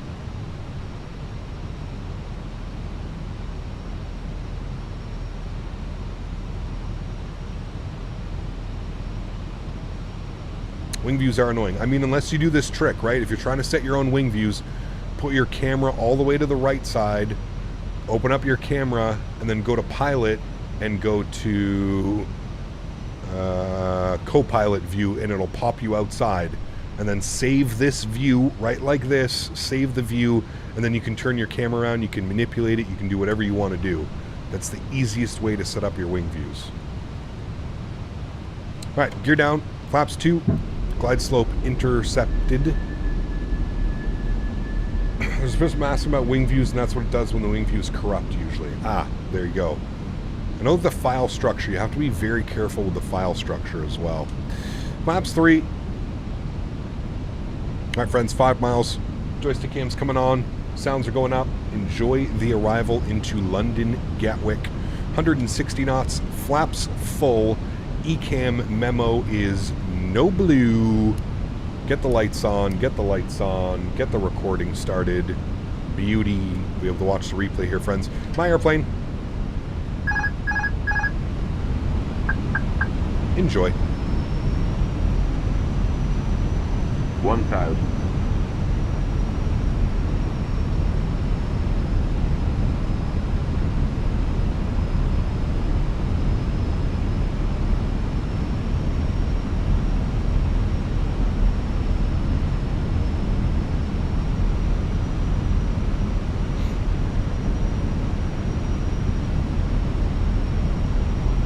What can you do for a fix? Just make sure you're installing the wing views in the correct way. A lot of people just tend to find the aircraft folder and put it in there. Are you following the instructions on how to install the wing views correctly?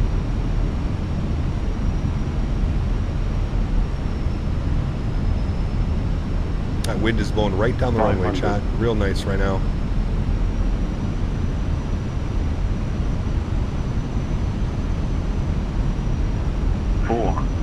Two white, two red all the way in. Looking great.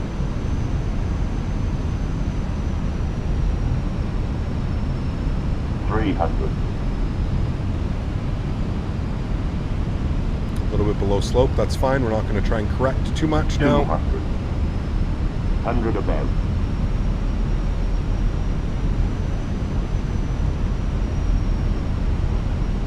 $100. Minimum. Continue. Aiming 50, points. 40, 30, 20. Retard. Cut the power. Into the flare. Hold it. Beautiful. Nose down gently. Reversers are out. Decelerating.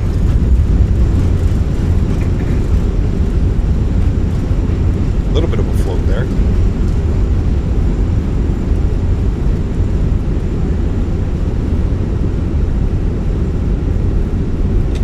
.70 knots, reversers are stowed. Auto brake goes off. Ladies and gentlemen, welcome back down to London Gatwick. Felt like a good landing. A little bit more floaty than what I want, but that's okay. Not bad. Not bad. Well within the touchdown zone. Stopped her right where we wanted to go anyways.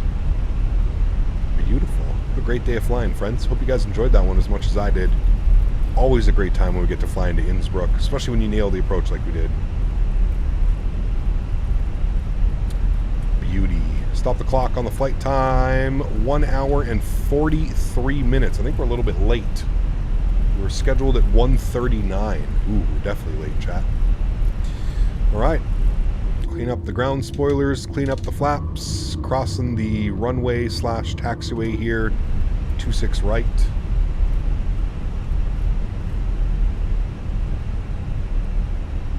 Have you ever been interested in trying PAX? I used to use PAX all the time, man, until I started using GSX. GSX for me is a little bit more intuitive. You actually see the passengers walking on and off your aircraft, the baggage loaders. PAX is cool, but I just feel GSX is much more immersive for me. Runway turnoffs are off, nose light goes to taxi, strobe lights are off, wing lights are off, APU master start switch is on. We'll go and get ourselves parked up at the gate. We said 5:53 gate. We're gonna have to be going for a while here. Something tells me it's not gonna have 5:50. Oh, maybe it will. 5:53. Look at that. They do. Nope. Good. Cool.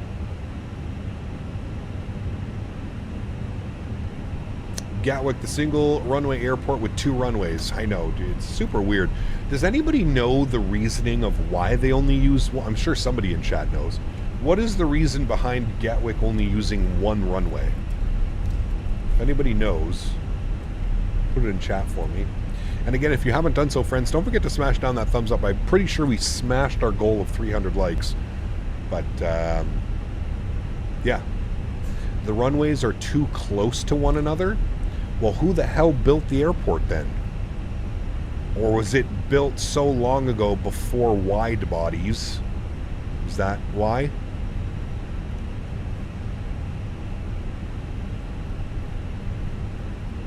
Does it have to do with planes getting bigger, but the airport is not getting bigger?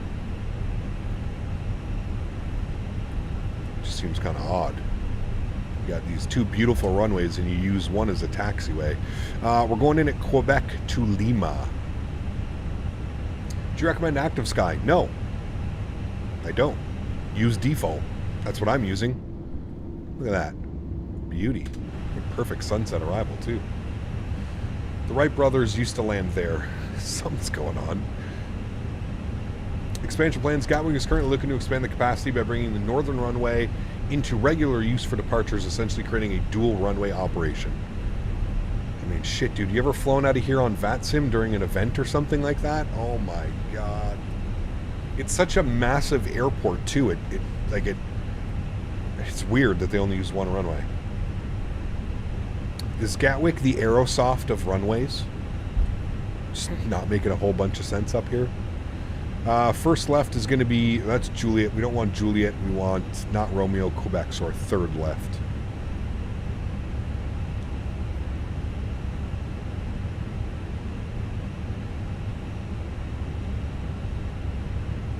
Gatwick is another aviation mystery.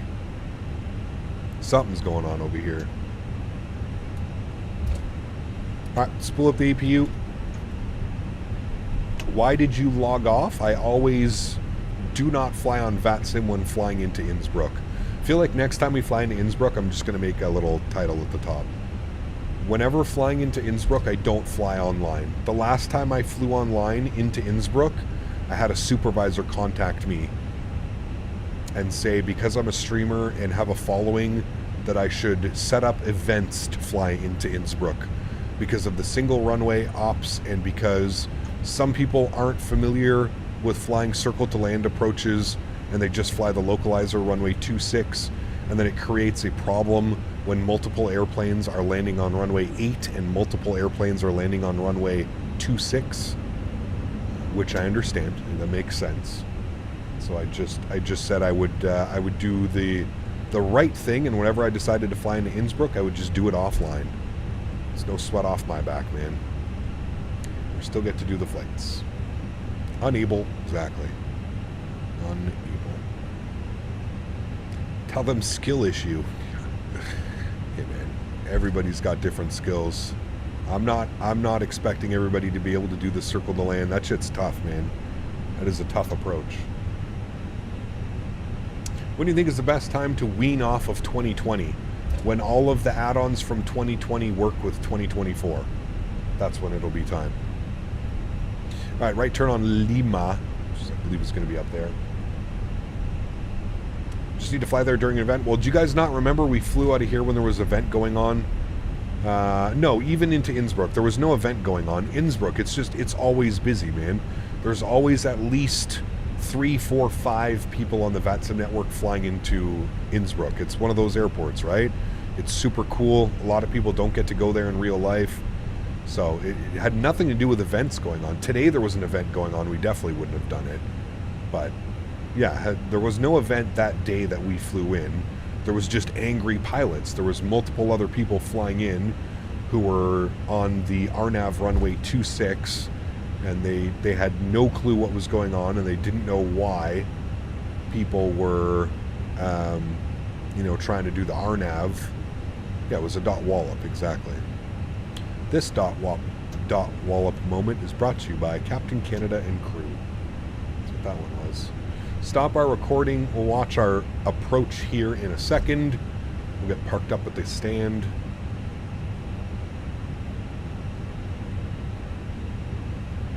There's our stand there on the corner. Probably should have gone the other way and just gone straight in.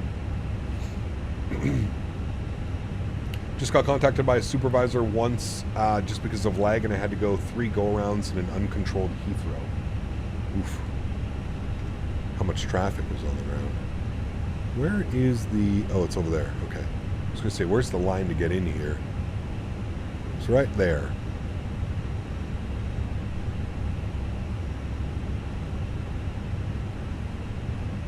Take it a little bit wide.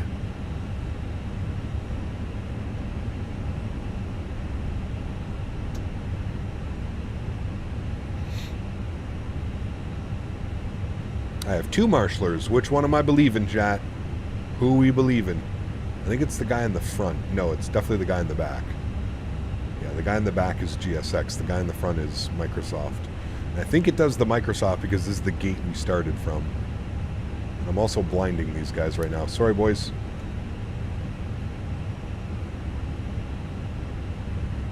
Alright, park brake is on. Upstairs, bleeds are on. Engine number 2 is off. Engine number 1 is off. Fuel pumps are off. Beautiful. Ground control is on. Seatbelt signs are off. Beacon light is off. Oh, we got a dance, chat. We haven't had a dance in a while.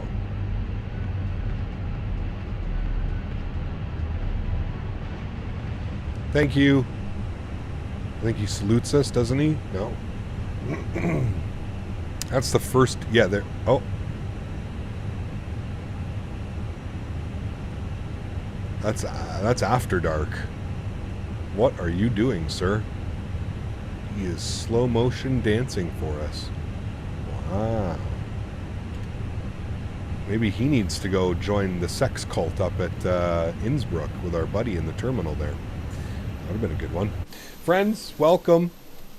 Hope you guys had a great day flying along with me today. It was a lot of fun. Hope you guys enjoyed it as much as I did. I don't know why the jet bridge isn't connecting. Being a little bit weird, but that's okay. What a great day of flying, man. I hope you guys enjoyed it.